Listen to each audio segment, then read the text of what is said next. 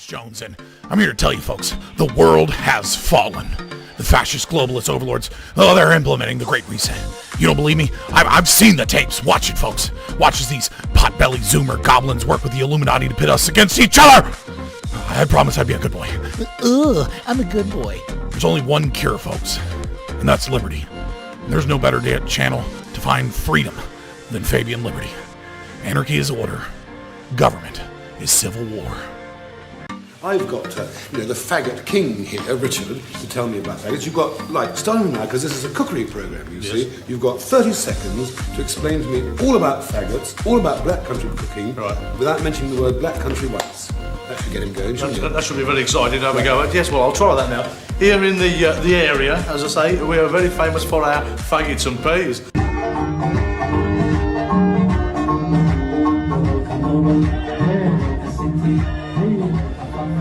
I understand. Fraud is bad.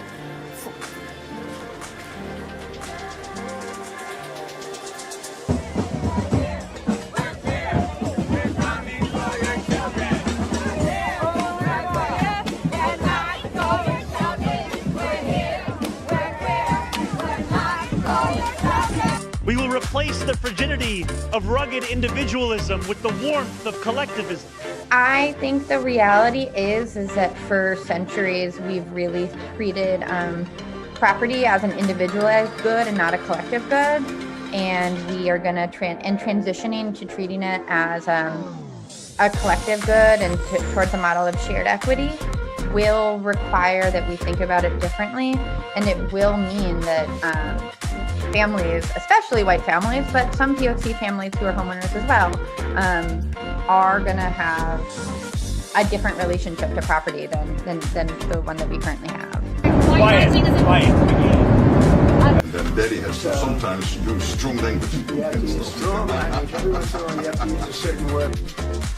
Nicolas Maduro had his chance, just like Iran had their chance, until they didn't and until he didn't. He effed around, and he found out. Nikki Jam, do you know Nikki? She's hot. Where's Nikki? Where's Nikki? My jeans are blue. Sydney Sweeney has very jeans. White people shouldn't joke about genetic superiority. That was kind of like the criticism, broadly speaking. And since you are talking about this, I just wanted to give you an opportunity to talk about that specifically. I think that when I have an issue that I want to speak about, people will hear. How many genders are there? I feel like there's two, because transgenders. Stop. Say that on camera. Yeah, but I feel like you either switch from a boy to a girl. No, switch back and forth. Stop.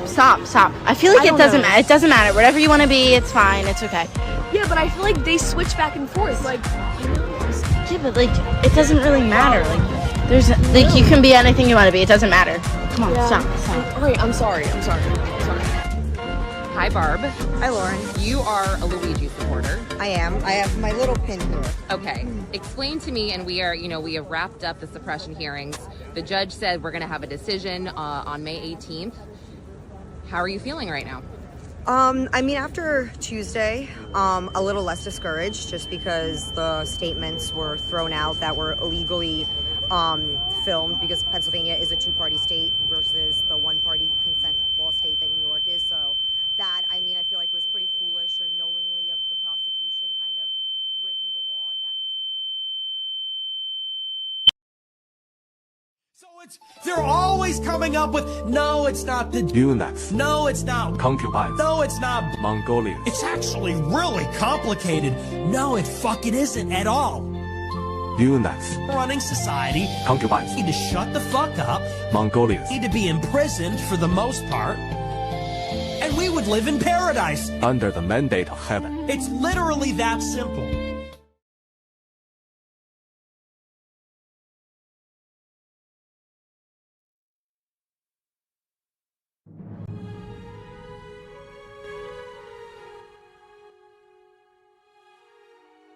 What is up, boys?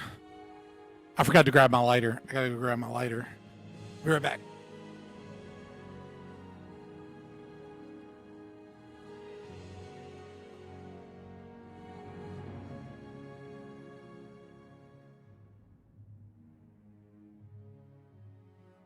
Man, what an insane weekend. What a crazy weekend to be gone. You see, Marco Rubio said they went into Iran because Israel was going to. You see?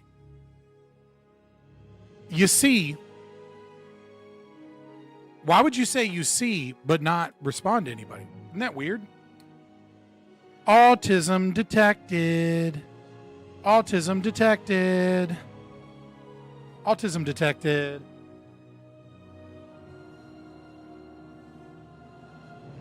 Autism detected.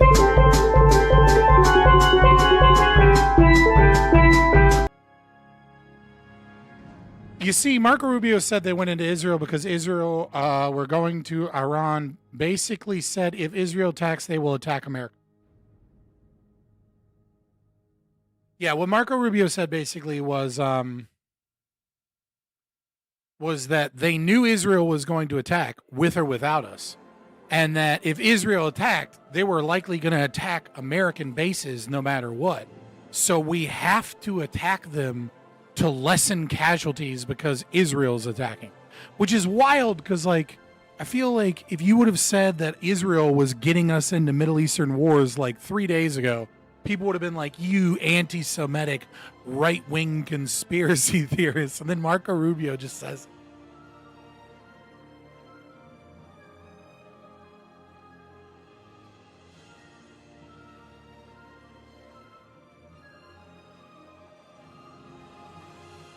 anytime Peacecraft refuses to chat on YouTube and instead just like gets bogged down in an argument in the Discord, which drives people away from the stream, and he knows it. And I guess he just loves the personal interaction of the one-to-one with a spurg in the Discord. Like, that's his jam. Every time he does it, I'm like, hey, homo, just hop into YouTube chat. And he's like, I can't even be bothered to make a YouTube account, which is like such a lie. Like, everyone knows is such a lie. So I'm like, I'm wondering like what information is on this man's YouTube. What's good, Red Tornado? Yeah, dude, just a crazy fucking weekend.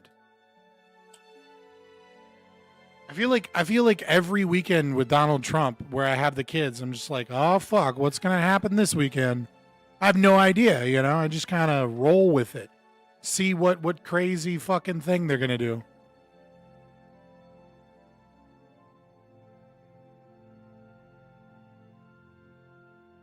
Num num num. I got a probiotic. And now I got a vitamin D and zinc. Man, there was something I wanted to say. There was like something specifically I wanted to talk about, and I just like completely forgot it in the haze of trying to get prepped for stream. There's something it's gone. It's gone. ADHD brain, boys. Like, I had something, but I didn't write it down, and if I don't write it down, it didn't happen. That's just how it is for me.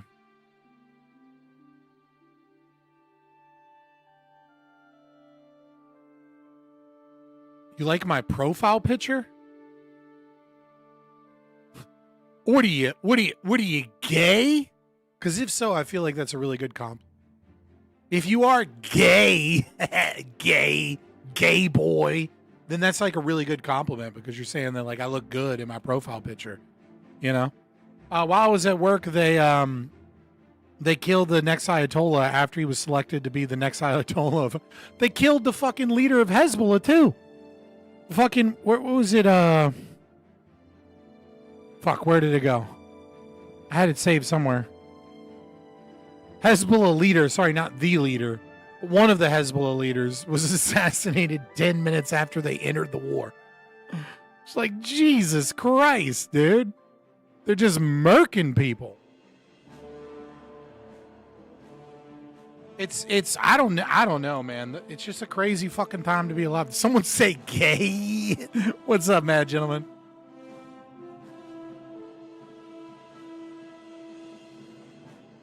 Yeah, man, it's like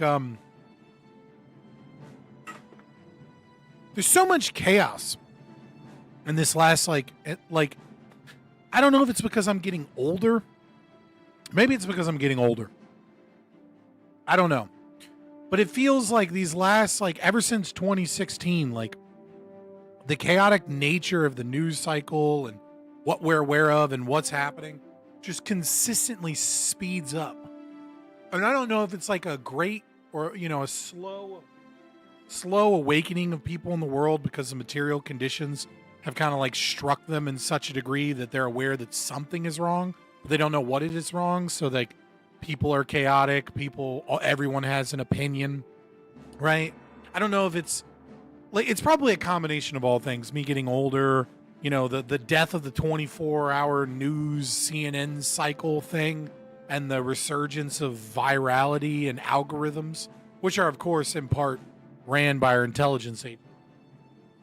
Right? So, you know, the algorithms that are designed to create gender wars and destroy you, you know, are in part probably being forcefully, you know, levers are being pushed a little bit by like the CIA and the State Department and things like that because they want to reduce breeding and they want to increase immigration and they want to destabilize, you know, the populace from rising up against the elites. Or they're just like pushing gender theory because they think it defeats communism or some shit. Because they're retarded. It's hard to know. Everyone is addicted to social media. I don't know about everyone, but yeah, obviously, I get what you mean. But then also, just like we do have an insane presidency, like under Trump. Like, there's a part of me like the non-ANCAP conservative, older dad part of me that like yearns for a simpler time where there was like an air of civility in politics. I mean, it was still killing people and bombing people, and it was no more civil than it is today.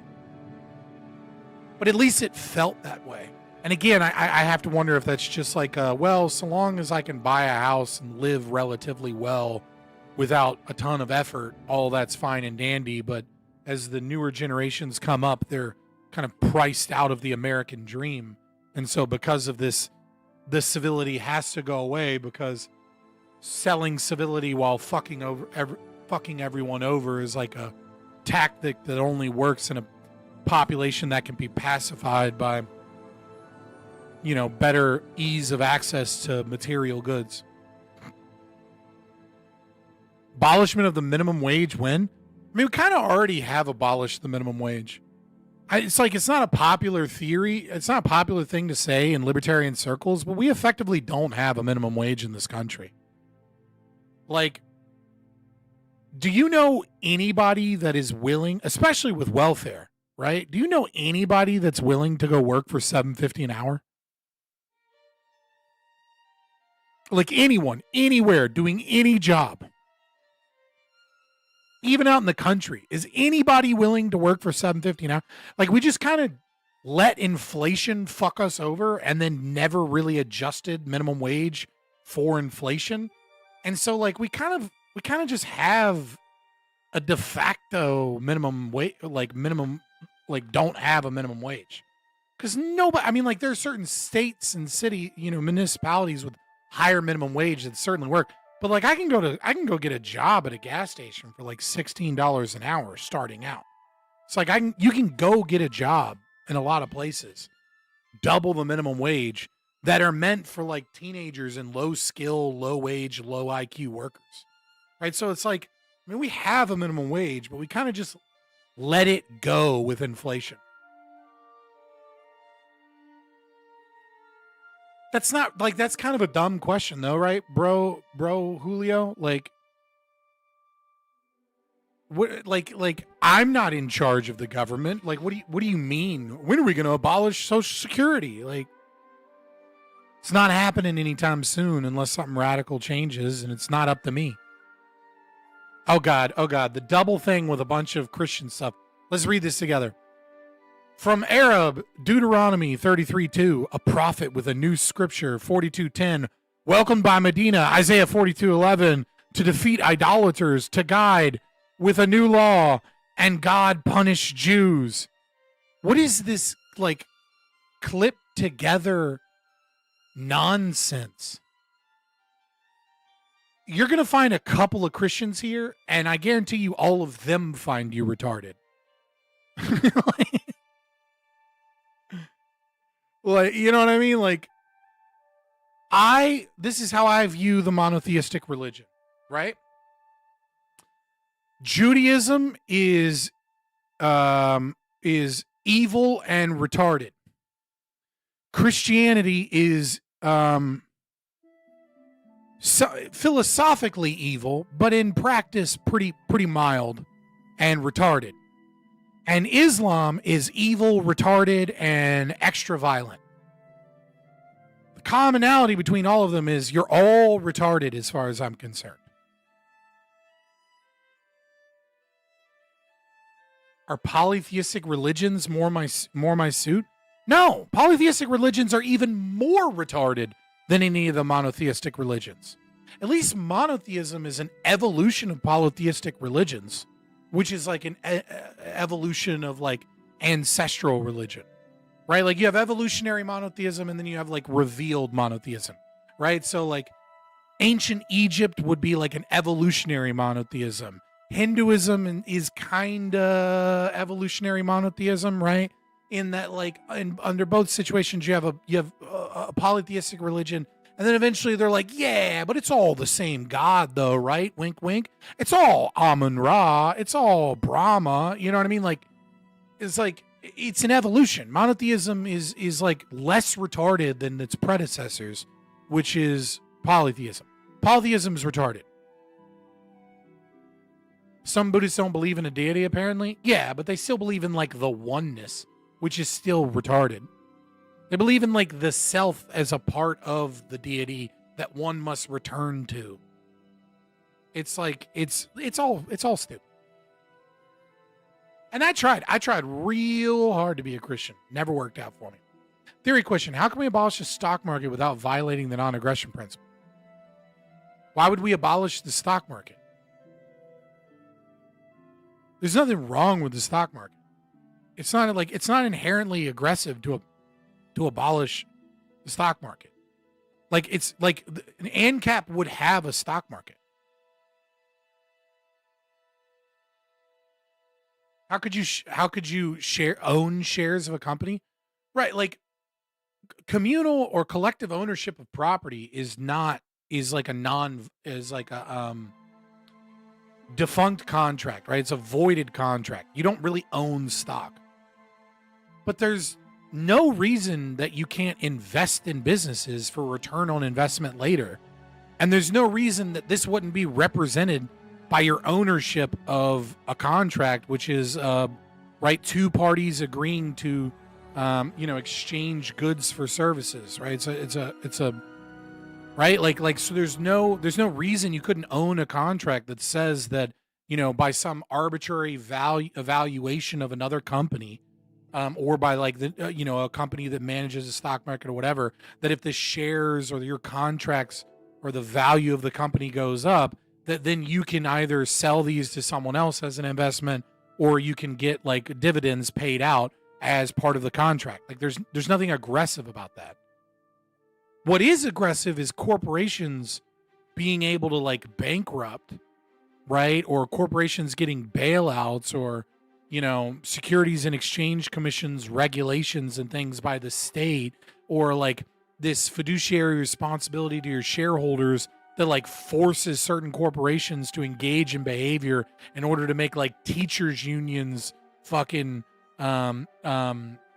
retirement savings accounts fucking go up in value. Like there's a lot of like aggressive things within our economy and within the stock market, but the concept of selling a stock is perfectly fine. It's just that like it's based upon an understanding of ownership that is flawed, because like the way the government constructs private property rights is flawed. But it's like a simple change in contract and boom, you have the stock market back the next day.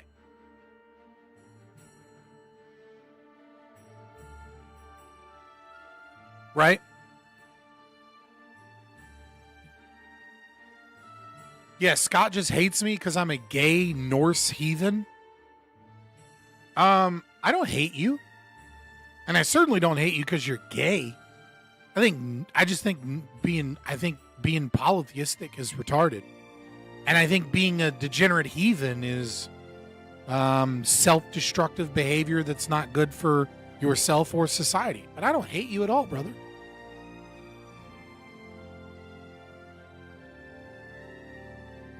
You did own a Jeep. I don't know the lore behind that. Like why fiduciary responsibility is such a big issue there.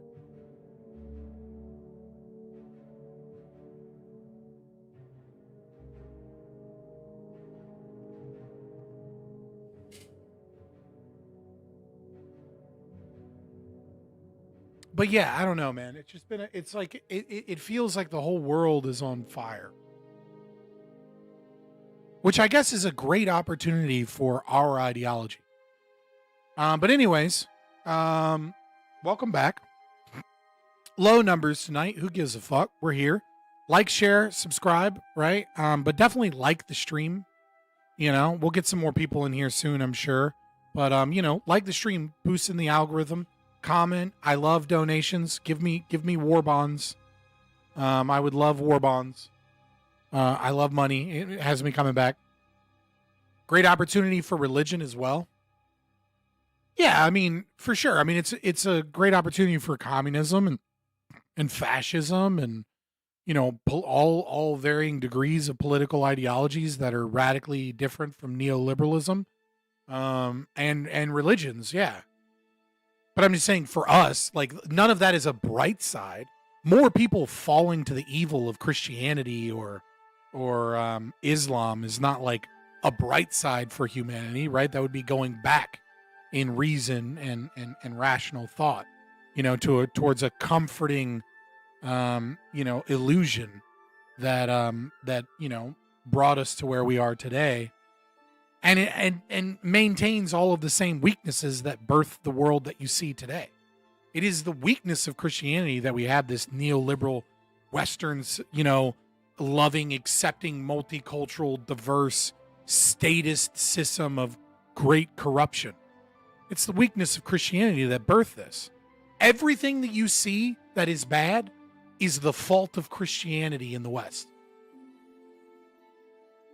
Now, obviously, people dove away from Christianity, so they say, well, if we just return to the Christianity, so we're going to return to the thing that allowed us to get to where we are today. It's backwards. It's going back in time, hoping that this time it'll be different. It's nonsense.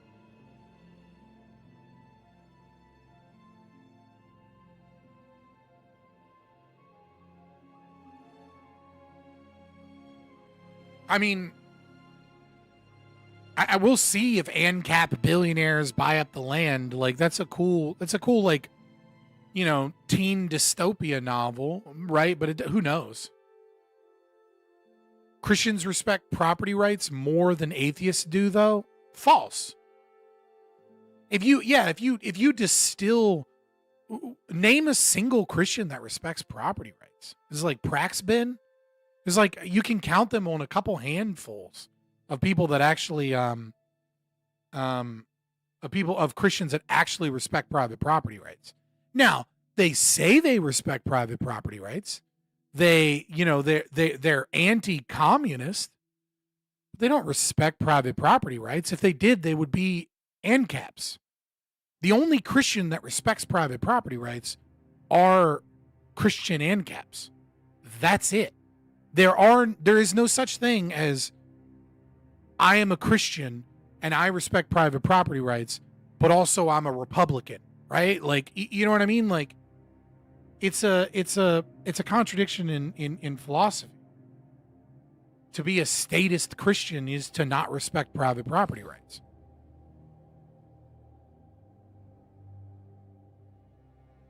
Are you suggesting Christianity is responsible for the irresponsible welfare of others? I'm saying that Christianity had philosophical weaknesses that could not contend with Marxism, and that its only strength against Marxism was people's continued faith, and that once faith is gone, none of their arguments philosophically are grounded in such a way as to defeat socialism.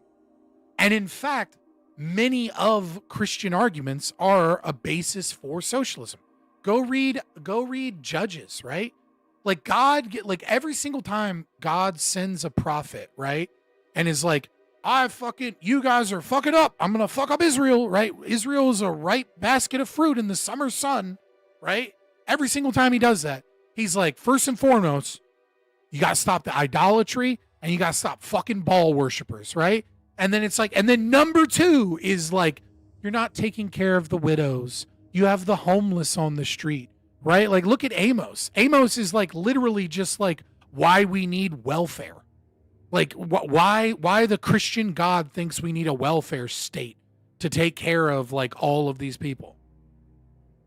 Now, it has other arguments, right? There's Isaiah, you know, Israel asks for a king, and then God warns them and says they've rejected me as king, and because they rejected me as king, they want a king to be like the other nations, right? And what does a king, go and warn them and tell them, what a king will bring them. He'll take 10% of, your crops. He'll take your sons and send them to war. He'll marry off your daughters.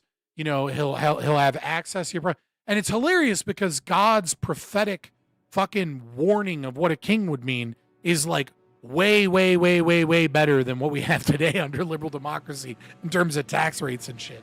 But at least we don't have conscription, right? But you know what I mean? So like there is give and take. There's give and take, right? And then of course there's interpretations, right? When a Pharisee tries to trick Jesus and gives him a drachma and asks him how he feels about taxation and and giving up to the Roman government, and he says render under Caesar what is Caesar, render under God what is God's. And there's some debate, right? Some Christians will use this to say, see, this is why you must, accept the state, especially like some of Paul's letters, right? But then on the other hand, one of the 3 coins that it could have been and probably was one where Caesar claimed to be God, and it was tongue in cheek saying Caesar doesn't deserve a goddamn penny from us because he's not our God. I don't know, right? But the problem is that it is ultimately primacy of consciousness and might makes right. And these things, when you are a deontologist and you are a believer of Christian faith, then, you have some respect, quote unquote, for private property, right? Thou shalt not steal, thou shalt not murder, those are pretty, if taxation is theft, then all Christians should be, ANCAPs. But nevertheless, it gets used in a lot of different ways. But the primary problem here is that all of Christians' definitions require you to take a leap of faith in believing something that there is no logic to support, and there is no verifiable proof materially in front of your eyes. And so ultimately, the spread of Christian faith is just begging for socialism in the future. That's all it is.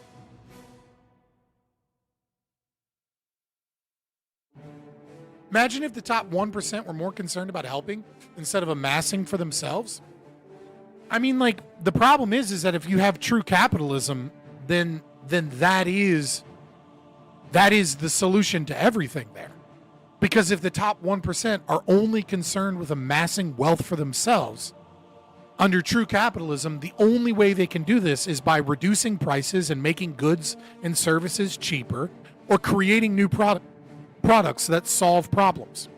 People have value and they're willing to pay based upon the things that they value. And so the true capitalist that is deeply selfish and only concerned with helping himself will help the world.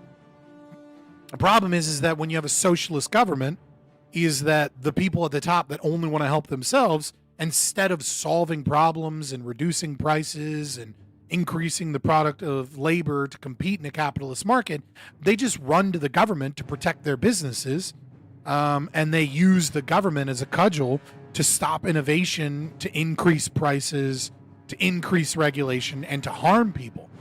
The problem isn't selfishness of the top 1%. The problem is the authority invested in the state as a monopoly on power and violence. Selfishness of the top 1% is good.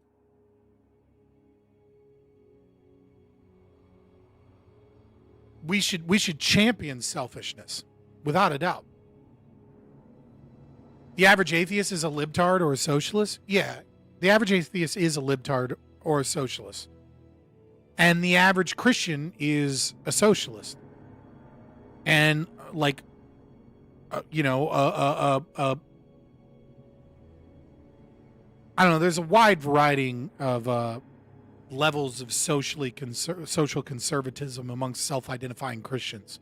So I can't say like what the average Christian is, because there's like, neocons and peaceniks and wignats, and like there's a lot of varying degrees of social beliefs amongst people that self-identify as Christian. There's a lot of libtards that are Christians too.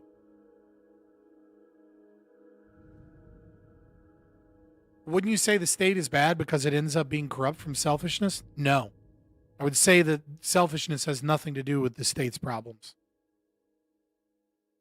That selfishness is always good. That you cannot and will not ever be able to find selfishness as the root of a problem within society.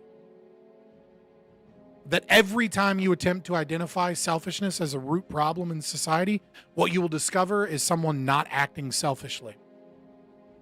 What you will discover instead is either altruism, as Frank is putting it, or some type of high time preference stupidity that in the long run just fucks them.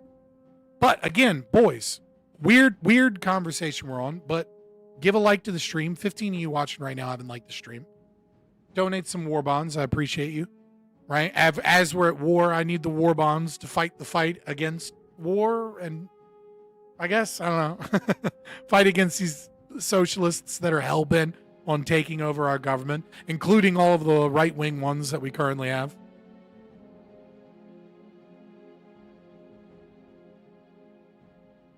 I am selfish. I lobby the government for regulations that would benefit my corporation. Is that not bad?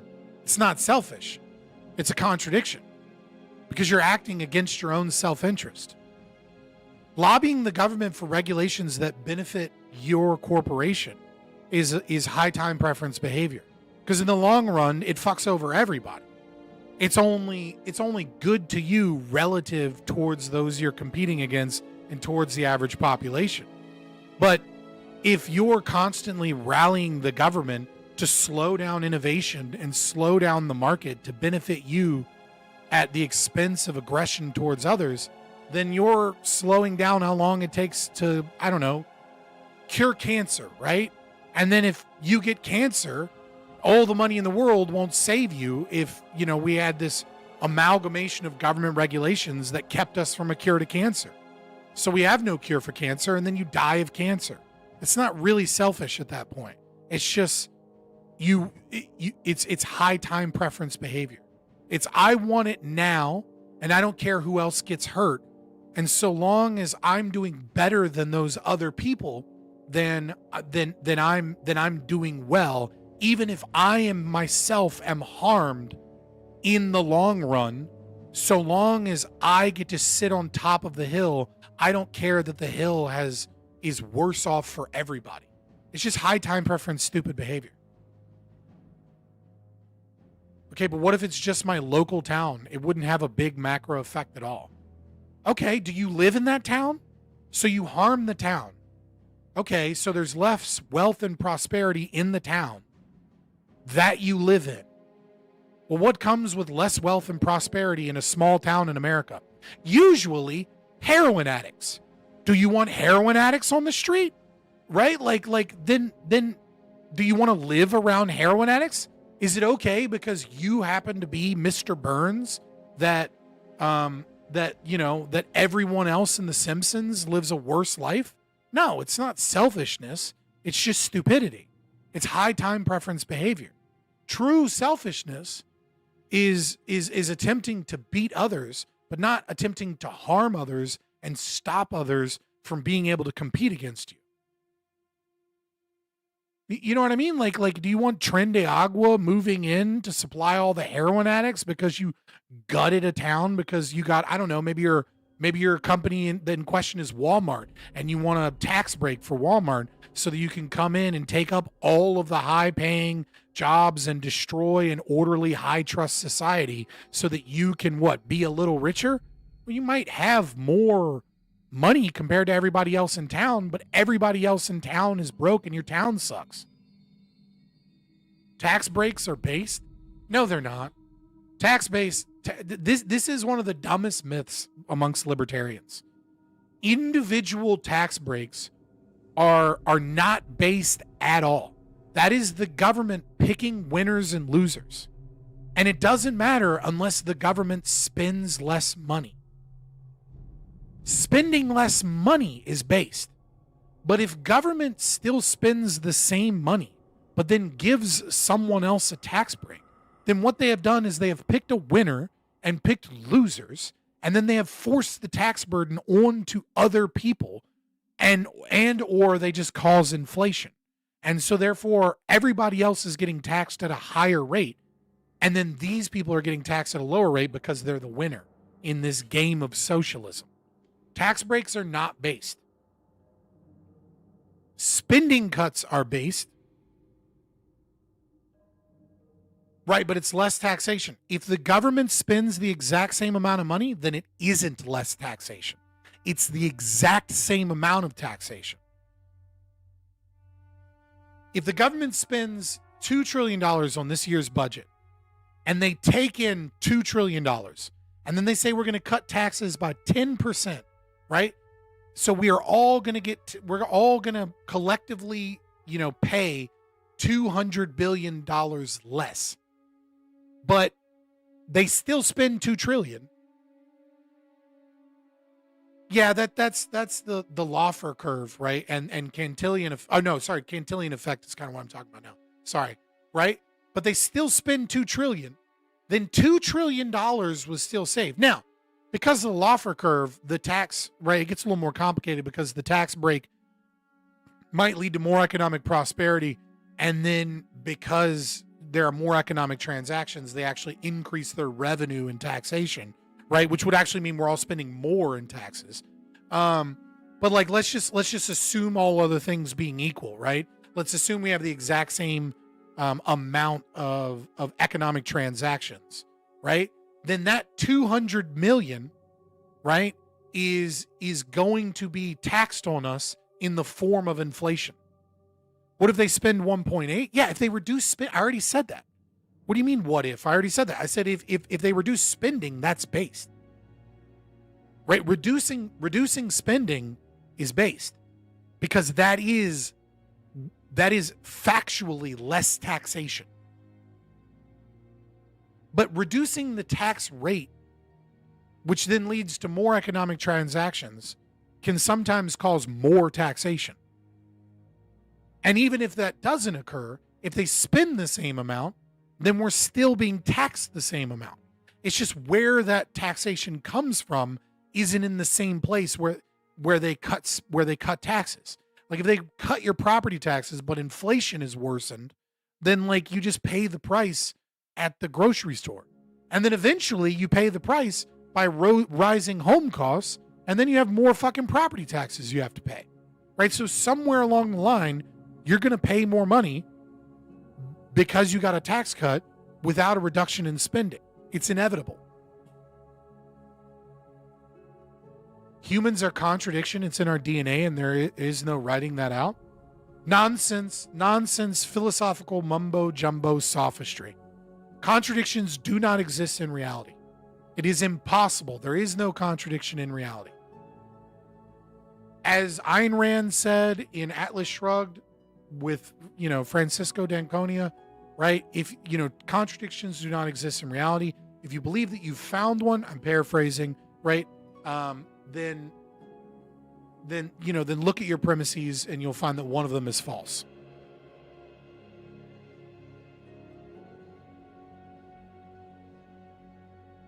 The more taxation thing is a flawed argument because it'd be taxing a bigger pie.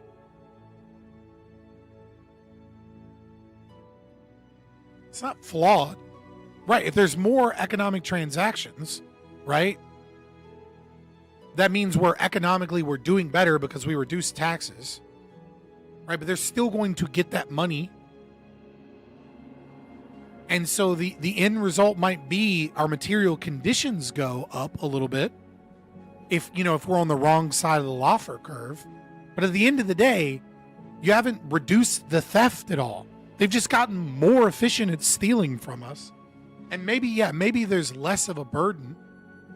But it's hard to know what the overall effect on the economy.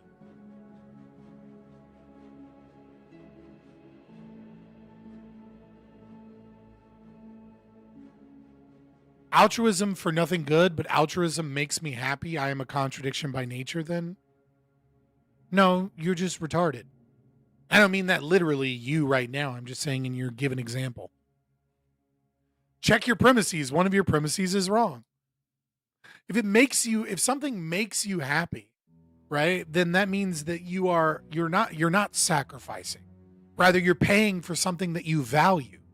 And therefore you haven't engaged in altruism.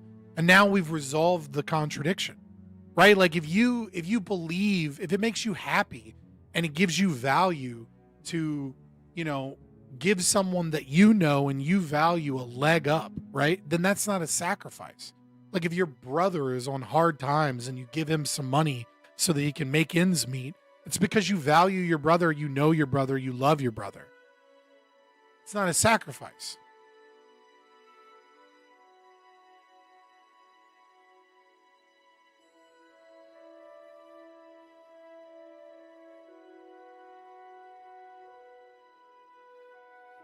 Right. What I'm saying is that if they lower taxes, yes, sometimes you can increase economic production, right? And so they're lowering the percent of which they tax you. Okay. And so, yes, so there are more economic transactions, so you're doing better. But what I'm saying is that if they don't decrease spending at all whatsoever, and then they get more money in, or they get the same amount of money in, yeah, you could say that in that moment, in that specific calculation, that like led to better outcomes and that's better. But philosophically, there's no difference, right? You're still supporting taxation. They're just getting more efficient with gaining their money and stealing their money from you and propping up things. But yeah, you could argue that if we're overtaxed and we reduce taxation and increases economic activity, that is like a good thing. Right, but the original conversation is not about like lowering the tax rate to get a more effective tax rate in terms of gaining money for the state. The original conversation is you saying that it's good when Walmart gets a tax break to move into a town, because tax breaks in and of themselves are a good thing. Tax breaks in and of themselves are not a good thing. And my argument for that is that it matters what the government spends, and it matters what the government does, and it matters what the philosophy is behind whether or not we're winning a war. Like if people say we need to lower taxes because the government isn't good at doing things, and we would rather this money be the economy because it will solve more problems than it would in the hands of the state, then that is a good thing. That is a victory for libertarianism. That is moving the needle away from socialism and towards libertarianism. But if they just say we're not being effective enough at capturing as much money as possible, and we're overtaxing one industry or income or wages or something, and we want to tax it at a lower rate so that we can get the same amount of money but get more economic productivity, then that's just simping for the state with like extra steps. That would be my full argument. And I apologize if I was unclear earlier.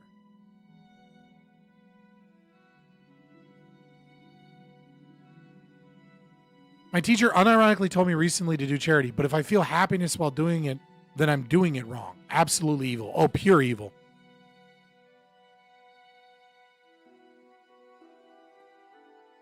Okay, but wouldn't advocating a tax break for a big corporation be basically asking the state to tax them? Basically, he's doing a lot of work there. Right, like basically is doing a lot of heavy lifting. Because like, yeah, you could argue that you're saying that you want the state to tax them.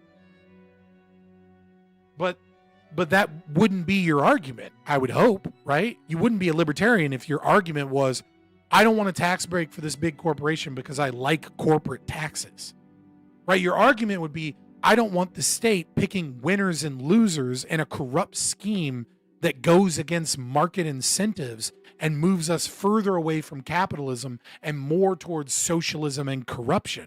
And therefore, if you have the money to cut taxes, then you should just cut taxes across the board, or you should spend less money. Preferably just spend less money, or do both, right? But don't specifically pick one winner in this game and then say that they deserve to win this game, you know, because they're doing these certain things. Oh, and by the way, they just happen to get your local politicians elected. Dumb question, but what if you gave tax breaks to everyone except government employees? I don't know. What if? Like, that's like, the question is just like, what if tomorrow we, you know, all became Vietnamese? I don't know. Like, I don't know what you're asking specifically. Just what if? I don't know. A lot of government unions would be mad. And a lot of people and Republicans would probably change it. And it probably wouldn't pass in the first place. Like what do you mean?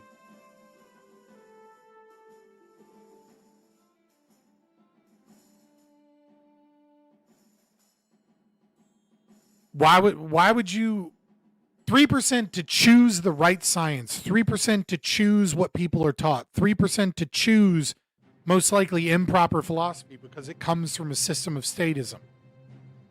3% given to take money away from people's values in play, social leisure, and art, and pick the right art that supports the state and the right types of social leisure. We get to decide what is pro-social and what is not pro-social. We, the betters. 3% of all of our money dedicated towards welfare that disincentivizes labor and destroys families. 3%, you know, and then another 1% towards altruism, which is the same thing. And then another 1% to directly fund religion against reason, against logic, and against what is good and righteous in this world towards what is evil and what is poisoning. And then 1% to insurance? Why do you even need to tax people 1%? And then why can't they just buy insurance? What a horrifically evil thing to suggest.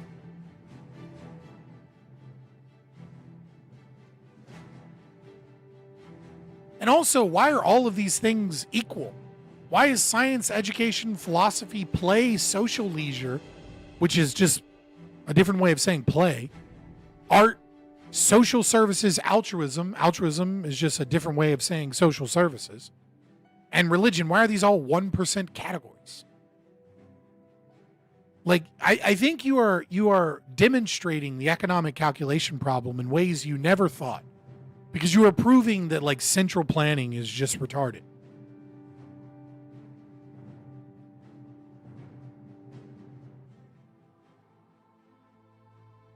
I don't know. I'm not doing a billion what if scenarios isolated from any of the variables, right? Like, what if you cut taxes by 80%, but you would have to take a tax break? Like, I don't know, man. What if? Like, we'd have to look at the actual policies that are involved, and we'd have to look at the philosophical grounding behind those policies. We'd have to look at, like, whether or not government spending is being cut. Like, you'd have to actually show me a tax policy. Right? You know what I mean? Like, we can what if a million times, but it doesn't get us any closer to understanding the problem or fixing problems, I would say. I mean, I get what you're saying. You're just curious for my answer, but I'm just saying, like, it's too individuated from, like, the real world.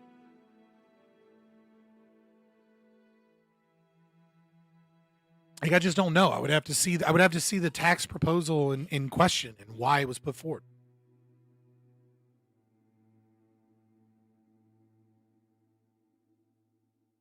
In Brazil, there was a $4 million grant for a play where 20 men human centipeded in front of children. That's taxation for the arts. Yeah, dude, Brazil is fucking weird. Like, they're like pretty normal people, and then, like, And then all of a sudden they just get like super fucking degenerate or like fucking carnival. And then they just like go back to being like fairly normal people. What if I liked white women? I do like white women. My 2 kids are white. Or I mean whiter than me at least. What do you mean? I like black women. I like white women too. I like Asians. But not my favorite. I like Latinos. Again, not my favorite. I like them. I like them just fine.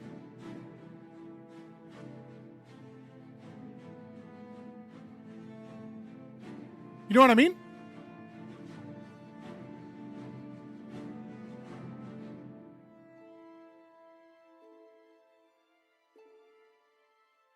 Do you like Iranian women? Dude, Iranian women are fucking hot. Iranian women are super hot. I've always thought like fucking like Turkish, like that weird mixture of like kinda Asian, kinda Arab, like that shit just works.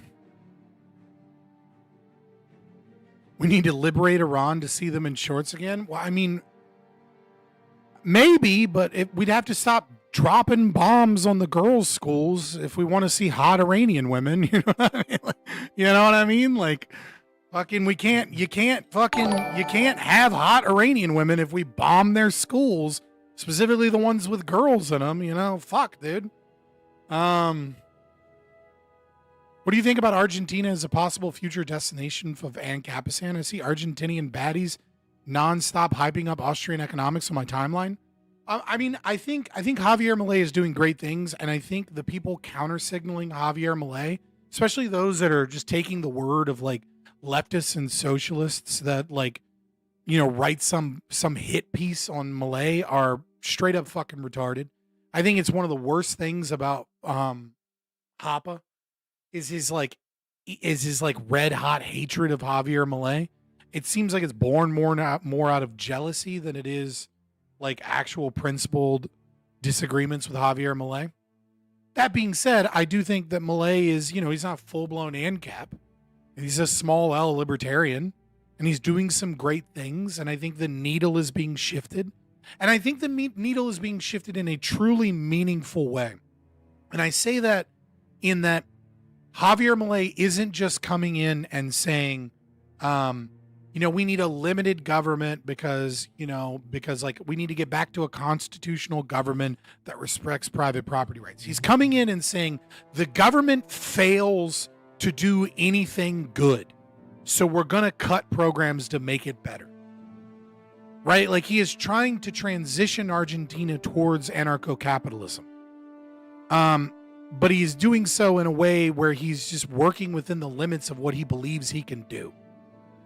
And I think that he knows well enough that, like, without just causing a complete collapse and civil war and getting invaded by a bunch of countries, that he can't just make Argentina ANCAP tomorrow. That's not going to happen in his presidency. And so I think that he has a philosophy behind what most of the things that he says, which is that the government can't do these things. He preaches about the economic calculation problem. He preaches about these things. But like for a lot of ANCAPs, they're like, oh, it's not good enough that he didn't dissolve the entire federal government the day he got in office. Shut up.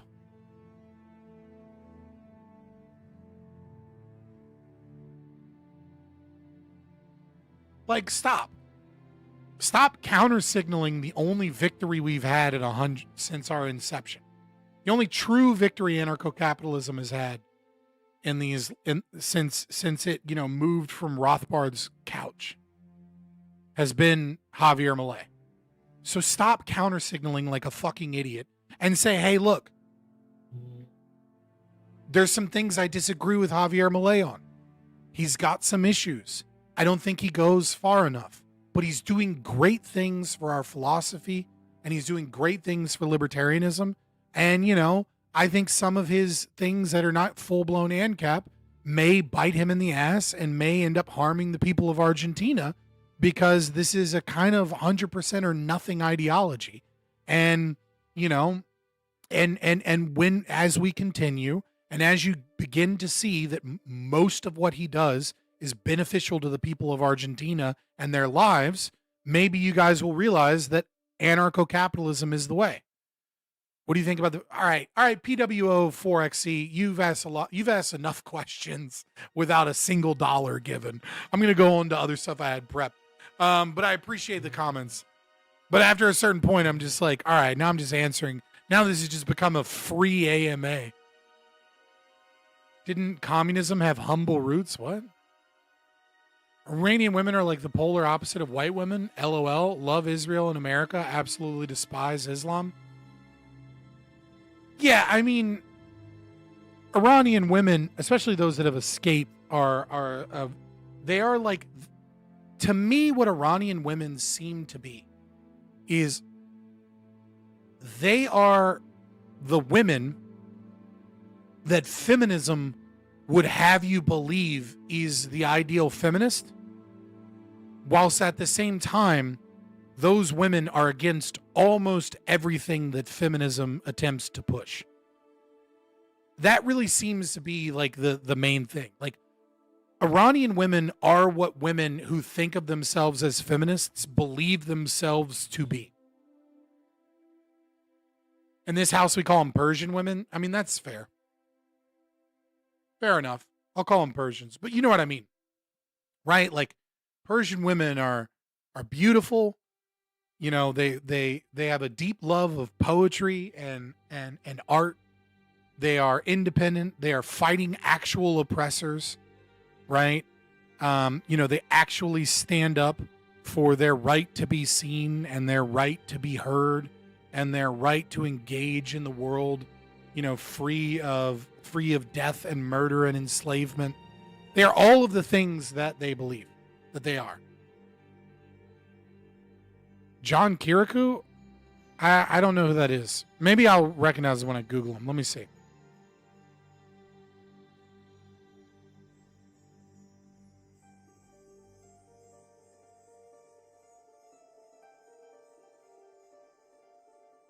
I'm going to be honest with you, man.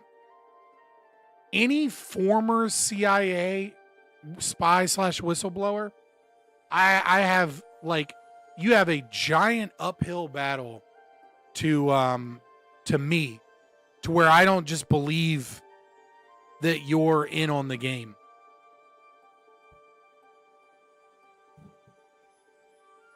I don't give a fuck if he's anti-Israel. What? Why does that matter to me? I think most anti-Israel people are retarded. Genuinely. I think the overwhelming, anytime I see like a libertarian or lefty that's like anti-Israel, I usually think they're idiots. And I'm almost always right.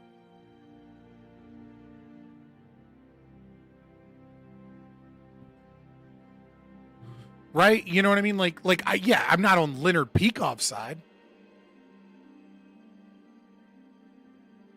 I'll look into him. I'm just saying, like, I have a feeling that if, like, you really have the dirt and you're really willing to spill everything, then you won't make it onto a podcast. That you'll be dead before you ever make it to your podcast appointment.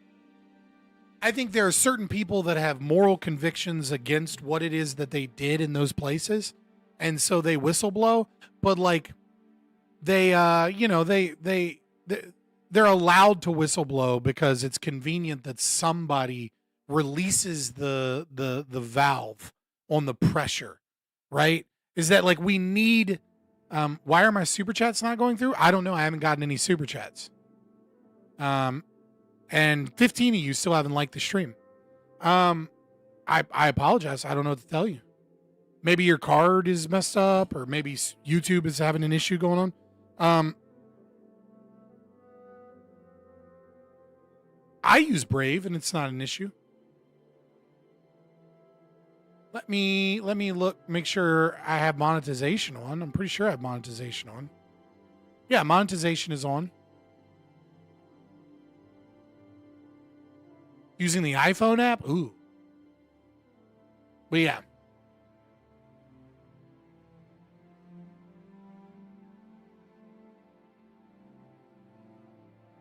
How much time do we have? I'm trying to look at all the things I want to talk about. Let's just throw a wrench in everything. All right, boys? Let's throw a wrench in what we got going on. Give me just a second and we'll get started. Yo, thank you so much for the $20, man. No words were to it either. I appreciate it. Why will it not let me click the like button? What is happening? It'll let me reply. Like, it'll let me do that.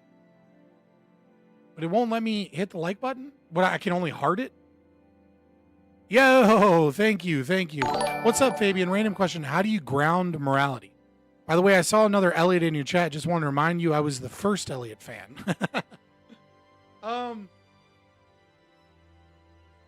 That's like a really long and like difficult question to answer, right? I would say that it starts with the primacy of existence, and then grounded in formal logic, and then argumentation ethics, creates the domain of things that I cannot justify, even if I feel icky about it, cannot justify using violence against. And for that whole domain of unanswered situations, we move from formal logic into, baby objectivist philosophy. I think the objectivists are wrong in saying that you ought aggress upon people during certain situations, because I think it then makes their entire philosophy arbitrary, because any situation can be an emergency. So the classical objectivists that say, yeah, you should generally act towards your survival as a species and towards your own rational self-interest, but when it's an emergency, you can kind of give all that up. Well, then what is or isn't an emergency, right? Like then U.S. aid is an emergency because there are children dying, in Africa of AIDS, and they go, oh well, it's not an emergency for me. Okay, well it can be an emergency for you. Because if AIDS leaves Africa because all the white women can't stop fucking black dudes, because of whatever reason or some shit, then two things are true. We need U.S. aid, and we have to start beating the shit out of all white women that are inward lovers, because that's the only way to stop the AIDS epidemic to spreading from the whites, which are my own people. Well, that would be a crazy ideology to say that we need U.S. aid and giant NGO government programs to sell gender theory, into Pakistan, and we also simultaneously need to beat the shit out of all white women that are we suspect of having had sex with a black man. That would be a crazy ideology, and yet I could make the argument that is indeed an emergency. It's an emergency.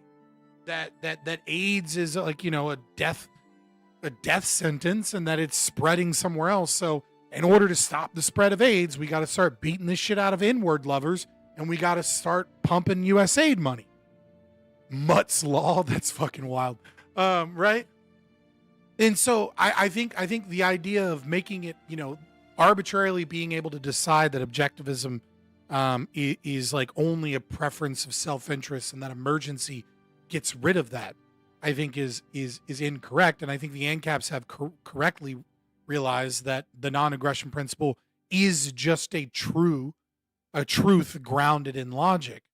But in that domain of what ought I do, when I don't know, when I can't prove that an action is unjustifiable, what ought I do in a domain of possible actions is that I ought to engage to the best of my ability with the knowledge that I have in my own rational self-interest. Once I finish my master's, I'm going to start studying argumentation ethics. Hell yeah, dude. Ortho bro only debate tactic. How can you ground logic without God? I mean, it's like the really simple answer to that is it's unnecessary. Like it's just unnecessary. It's an unnecessary step that they add. And then they act like it's like the end all defeating thing against everyone that isn't a Christian. And then they just use it as a cudgel against humanists that have no logical grounding for anything. And then they say, see, I have faith, and that grounds it. But it's circular logic. Dude, I utterly fucking demolished Jim Bob on this. And you know, I had a debate against Jim Bob, and like, I mean, he was just completely destroyed. And then he just pretended like he won, and all of his people pretended like they won. He completely ignored my opening statement, and then he tried to argue that Christian nationalism is just when Christians vote in other Christians in power, and so therefore all of my arguments against Christian nationalism are really just arguments against the concept of democracy, because democracy and Christian nationalism are the same, exact same thing, 1-to-1. If people identify as Christians and they vote in people who identify as Christians. And it's like, dude, like he just ran from the prompt, ran for the hills, utterly, completely defeated. And he kept trying this thing, like, you can't ground morality. And then he would laugh and interrupt and make jokes.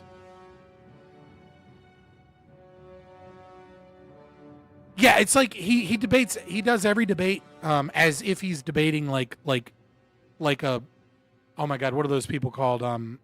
Behavioral, like the humanists. Andrew Wilson is a much better debater than Jim Bob and Jay Dyer. Those that's another big one. Jay Dyer is worse than Jim Bob for sure. Jim Bob's just trying to have fun, and he's trying to win a debate.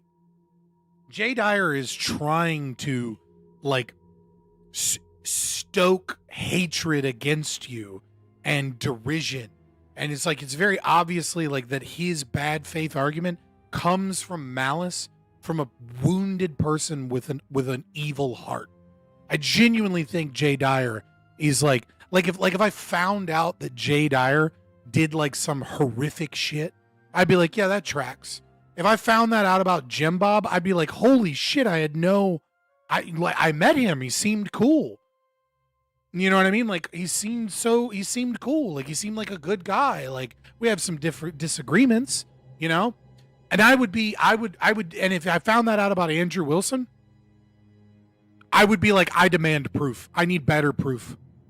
A fucking news article is like not enough for me, because like every interaction I've ever had with Andrew Wilson behind the scenes has always been him being a respectful person. And if you respect him, he respects you. That if you have respected and stood by him, he will do what he can to help you out.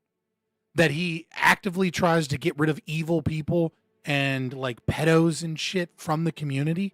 Even if he can't make content out of it, he will do what he can to keep people away from those people. Anytime there's been like drama and I've been like, yo, that was heavy-handed.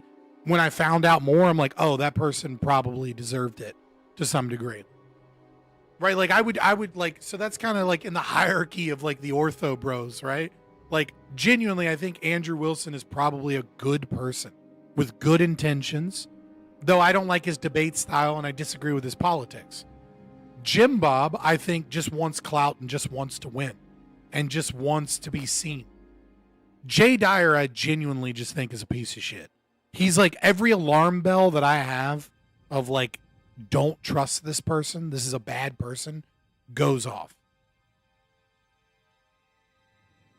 Get some bad takes on homosexuality to be expected? Yeah, probably. I don't know that I've heard a bunch of his shit, but I assume it's like Christian hardline homosexuality is gross and bad and evil or some shit.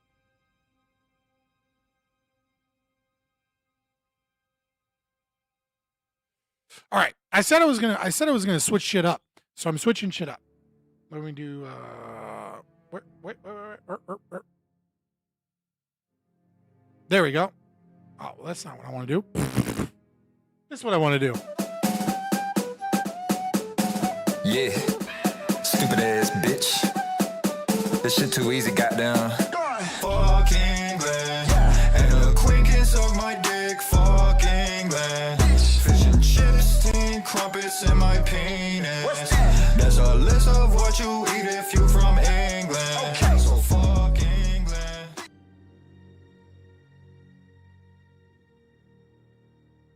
We'll start off, boys. Fuck England. Who's ready for fuck England? Let's go. Can libertarianism / anarchy only work in a Christian society? No. In fact, I think it was likely to be weaker and less strong and less long-lasting in a Christian society. All right, so we're going to start off with the absurd for fuck England today, boys. This is our reminder. This is our reminder that PWO, give me money if you're going to keep trying to distract the stream. All right, I'm ADHD. I can't handle it. All right, this is our reminder that England is completely fallen, that there is no redeeming England, that England is fucking horrible, that England is a shithole country, and we should treat everybody that comes from England, we should treat them the same or worse as we treat everyone that comes from Haiti. Because we do not want, we should be absolutely xenophobic and bigoted towards all British people until they prove that they are one of the good ones. All right? This is our reminder that we don't want those people coming over here and getting citizenship and voting for the shit that destroyed their shithole country. Fuck England. All of England can burn as far as I care. It is sad. It is sad that a once great country has fallen so far. But at the end of the day, I don't want them getting my money, and I don't want them getting my protection, and I don't want those people coming here unless they can prove without a doubt they should be shunned in every step of the way because of the fact that they are British. If I hear a British accent, I should look at them and I should go, fuck you, you disgusting piece of shit. Don't fucking come to my country. Even the Canadians are not as bad as the British. It's that bad, boys. So let us go. 86-year-old fined $335 for littering after spitting out leaf that blew into his mouth. This is a real story.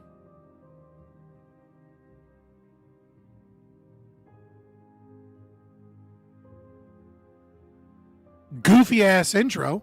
This certainly leafed him with a bad taste in his mouth. An 86-year-old Englishman was hit with a preposterous fine for littering after two enforcement officers saw him spit out a leaf that had blown into his mouth. Roy Marsh had stopped for a rest while walking through a parking lot in the tourist town of Skegness on England's east coast when the wind blew a big reed into his mouth. This is him with his walker taking a little rest. Little reed, wind. Time for your littering charge. Unfortunately, he wasn't raping a 14-year-old girl brutally with all of his boys and then getting her addicted to drugs so that she could then go and catch more victims for him and his group of boys to rape when he spit this leaf out of his mouth and it fell into the ground. Because if he'd done that, he wouldn't have got a littering charge, right? He would have, worst case scenario, he would have gotten like 6 months probation and being told that his IQ is too low to be deported back to his other country, and that he didn't know. He didn't know that you couldn't be in a giant grooming gang raping a bunch of little girls.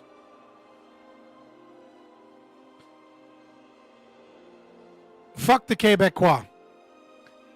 I spat it out, and just as I got up to walk away, two enforcement officers came up to me, Marsh said. The bewildered octogenarian, which is a weird way of saying 86-year-old man, said that when officers accused him of spitting on the ground, he responded by calling one of them a silly boy. However, Marsh quickly realized they were not joking, and he was fined 250 euros. It was all unnecessary and out of proportion, he recalled to the BBC. Marsh said that the fine was expected to be reduced to 150 euros after an appeal, but he was still required to pay the full amount. So he got an appeal, and then it was expected to go down to 150 euros after his appeal for his littering charge, after having to pay a solicitor. But even that wasn't enough. No, you better pay the 250 euros.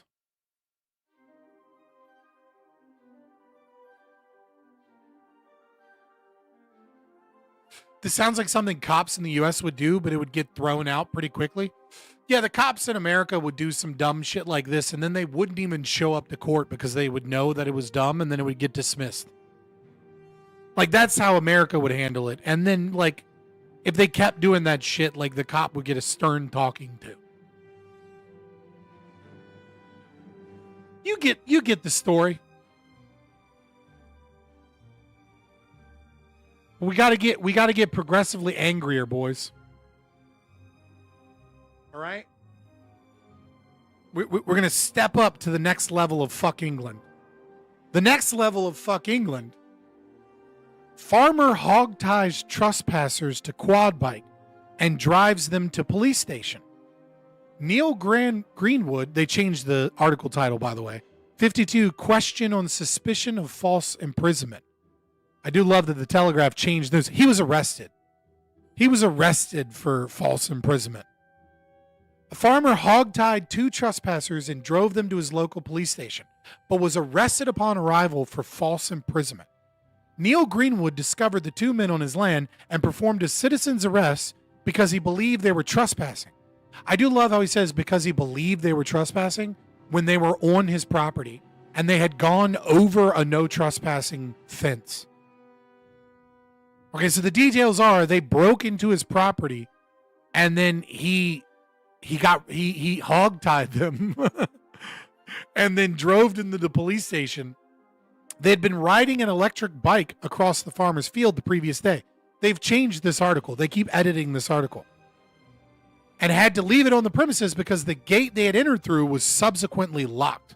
This is a claim that they have. They claim that they were riding an e-bike across his property because they went over his fence and then they couldn't escape because the fence had been locked. Is hopping a fence breaking and entering? Apparently not. Apparently you can just drive on anybody's property and then you can just leave your shit there and then you just come get it another day hoping that the fence won't be locked. When they returned the next day to retrieve the bike, Mr. Greenwood, who was riding his quad bike at the time, tackled them to the floor and bound their hands. Lancashire police were called at around 11:30 a.m. on Sunday by a man who said he had detained 2 males. As officers made their way to the property, they received a second call from the man. They told him that they weren't coming and that he needed to release the men. Then he was like, fuck you, I'm taking him to the police station. As officers made their way to the property, they received a second call from the man saying that he was now at Colne Police Station, Lancashire, with the 2 males he had detained. Mr. Greenwood, 52, placed his suspects on his quad bike and drove them 4 miles to his police station. Photograph shows the 2 hooded individuals unsecured but face down on the front and rear of the stationary vehicle. CCTV footage later captures Greenwood driving his quad along a road with the pair still on top of his all-terrain vehicle. When he arrived at the station, Mr. Greenwood was detained and questioned by officers on suspicion of false imprisonment and assault. Leland Hornby, 17, who was held by the farmer, said he was bound up alongside his 20-year-old friend at the remote farm in Charlton. So it's a remote farm, huh? Weird. So you didn't. It was just way out in the middle of nowhere. You decided to go onto somebody's property.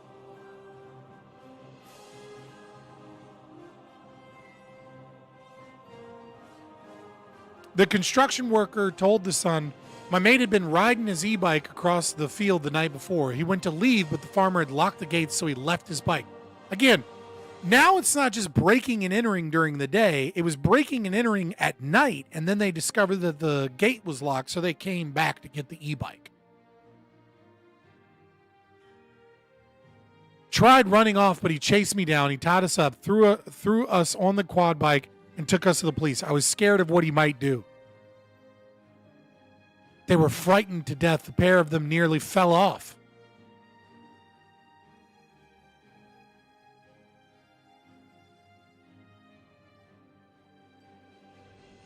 A 52-year-old man from Charlton was later arrested on suspicion of false imprisonment and assault. He has since been released on bail pending further inquiries. So he was arrested, charged and arrested, and is out on bail. They leave that for the very, very, very bottom, right? Right? He's being charged. They're obviously going through with criminal charges as he's been arrested, put in jail, and then got bail and was able to get out to go back to his farm. So in England, if you attempt to stop and capture people who break onto your property, you go to jail. And they get released. Because they can just go, oh, well, I was just there the night before.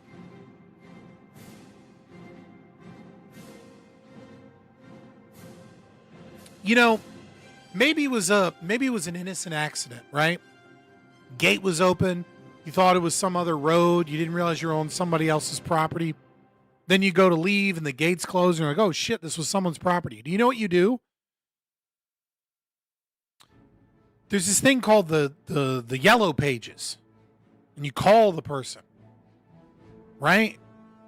Or you go up to the person's residence and you knock on their front door.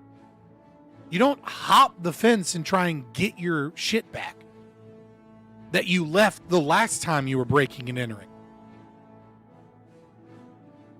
Yeah, there's no way they were casing the joint out, trying to see what was going on, trying to see what they could steal. There's no way they weren't just making up a story, since the police didn't question them, didn't separate them, and didn't treat them like potential people that have literally broken the law. So they let them get their story straight together. And then their story is, oh, we were riding our e-bike the night before and then he locked us in. So we had to go get it the next day. And maybe the story's true.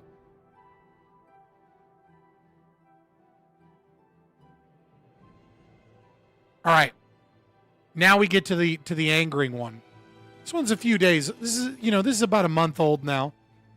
But I don't know if you guys saw it, so I figure, we'll have fun. We'll check this one out. So British police arrest wrong man in air quotes. This is insane. Conservative holds a debate on university campus on deportations. Leftist students attack him. Uni staff help the attacker. Police say conservatives should not have debate. Police then arrest conservative man. We'll go through, we'll just watch the video. But I saw this video and I thought to myself, I was like, if I was a Gen Z white male conservative in the UK, open-ended question, not a call for anything. But I've never seen a video more succinctly, or maybe not succinctly, right? Because it's a 3-minute video, but like more clearly show to that demographic, you cannot vote your way out of this. There is no voting your way out of this. You either need to move or you need to revolt. I'm not saying that they should revolt. I'm saying your only options at this point are to move or revolt. That you can't just continue to exist as a white person in England and expect everything to just be hunky-dory unless other people revolt for you. Well, they already have come. Yeah. We don't like it because they're trying to take our land. Right. I have the right to conduct a citizen's arrest. All right, so someone comes up to him while he's at a university campus and then flips his table and, comes over and assaults him, right? Technically, I believe it was battery because, he was sitting at the table. It's hard to see. He's under arrest. I'm detaining him under my breach of police powers. He's not going anywhere. He can sit here until the police arrive. He's sitting here. He's biting me. He's biting me.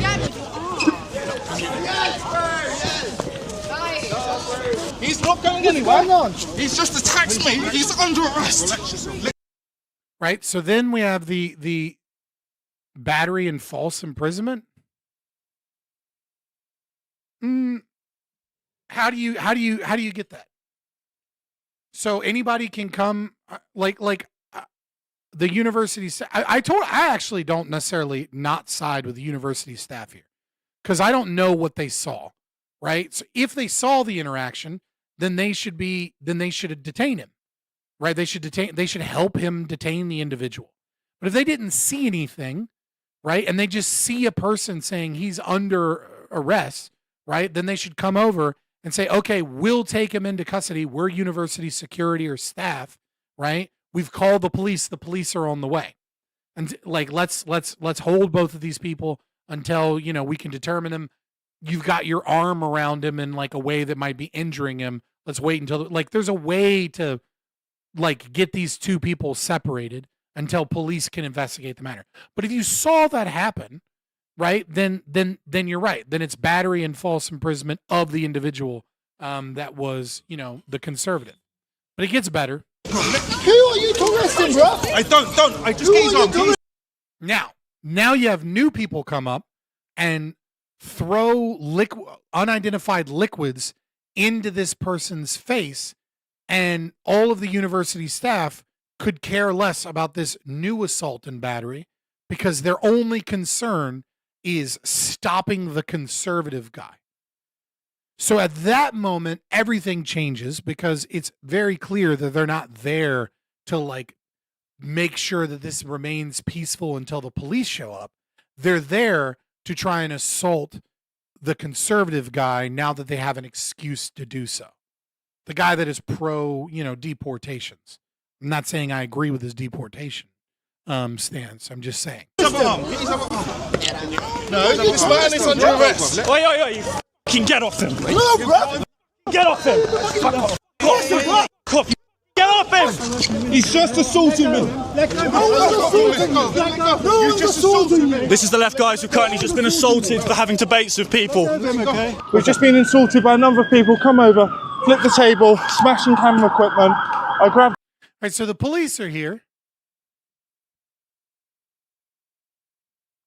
I understand that it's a pretty blonde lady, boys. Calm down.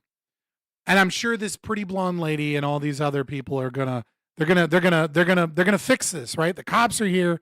They're gonna realize that someone came and assaulted this man, assault and battery, and like attacked his property, that he had every right to be there, that he had the permits to be there. Okay? And then they're gonna be like, oh my God, we need free speech on campus. You know, we're gonna fix this. This is the fuck England side. The man who did it, put him under citizen's arrest, asked for the police to be called. University staff have come in, assaulted me, even though I clearly indicated he's under a citizen's arrest. I had him there, I said, call the police, call the police, call the police. So I requested that you lot were called, and the university staff have come in and assaulted me and helped him get away. Britain needs mass deportations. This is my organisation, very similar to... That's going to roll people up, isn't it? If you don't want things to kick off, I suggest you don't create a situation. So we have to live in a society where we can't... Right, so now the police are letting him know, you know, this is kind of your fault though, right? Because you have the wrong political opinions. If you don't want things like this to happen, right, then, you know, maybe just have the right political opinions and support the state importing, you know, mass, you know, Muslim migration, you know, and, you know, don't say anything about the grooming gangs or the fact that you have a two-tiered political justice system that lets, you know, Muslim, you know, Pakistani, especially men, just kind of like rape your girls and your sisters and your daughters, right? Like, come on, man. Just be cool with it. Just be cool and have the right political opinions. Oh God, what did he say? The diversity will continue until morale improves. It's really our strength. I'm glad we turned Edinburgh into a PvP server so that people could work on their kung fu like a surprise pop quiz. I love you, Peace Crab. Why are you never just fucking in chat, man? You weird. They were a leading polling party in the country. Let me see the footage. This is the man who attacked me. Are you going to arrest him? Step away. Step away. Wait. Step Are you going to... Step away. Wait a second. You ease up. He just went and pushed me really aggressively. You approached someone else. No, don't touch me. Your colleagues just assaulted me. Learn some manners. We've been talking with United. Right, so now they're having a little chit chat with the guy that they detained, and he's like, hey, are you going to arrest that guy? That's the guy, right? Because they're showing him the footage. Obviously, he's a little worked up. Maybe he shouldn't have approached, you know, that situation. He probably should have talked to that cop that he was talking to earlier, right? But nevertheless, he didn't do anything. He didn't come at him. He didn't, like, you know, showcase that he was going to attack anybody. He was letting that cop know, hey, that's the guy that assaulted me that we have on video assaulting me. Then they forcibly shove that guy for getting too close. Then the other cop gets angry that he's filming them as they, commit injustice against him in his speech. And now he's being arrested for filming the police, I guess. Under arrest, come on. Whoa. How? For what? Help! Get the off of me. Criminal. Where are you? Now this part, never do this, guys. Never do this. I'm not saying that you're not in the moral right to fight back against police or resist arrest.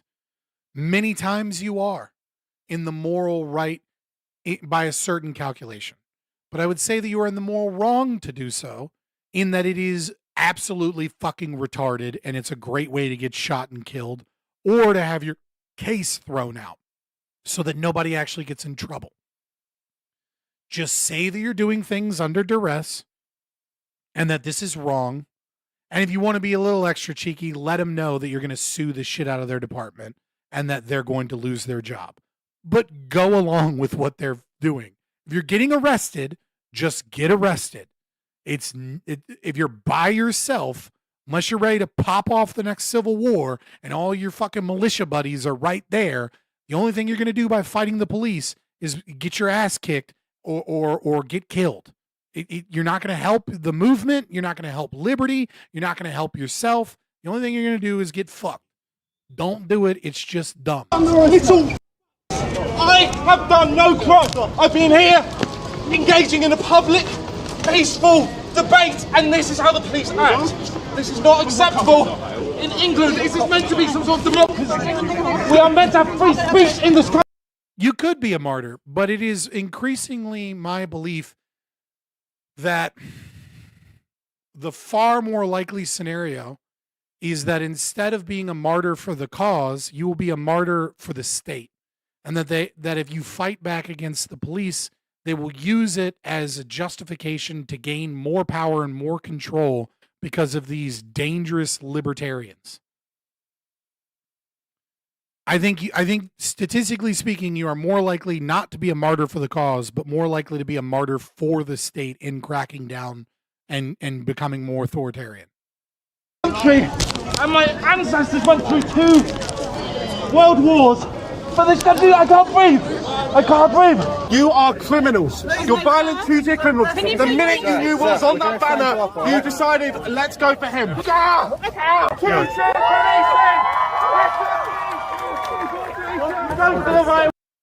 And I think that right there is the thing that hit me looking at this from like trying to imagine what it's like to be a young man in Britain today. Is that at the end of this video, the entire campus, all of the college kids, and everyone are cheering and clapping for the police for arresting the victim of a crime and not the criminal or the aggressor or any of the people that assaulted him. That was when I was like, yeah, you can't vote your way out of this. And if I'm like a 20-year-old, kid, because that to me, a 20-year-old is a kid to me, man or woman. I know some of you probably disagree and be like, dude, you 2 years in the army, they're a kid. Yeah. I live near a military installation, not right by one, but like when I go and like do other things, I'm often near one. And I see like, fresh recruits in AIT, right? Just got out of basic. Those are children to me. I can already hear your death rattle, Scott. Shut the fuck up. I'm just saying, man. Take a sip of coffee, lubricate my voice.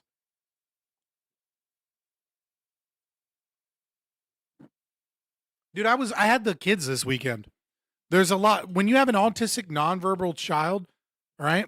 There's a lot of like, hey, don't touch that, put that down. There's a lot of that. There's a lot of that. Oh, no, put those scissors down. Put that down right now. Thank you. I love you, buddy. We can't randomly grab a steak knife and run into the other room. I love you. We can't do that. That's dangerous. Okay. I usually don't have a voice on Monday following having my kids for the weekend. Winger, please stop the right winger. You people disgust me. You are corrupt. You are Sadiq Khan's lapdogs. You're a stud staffel. You're a Stasi. Why is the guy that assaulted me not arrested? What? You think that's fun? Yeah, hurt me some more. So there you go. I just like there you go. There's fuck England for the night. I saw that and I was like, man, this is kind of it, man. Like this is like England's done. It really is. Unless something radical happens in their politics, which is unfortunately more likely to become fascist than it is to anything else. That's not that you're not fixing that. Don't the police in the UK have no guns? So like regular beat cops don't have guns. But the police do have guns.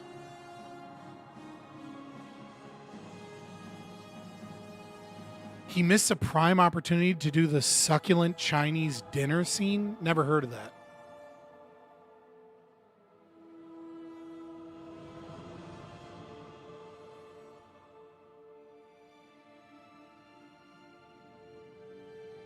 Democracy Manifest is a viral 1991 video. Oh, yeah, I think... Oh, yeah. I remember this. Sorry, it's just... This happened a year after I was born. So it's like... Yeah. But, like... Get your hands off my penis. Yeah, I remember that now. But, yeah, I mean, like, this is what I mean. Like, it is imperative that some of these people are going to flee to America. And it is imperative that we treat them worse than we treat Californians when they come into our cities and try and vote the way they vote. It is imperative that we remind them that they came to this country because they have some liberty left here. You know, obviously we are fighting in this country to have more, right? To lessen the impact of our oppression here. But it is really important that we remind them constantly that they better not be a voting bloc for the very thing that birthed what they fled from. Because we see it all the time with Californians where they will come over and immediately demand gun control, higher taxes, more social welfare programs, you know, being nicer to immigrants. And it's like, dude, you left California because it was too expensive for you to live there. And now you're voting for all of this shit that made California what it, like, do you guys not realize that California was Republican in like the 1970s? Do you guys not realize that like the slogan that many political analysts used to have is so goes California, so goes the country? Like, we have to treat them like that, but worse. You are lapdogs. You are Sadiq Khan's lapdogs. Yeah, it is very British.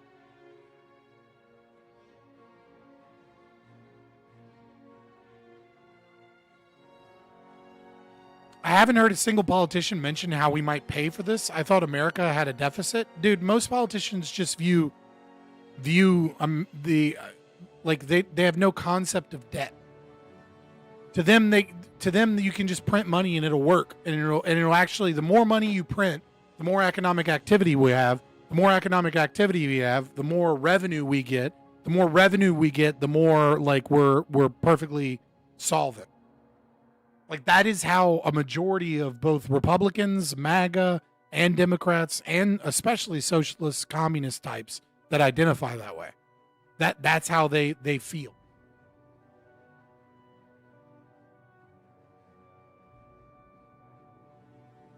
Yeah, I mean, so long as the bubble doesn't pop under them, it's another administration's problem. Is kind of the theme of Democracy, the God That Failed, right? I found this video today. I watched like 20 seconds of it, and I was just like, oh, this will be interesting. It was Captain Ancapistan, who is, you know, more statist Linea's ANCAP on Twitter. But he posted this, and I'd heard it mentioned somewhere else. Pardon me. Heard it mentioned somewhere else, and I saw the clip, and I was like, "Ooh, let's react to this." But for the record, like I haven't actually seen this. But apparently, this is AOC's a former climate activist. Reflects on the moment she realized climate activism was bullshit. I thought it might be fun and interesting, or it might be dumb. Who fucking knows? Let me speed it up though. Oops, that's the image quality. I believe there needs to be a goonocracy. Basically, whoever's goon to the most rules the land. Unfortunately, it'll probably be a trans person that's in charge, because a lot of weird gooners are really into that shit. So maybe rethink that. You slipping something at like a drunk wine night turn into you this complete breakup. So the timeline is that I was at Now This from 2015 to 2021. And so I was there through the COVID stuff too. And I was visible. I was an on-camera person. The whole. Oh no. Read my last dono, ass clown. Also, look up what happened in Edinburgh today. Fuck that. The cops there don't have guns. Call that 5-foot Indian cop woman a jeet, crack her in her fucking mouth, and call the rest of them traitorous pussies. Sure thing, buddy. Let's see your face. Let's put a face to that. But yeah, I didn't see what happened in Edinburgh today. Man arrested after Edinburgh knife incident leaves 2 in hospital. Okay, the practicing kung fu is a little bit funnier of a comment. Man has been arrested after a knife incident. Police officers called to report man with a bladed weapon. Suspect looking out the window of an 11th floor flat for a number of hours, but he was removed by police. Is not being treated as terror related. A woman was attacked in his store. Well, who's the perpetrator? Why are we not releasing the perpetrator? Is it a brown guy? Asif Hussein, who owns the convenience store. Panic button. He said, all praises to Allah. He's got away from him. Ran, screamed, there's a knife in the shop. Everybody get in the back. Female customer was unable to get to the back of the store and was injured. Thank God she escaped.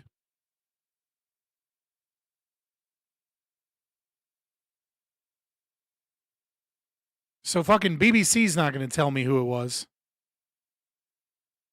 Do you know who it was, Peacecraft? Just out of curiosity. Dang it. What did I exit out of? Time I was there. So the whole world shut down at the peak of COVID. It was something like 17%. We saw a 7. You think my donation counter is bugged? What do you mean? No, it doesn't. It only tracks super chats. It doesn't track direct donations or memberships, right? So you became, well, you re-upped your membership, right? As did Shadow Warden, was at 22 months, insane.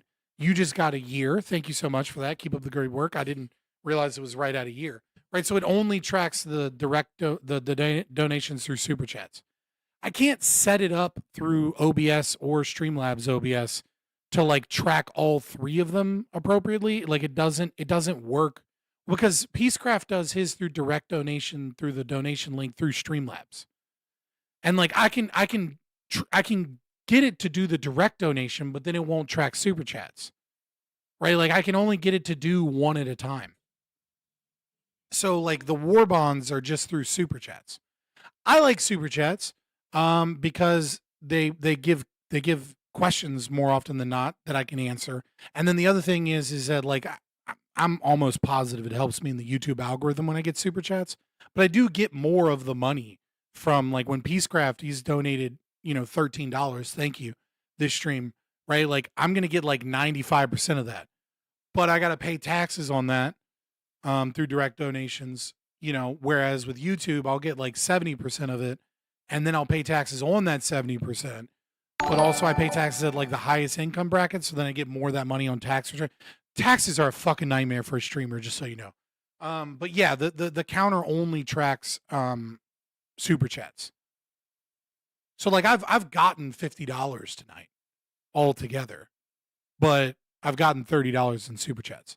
This is the fall of Rome. At least have some pot, dude. I don't smoke. Weed isn't my thing, man. It's just like ever since the army, it's like anxiety inducing. I don't like it. It's just like it. I don't know if it's like my ADHD brain or something, but I don't like it. It doesn't make me feel good. It just makes my like feet tingle and like I end up rubbing my legs together, and then like it makes me acutely aware of my joint pain, and then I feel kind of dumb, like I can't do anything. Like it's not fun for me. 17% reduction in our carbon emissions, the peak of COVID. So that's like just the whole time I was there. So the whole world shut down at the peak of COVID. It was something like 17%. We saw a 17% reduction in our carbon emissions, the peak of COVID. So that's like just like those 2 weeks. Over the year, it ends up being something like 5% reduction. And I'm thinking to myself, wait a minute, the climate movement wants 100% reduction in our carbon emissions. What is it going to expect of our society? Yeah, we're like, literally locked in our homes, not doing anything. And we still have carbon emissions. And so that was the first moment where I go, holy. That's interesting. Yeah, I mean, like, there's still production. There's still Chinese factories are still running. You know what I mean? Like there's still like, but yeah, that is an interesting way of looking at it. Hold on. I don't know if I want to live in a world where we have zero carbon emissions because I'm kind of depressed right now at home. This sucks and we have no freedoms. And so what does the climate movement, if you take it to its logical conclusion, it's not going to be no big deal. Like it's going to require people to give up their freedoms to like lower carbon emissions. And so that was one thing. And then the other thing was, well, I mean, the thing that gets me more than anything isn't even that. It isn't even that. It isn't even the altruism. It isn't even the offshoring of like all of our climate problems in other countries. It's that like climate activists don't care about those other countries. No, dude. I look. Someone changes their mind. I think a lot of people woke up during COVID, man. I don't think that's that crazy. That like people, especially white women, right? White women are really, really easily indoctrinated by like college and media and social media algorithms.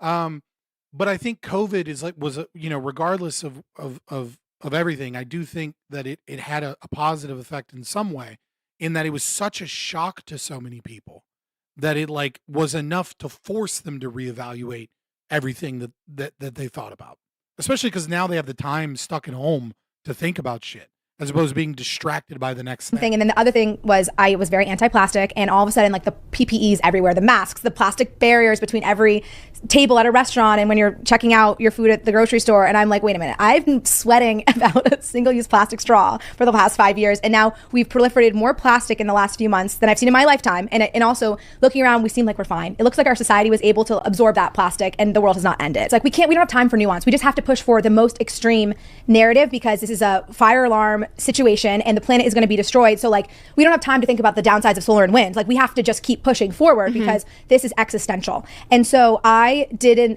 subscribe to that, where I'm like, this is an existential threat and we don't have time to like look at the details. Like, like we just have to get people to care. Yeah, but it's just like they don't care about India or China. Like that's really all you need. Like you don't need COVID. You don't need to look at like what it would cause. You don't need to look at like just know that they don't give a fuck about the biggest polluters. So it obviously the biggest thing is not environmentalism.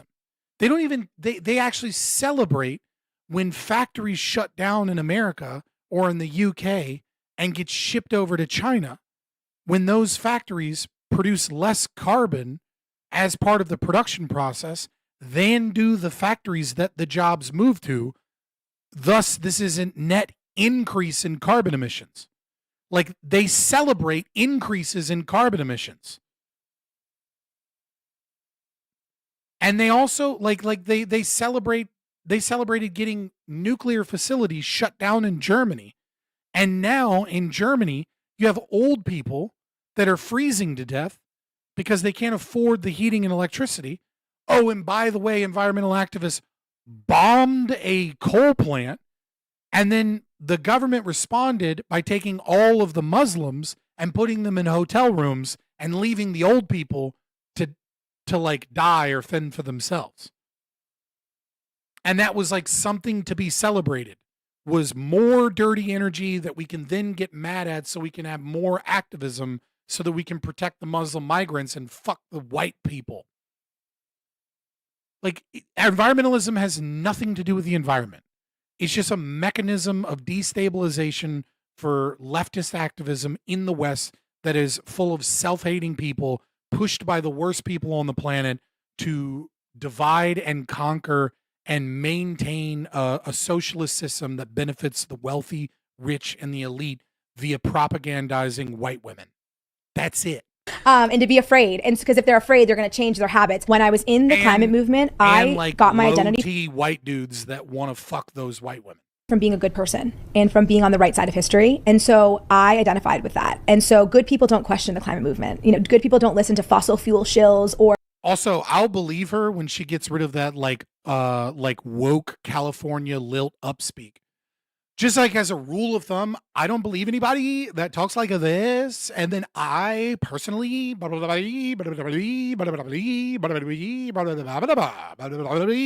anytime I hear that fucking tonality, I just immediately, like, every red flag in my brain just says this person is bad.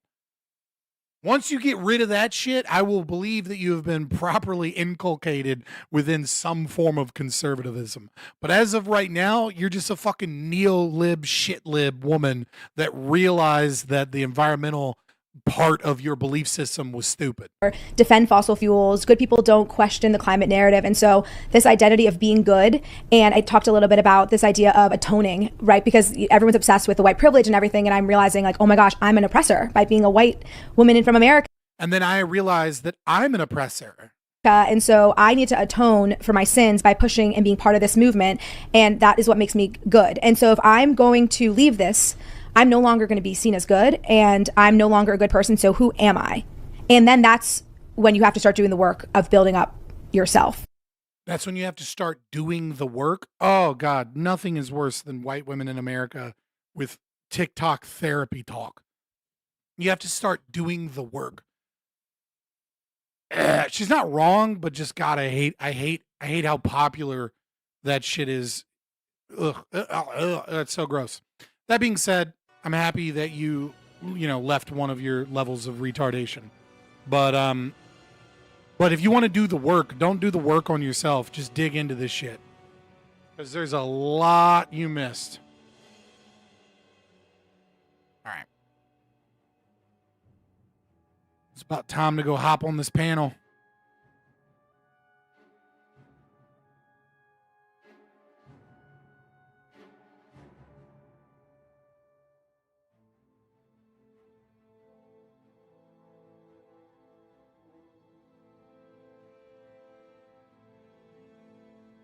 We're listening to Guild Wars Anthology soundtrack because we only listen to Jeremy Soule here, boys.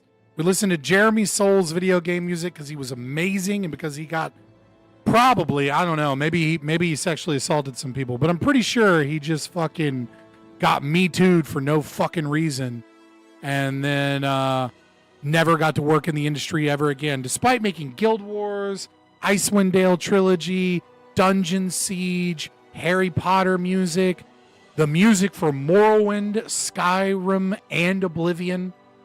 Dude made some of the greatest fucking bangers of all time in video game music. And then it was just like, oh, fuck it, fuck this guy. No, some lady says 20 years ago their relationship actually wasn't consensual because of power dynamics. And she wrote an article saying, calling out my rapist or some shit. So we listen to his bangers on stream because they don't get copyright strike and we play homage.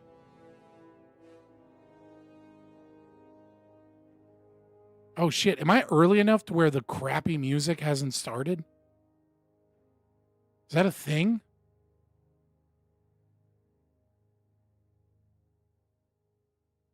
The bad music hasn't started, boys? Oh, beautiful.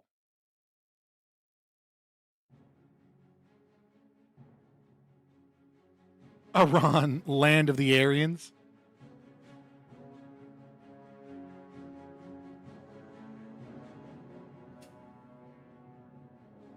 Listening to her was the work? Yeah. I do think it's funny when people reform. Oh, no, it's back. Good God. Fuck that music that just repeats on a loop over and over and over again. All right, boys, I'm going to go use the restroom, and I'll be right back. Actually, hold on.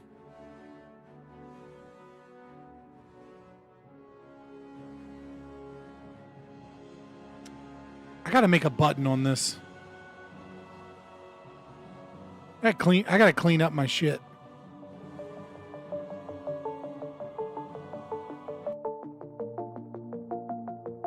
But I'll be right back, boys.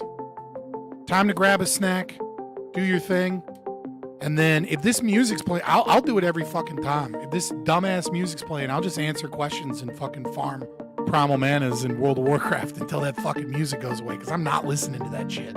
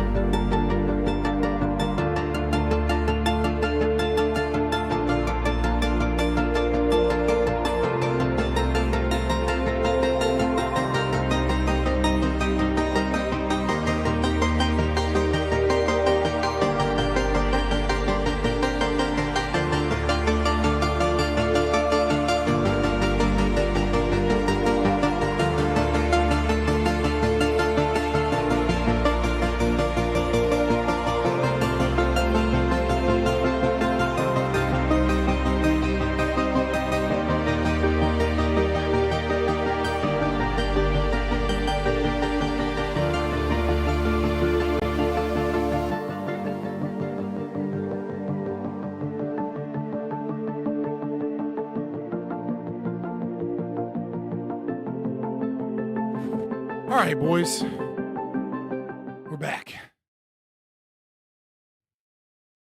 All right, let me just go ahead and let everybody on Discord know.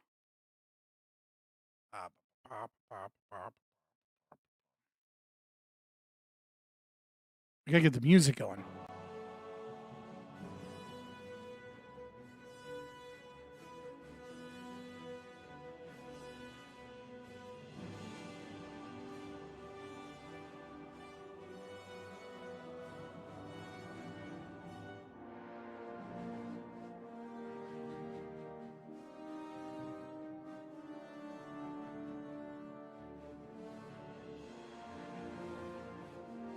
Am I too early? What time is it? Okay, I'm like a minute early at this point.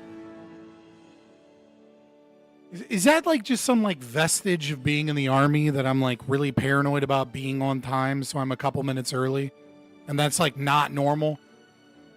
Or is that just like a fucking old school white thing? Like what's going on here? Like why do I feel like I show up a couple minutes early and everyone should do that, but I feel like I'm the only one?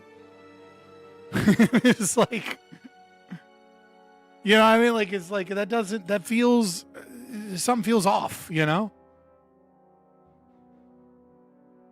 Can be your ADHD. I could see that too. Like if I gotta be early so that I don't like get distracted. So I'm like used to being places early because I know that like something will happen and I'll be late.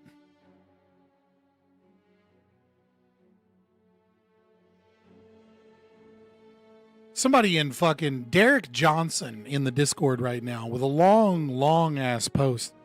And every time I see that name, I just see Dick Johnson. I just see D Johnson. All right, dude. Okay, now that I'm on time, we're going to start a 2-minute countdown from now. Nah, we're not doing that. Oh, that's wrong.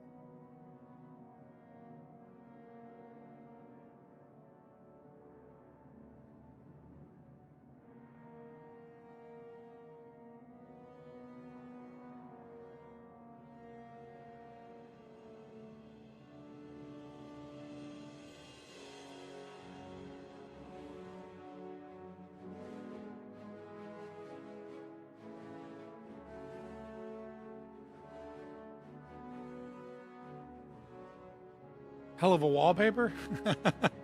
Just some random ass AI shit.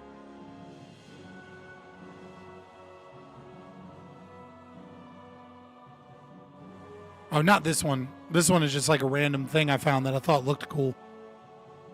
I wonder if like wouldn't it be crazy if this said something like in support of pedophilia or some shit just because I found some random wallpaper that was like I thought was cool. That'd be fucking wild, man. It's like totally possible though, because I have no idea what the fuck it says. Of course I'm gonna play some fucking WoW if we're gonna keep this stupid ass music and then you're gonna make me wait. You goddamn right I am. At least until the main topic starts. Like we're gonna bullshit and talk for 20 minutes about like what movie we saw, or or like what actually this HBO show is really good. You should check it out. I mean, it's fine. It's fine conversation, but but also it gets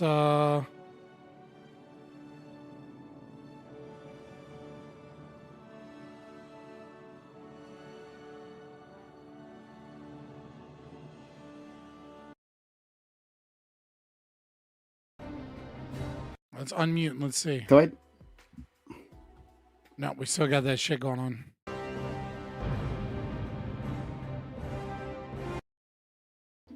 Hey, Lactoid, how are you? I'm okay. Can you hear me okay?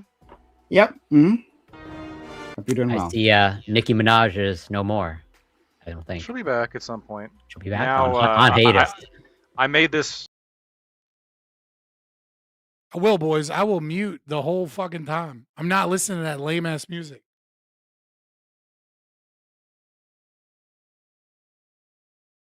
Blood corrosion or blood erosion butterfly, probably from some anime or something. I just thought it looked cool.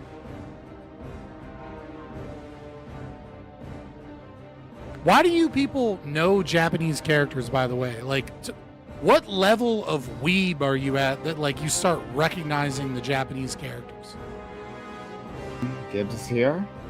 Okay, but yeah, we have a few others we're waiting on, so we'll just spend our time stalling for them. Yeah.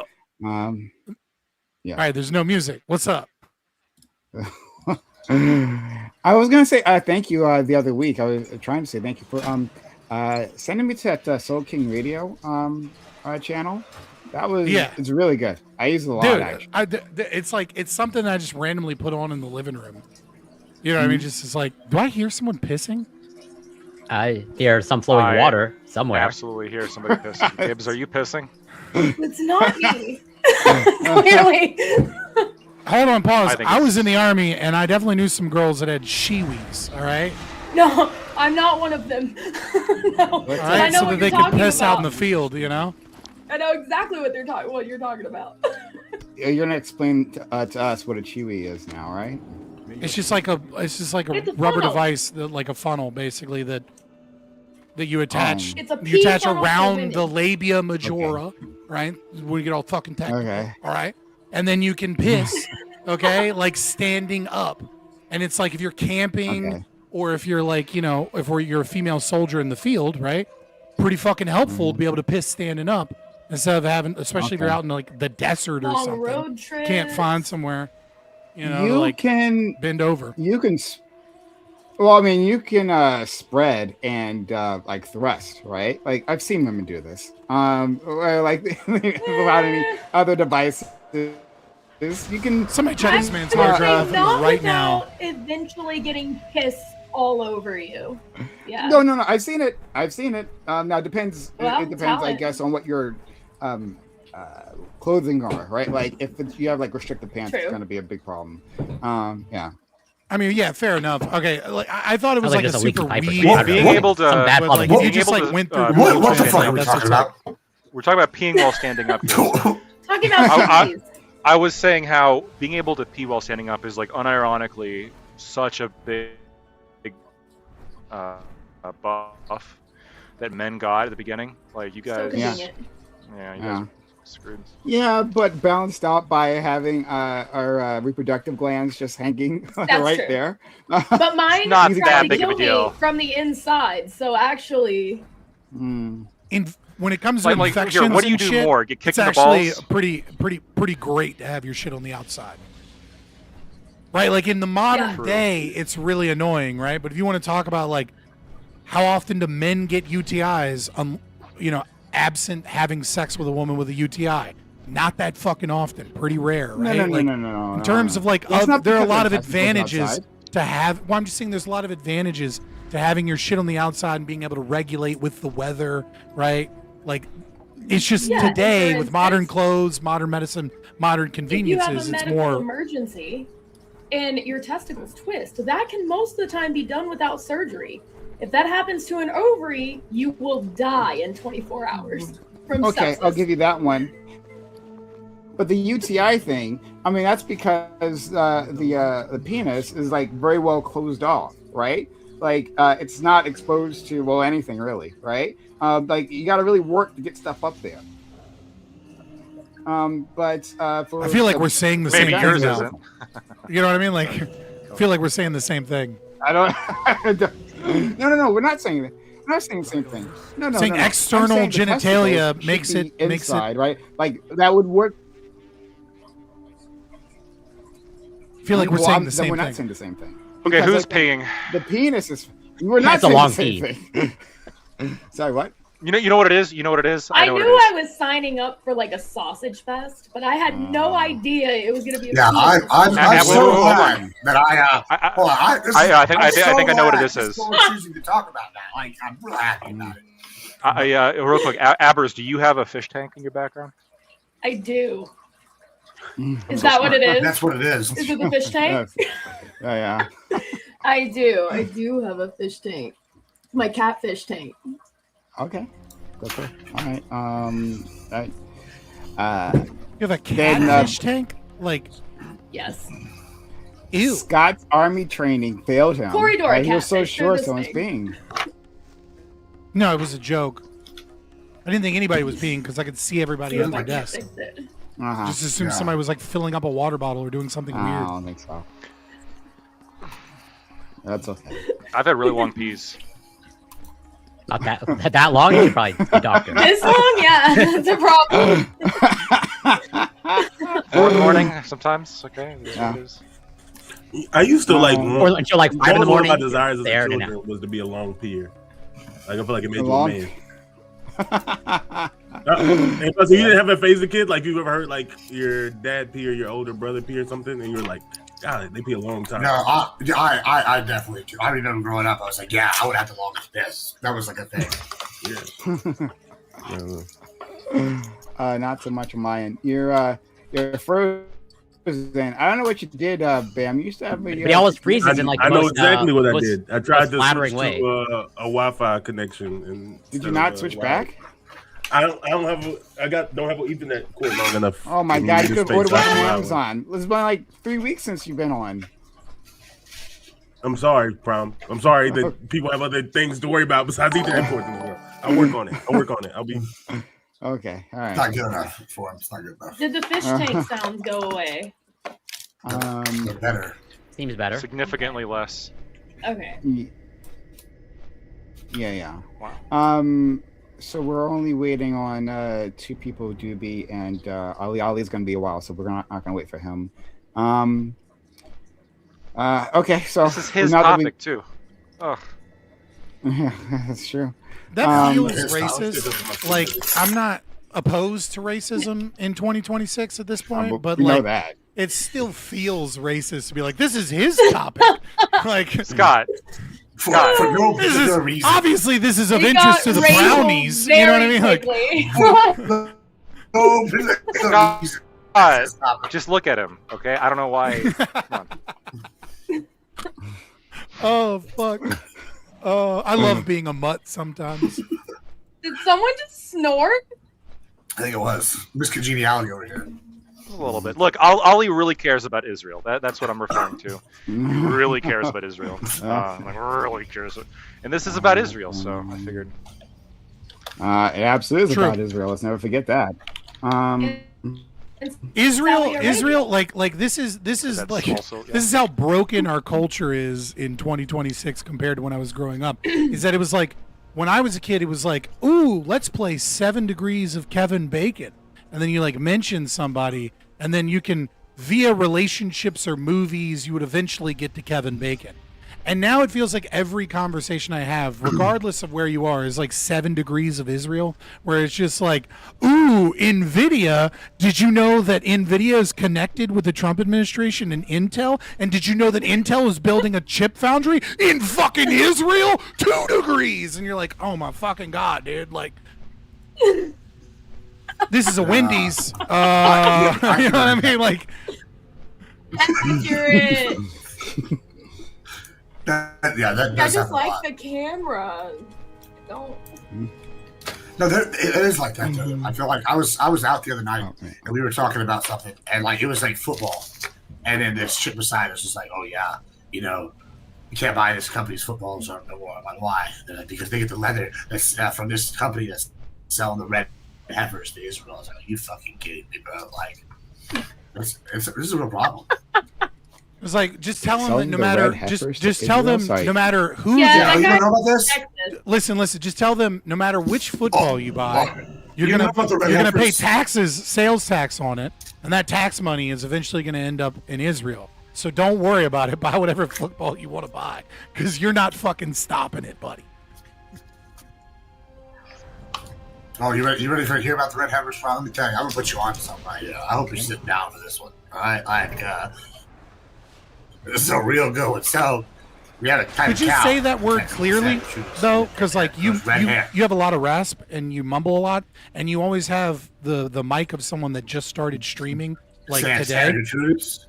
Right. So could you say the word with diction so that I know what it is that you're saying? Hold on. Watch this. Or use that whiteboard. Much better. Perfect. Keep it up. Muted. Keep this for the next week. Let's keep this for the next 3 hours. Oh, not the whiteboard. The whiteboard. Let's go. Yeah, this is much better. Is this pictographs now? Now Is we this gotta in clearly fucking communicate now. Egypt? Yeah. Right. And Gibbs usually only brings out the whiteboard when he's like really pissed at me. We really cannot hear you, Fred. But Is this whole headset off? You just can't hear anything at all? yeah, we really can't hear you. I'm not sure if you're aware of that. You've been like That like for the last microphone minute, is like right? not Before on. the Like we whiteboard haven't heard came out. anything. You were like, watch this, and then you switch to a mic that is not producing any audio. Nope, not now. You may think that I heard you say now, but I'm No. lip No, reading no audio. because I'm so used to having to lip read because of your poor audio quality. Yeah. Despite being rich, like you have money. Shots Like, fired. How about now? Yeah. How about this? we hear you. We hear you. Yeah. There you Now that go. you're back on the shit mic. Well, Yeah. I don't know why. I just we have too many. We have too many microphones. Too many going in. But okay, I'll figure it out in a second. But long story short, Okay. we have these red cows. They're Santa Gertrudis cows here in Texas, right? And they grow red hair. And so I guess there's this prophecy that they need an all red heifer or 2 of them or something. And so they've been like breeding these red heifers, and every like 10 years or so often they sell them to fucking Israel, and it's supposed to usher in the apocalypse.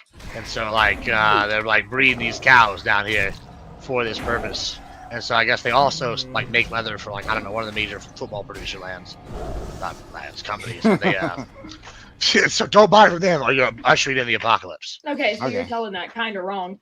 But there were 5 shipped off to Israel in 2022. And the reason they need the red heifers is they have to be completely unblemished red heifers, and they can sacrifice one, and then they can usher in the building of the 3rd temple.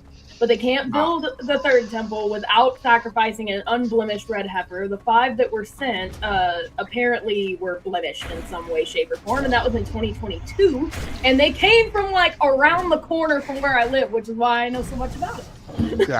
I want you guys to know, So everything's just real 7 quick, degrees. that story sounds crazy, but I want you to understand, to us atheists, That's how you sound when you talk about Jesus. All the time. I need you to understand that those stories sound exactly the same to us. When you're like the red heifer cows to usher in the apocalypse, is the exact same story when grandma is like, one day Jesus will come and you will be judged. Like, I need you to know that those stories are the same. Definitely, the way Gibbs told it absolutely makes it sound that way for sure. Well, that's like, all right. It's the apocalypse. Well, that's what the Christians would say when the third temple gets built. The apocalypse is coming, you know. Yeah, hon, it's blood magic either way, right? Like Protestant. sacrificing the Let's cow or that Jesus differentiate died here. for sins, right? Like it's literally blood magic. The correct ones. Yeah. The blood magic. Yeah. I think Bam is still working on it. Bam, we can't see your camera at all. If He's ordering that cable right now. Yeah, Take 1 hour shipping. Yeah. So FYI, Bam, if you can hear He's gonna be in his car, like I'm driving to Best Buy, like yeah. on a phone camera. Like, Might be a better connection. Yeah. Okay. So I don't understand why my camera's so bad on the stream and so good everywhere. That's fine. No worries. Right? But okay. So why don't we get started? This is probably going to be a long one. Oh, we're getting right into it. All right. Yeah. Let's do it. I feel like I'm in the wrong place, or I think Scott's usually where I am. All right, did I? Oh, yeah. I guess I did. Someone said. So I gotta mention this, even though it's terrible. Someone in my chat said, "Nah, Bam's going to the store for milk." Bam says he's backstage. Prime. Yeah, I know. I saw him backstage.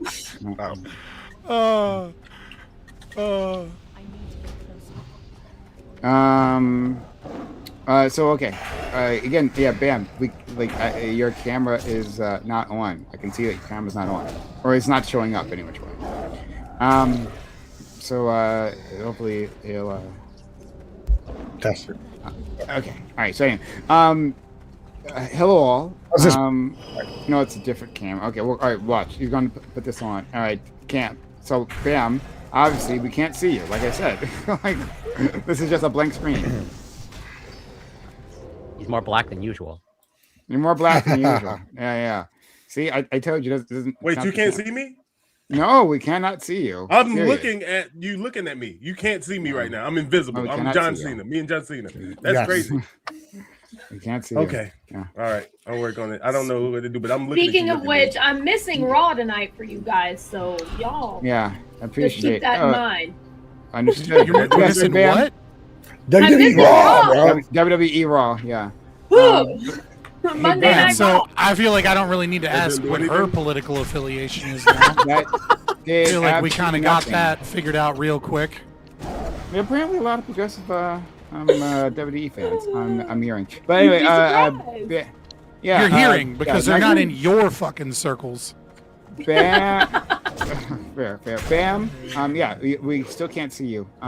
So you're working on it. It's like there's probably a video signal because this isn't what it looks like when the camera is like off.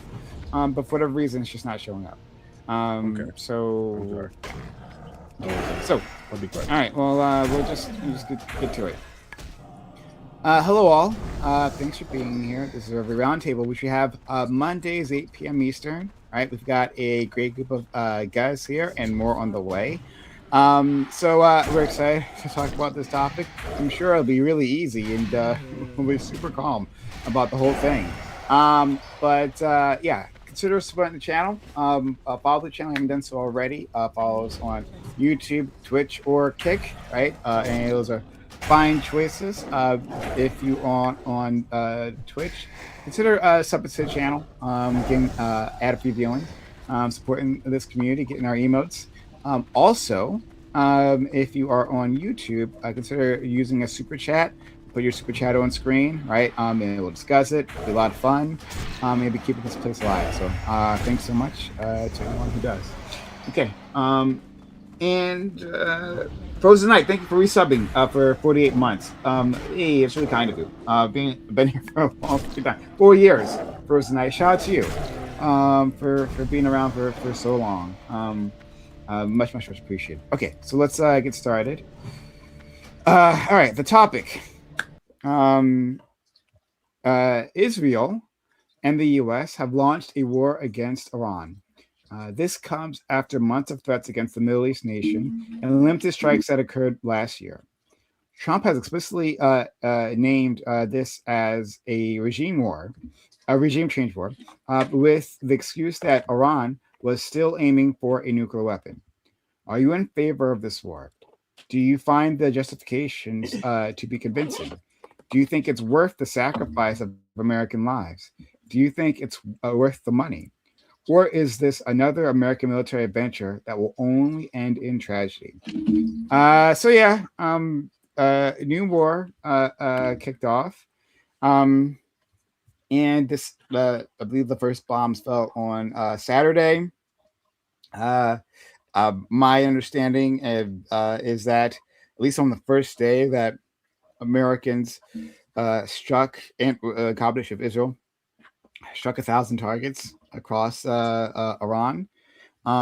They killed, I think within the first strikes, killed the leader of Iran, Ayatollah Khamenei, along with like basically his cabinet. They had like a regular meeting on Saturday, and they took that as opportunity and they immediately struck. And it sounds like they were completely successful in that. They struck all kinds of other targets, right? Including missile launchers, and something I was hearing only just recently because no one else is reporting it. But like we're attacking the Navy, so their boats. They sunk a bunch of Iranian boats, and in response, Iran has been launching missiles and drones across the Middle East, primarily towards Israel, but also other Middle East nations, specifically the ones who are hosting American military bases and allowing attacks from their base into Iran. So there's that. This comes after, there was negotiations between the U.S. and Iran that were occurring, and there was a quote-unquote breakthrough. Oh, it's so funny. We'll get to that. But in any case, right, the Iranians offered to end a nuclear stockpiling, right, of enriched uranium, and the stockpiling, which would have gone farther than the Iran nuclear deal that Obama had negotiated. That was a much farther concession, and also to have their situation be monitored, right, by like the International Atomic Agency would go into monitor their facilities. So this would have been a massive concession. This is delivered by the Omani foreign minister. They said that. But despite that, soon after, the bombs started falling, and now we're here. There's also dead Americans already. A few, I guess they were struck by Iran's missiles or drones, but only a handful of dead Americans and a fuck ton of dead Iranians. A school was hit, and the death toll is huge. They're still digging out the bodies. A bunch of 9, 10, 11-year-olds, my understanding. The death toll is over 150, along with teachers, and other places too. A lot of citizens are dead. So that's the situation we find ourselves in. So I want to discuss this. Do you think this is a good idea, bad idea, great idea? Is it the only patriotic thing to do is to support it? I wonder. So let's get started with our friend Lactoid. Yeah, can you hear me okay? Am I coming through okay? Mm-hmm. Yep. Alrighty. So, I've long held this theory of mine that there are the war is bad. Okay, not a good thing to do war, but it can be justified. But it can only be justified if the following two elements are met. The first element here is that there is a clear moral high ground or a clear moral position that is better, and two, that there is an efficient road to achieve said positive outcome. I think here you can make a strong argument for the first prong, I'm not sure if it's really met. I'm open to hearing arguments, and I think that the strongest point lies here, which is that Khomeini sucks. Sucked. Not a big fan. Not a big fan of the Iranian regime. Obviously, very authoritarian, theocratic. Does all sorts of fucky shit when it comes to funding proxies. Death to America. Not good. Not a big fan. Not a big fan of the current Israeli government. I do think it is significantly better, though, than Iran's government. Where I think that this war fails is the second prong, which is that I have not seen a real argument or strong evidence that there is a efficient road here to a positive outcome in terms of the overall cost, not only in terms of the money, which I'm sure we've spent billions and billions thus far just on the strikes we've done, the human cost, which comes to hundreds dead, obviously a small percentage, but still some American servicemen and women, and the collateral damage of a bunch of apparently dead schoolgirls blown up. That sucks. That's not good. Widespread destruction. The closure of the Strait of Hormuz, which is cutting off a fifth of the world's oil supply, which is not like a small deal. That's going to jack up prices for everybody across the world and cause a whole bunch of tack-on effects that could lead to more death and more destruction and more poverty. And I'm not really seeing an actual set plan. It seems like we're just kind of flying by the seat of our pants, similar to Libya, which ended up in an anarchic state with slave markets. We had a little bit of a better plan with Syria in that we actually knew like the specific groups that we were supporting, which included al-Nusra, which was connected to some degree, obviously, not officially, but there was a lot of overlap between them and ISIS. And when they took over, they started massacring the Alawites.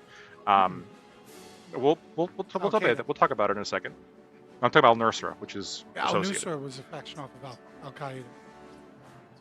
Sure. So just as bad. Yeah. Afghanistan. My bad. I didn't mean to interrupt you. I'm sorry. I apologize. Okay, you're good. Afghanistan, which we put all this work into keeping the Taliban out. We set up the perfect government, the perfect democratic government, which we then subsequently lost, and the Taliban came back and took over again. And Iraq, which, what did we accomplish with that other than handing Iran a semi-proxy, which we destabilized Iraq, which is obviously contributed to the rise of ISIS and all the death and destruction associated with that, and put them under the, in large part, the political influence of Iran. So I'm not convinced that we have a particularly good track record recently when it comes to this. And until somebody explains to me what the plan is, other than just we're going to bomb the government and rise up and take your government, people, that's not good enough. You need to show me which specific groups are we supporting, what is their specific plan, and can they succeed? And that has not been done. So no, I'm opposed to this war. Thanks so much, friend. Let's go to our friend Scott. I am I'm happy that I am in very close agreement with Lactoid on this. Obviously, as an ANCAP, I don't think the U.S. military is justified in any military operation, though I do think private security forces absolutely can be. But I want to set that aside, and I'm what I wrote down is actually pretty similar to to your position, Lactoid, which is, this situation has really been blackpilling for me because, I grew up, some of us are, I think most of us here are like either younger millennials maybe, right? But I grew up, remembering Iraq, Afghanistan, when we went there, mission accomplished. I remember those fun times. I remember when the Democrats did everything they could to attack Howard Dean, because he was the only candidate that was anti-war alongside Bernie Sanders. But Bernie Sanders had no chance of winning at the time, so they didn't really go after him. I remember all this, and I had at least some sliver of hope in the American people that regardless of whether or not we were like a peacenik or a neocon or a socialist or whatever, that we would at least recognize that if America is going to war, that we have limited resources and that we cannot wave a magic wand, and that at the very least there needed to be some goal, some mission, some plan, and that that requires a certain level of trust from the people in order for that to work in a constitutional republic. Because without that trust, there is no re-election. There are referendums. We have a new seat of government that comes in during the midterms and fights against the state in the actions that they're doing, but the executive still kind of goes along with it. They just get defanged some way. And we end up, we're pretty bad at waging war in that way sometimes if we don't have the trust of the people. And I cannot imagine a president that the people trust less than Donald Trump, and throughout probably all of American presidency, to have a clear mission or goal. Because even MAGA will literally brag about the opposite. MAGA will literally tell you, like, when he says something that, like, ooh, just trust the plan behind the scenes, because actually that's not even the real plan. So nobody knows his plan, and MAGA openly admits this constantly, and in fact brag about the fact that you don't really know what's going on because he's got a super secret 5D chess plan that's going to get in that. And so we have no transparency in this government.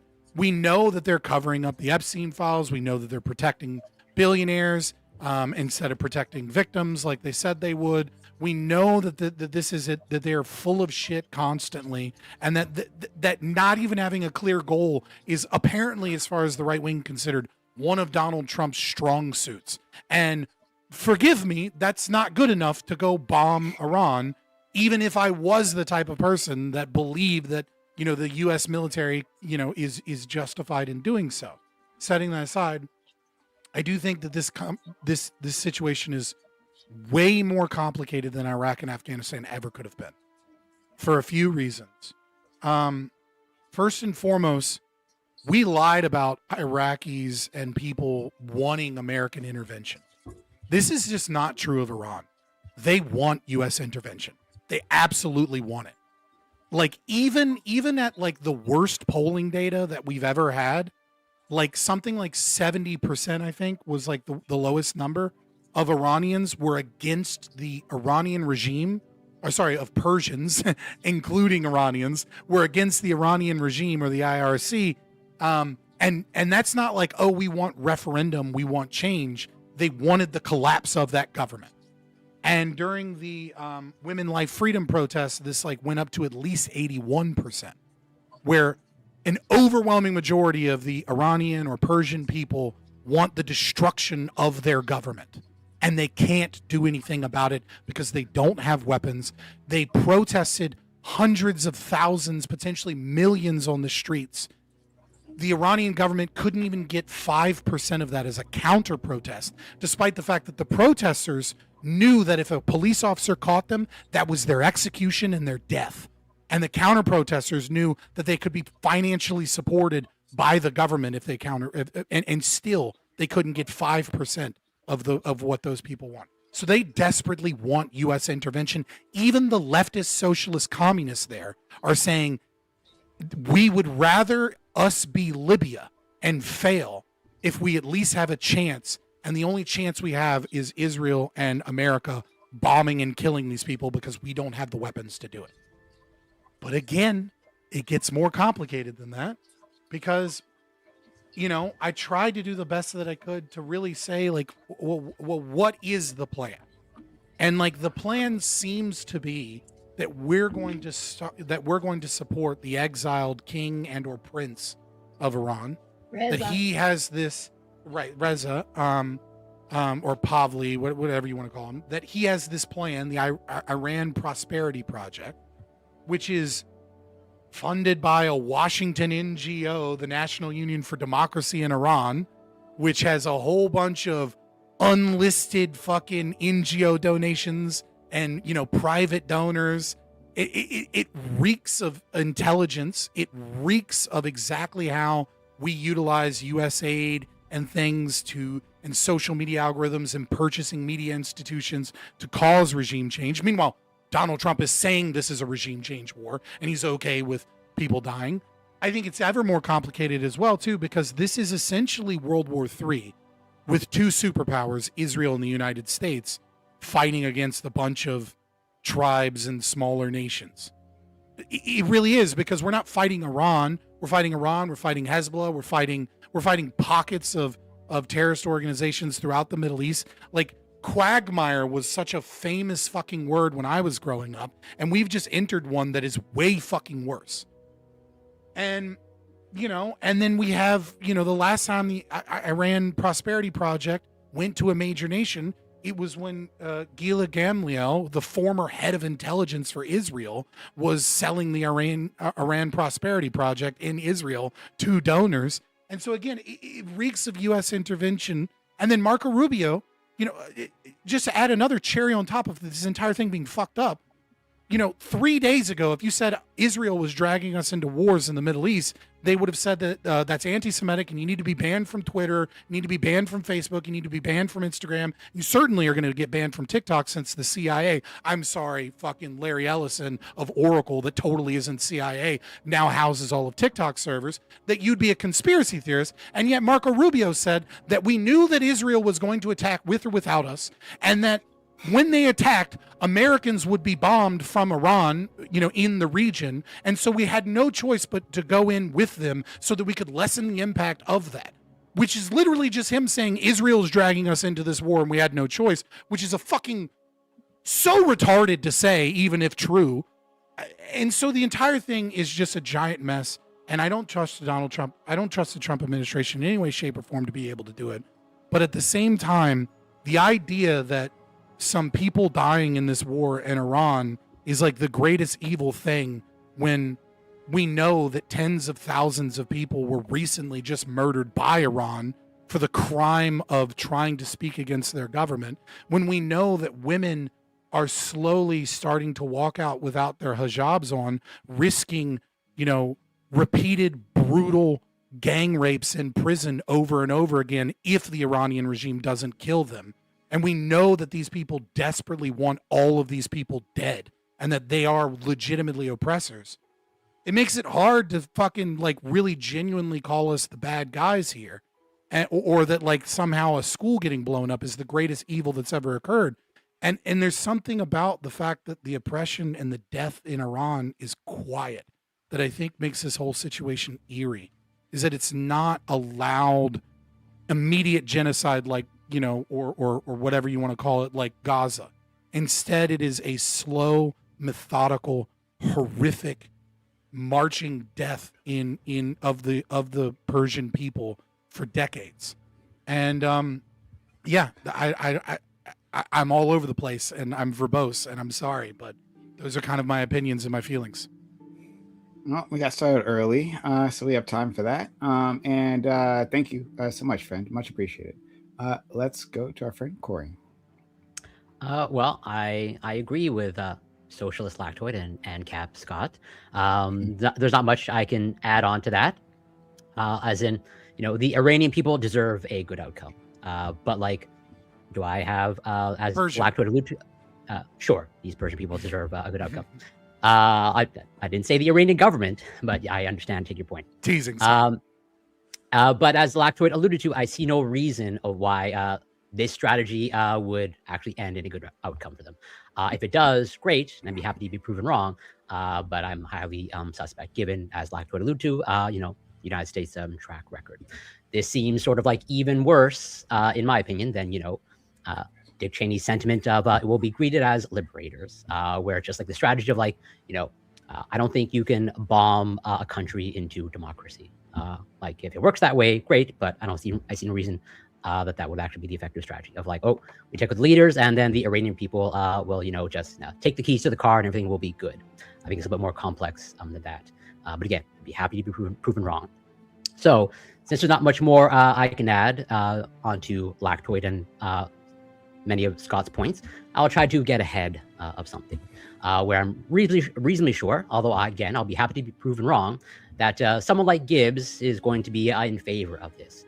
And so I want to commend Gibbs for his consistency, since it makes sense. It makes sense because remember, Gibbs is a pedophile protector. And so it makes sense that he will defend and protect Trump no matter what. And so I look forward to Gibbs living up to his pedophile protector reputation. And I'll leave it there for now. Okay. All right.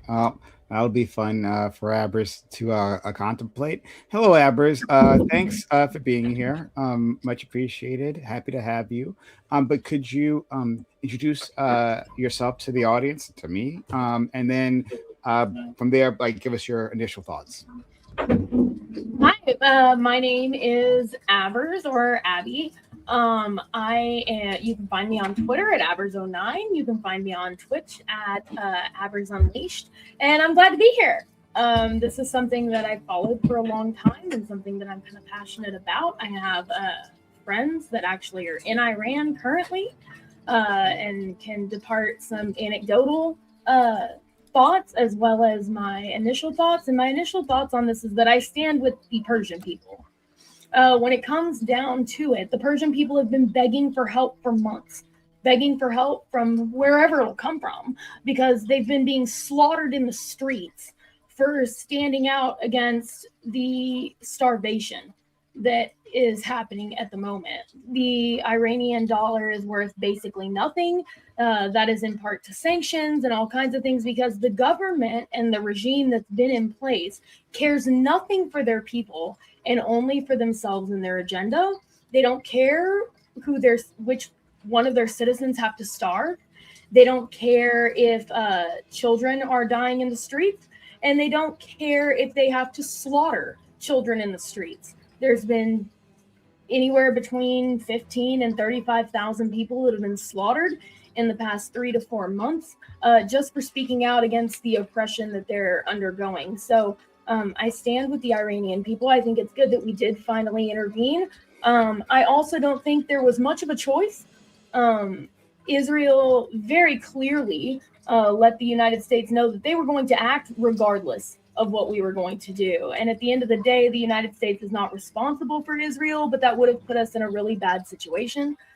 We are allies, and unfortunately, if Israel had struck when they did, knowing that this large meeting was happening and that all the leaders would be in place on that day at that time, if they had struck and we had not acted at the same time, we would have been incredibly vulnerable to attacks. They wouldn't have just attacked Israel. They would have also done like they did just now and attacked everything. So instead, we decided to go in with Israel at the same time. I think that was mostly a Trump decision. I think Iran has attempted to assassinate President Trump on 2 separate occasions, and he said, quite literally, I got him first. He tried to get me, so I got him first, which is a very Trump-like thing to say. So I am in favor of the war that's currently going on in Iran, but mostly because the Persian people are in favor of what is going on in Iran. I mean, how many times in our lives, like Scott was very clearly saying, most of us here are millennials. And how many times have we seen in our lives that we invade a country and they celebrate that we are bombing them? They celebrate in the streets and they are happy about it. It hasn't really happened. It didn't happen with Iraq even. We might have seen one video of a statue being pulled down, but it wasn't thousands of people celebrating in the streets all over the country. So I am a yes, that I'm in favor of the war. And I guess back to you. Thanks so much. Let's go to our good friend Gibbs. All right, can y'all hear me okay? Yeah. All right. So yeah, I'm just gonna say one thing before we get into this. I don't really care about the moralistic arguments, but I just want to point out that people that are all on one side, right? We have terrorists, socialists, and people that hate America are all on the same side of this issue. They all are fans of a regime that does terrible things, kills people, and they're bitching about it. I saw, New York Times put out a little piece on the Ayatollah, calling him all these happy things, and not the murderous fucking scumbag he was. So forgive me if I don't believe anybody's fucking crocodile tears about fucking, what we're doing over there and the poor children that were killed by a missile strike. No, it's war. It happens. I'm sorry. I don't give a shit. Secondly, here's the thing. China's fucked. You know who is laughing all the way to the bank right now, talking about the legacy? Bush. and shady. Everybody said they looked like idiots all those years because we were stuck in Iraq. Well, guess what? It all's finally come together. Yeah. And who would have told you it was the guy who was on The Apprentice that was going to be the one that sealed the deal? We're sitting here, the bath party is gone. Now, Lactoid said something interesting because I was going to talk about the bath party, and he brought up that, this is like Libya. This is not like Libya. He came in day one and took out the prophet. He's gone. And 48 of their top leaders. You know how long it took us to get the fucking Libyan leadership? 6 months. Which led to the chaotic state and all these other things with all these who decided who to back, all et cetera, et cetera. Well, guess what? The Ba'ath Party's gone, Syria's gone, Iraq's gone, now Iran's gone, and our friends in the region, Saudi Arabia and Israel, are more powerful than ever. They have their perennial rival. China is weaker than ever. 80 to 90% of their energy was coming from Iran and Venezuela. Both of them are gone now, so China's about to have major problems. Russia has lost access to one of their biggest allies. We took their best tech, which is this drone tech, because they've been using it for years, and now we're making this shit here in America better. It's a win all around. I saw someone complaining earlier about, Tomahawk missiles were running out. Well, this is just one more reason. We need to be production back to America. It all helps America. This provides jobs. This provides the removing of an enemy, the Strait of Hormuz. Maybe we got a slight increased oil now, but now we won't have to worry about the perennial problem of them always shutting us off. That's going to lead to global stability of the oil market in the long term. Maybe in the short term, problems, but long term, we no longer have to worry about this evil power blocking this thing anytime they're pissed off. So this is a benefit. It's going to bring stability to the region. All their proxies no longer have the access to this power that's backing them and funding them and giving them the tech. That's going to lead to long-term stabilization. Even if you're on their side, this is going to lead to peace. You're just going to be sad because your side isn't the one that's getting the peace and getting what they want because they're gone. So this is a win all around. The only country that's gained from this really is North Korea because now Russia and China have to turn to them more for other things. But that's a net loss overall to BRICS. And I'm really a fan of American hegemony. I've heard a lot about people wishing about American hegemony, how America's pulling out and fucking up. And I got to say, it seems like we're stronger than ever. No country can do what we've done. We've told Venezuela to fuck around and find out, and we grabbed their president. Iran fucked around to find out and didn't give us what we wanted when we told them. And I guess they got used to being able to just push us around. They took our soldiers back in the day. We've been at war with this country since 1979. Let's just be honest. They've never liked us. They shared death to America from the beginning. It's time to get this regime out, and we're giving the country ass what they deserve. And hopefully one of these IRC guys will go, hey, maybe I don't want to walk outside and get bombed today, and get some of these people on our side so that the people there can have a peaceful transition. Otherwise, fuck it, let it balkanize.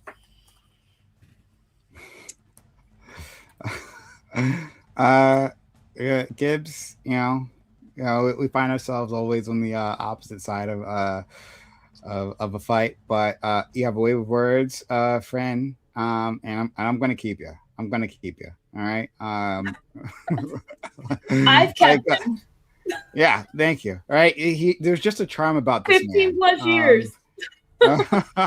Okay, a murderous charm, but a charm nonetheless. So let's go to our good friend Doobie. Okay. So I think we are going to send American sons and daughters to die in a war that not 1 in 4 Americans wanted.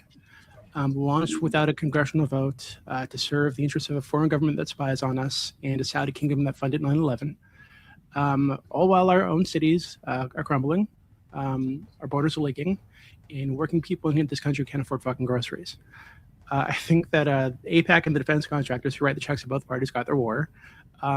Israel is likely going to get its regional enemy to be destroyed. The Saudis are getting the rival eliminated. And what are we getting? We are getting spiking oil prices, dead soldiers, and another $1 trillion fucking swamp for us to bleed us for the next generation. I think that it is disgusting. I think that every dollar spent dropping bombs there is a dollar not spent here on an American fact, American hospital, American family. I think that Trump ran on America first, ending endless wars. The moment he got back in office, he went to the same donor class, same lobbyists, same neocons who gave us Iraq, and bent over and did their bidding. So I think the entire thing is disgusting, and we shouldn't be doing this.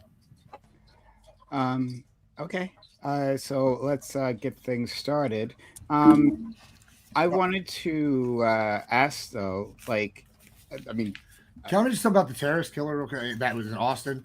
I also stand with Abbott, by the way, and what he said. In fact, we have now announced we're going to be doing some Draw Muhammad contest again. Let these fuckers come and try to fuck with Texas. I dare y'all, goddammit. We're not dicking around. Y'all want to come out here and find out? Come get these hands too. Fuck them. So I wanted to say I something, stand with and then Draw Muhammad contest. Imagine there's going to be some. Oh my god. So Lactoid, I see you. I know you definitely want to jump in. You know what? I'll wait till after you. It's because I've got a lot of thoughts, but I think they align with some of your thoughts. So go ahead.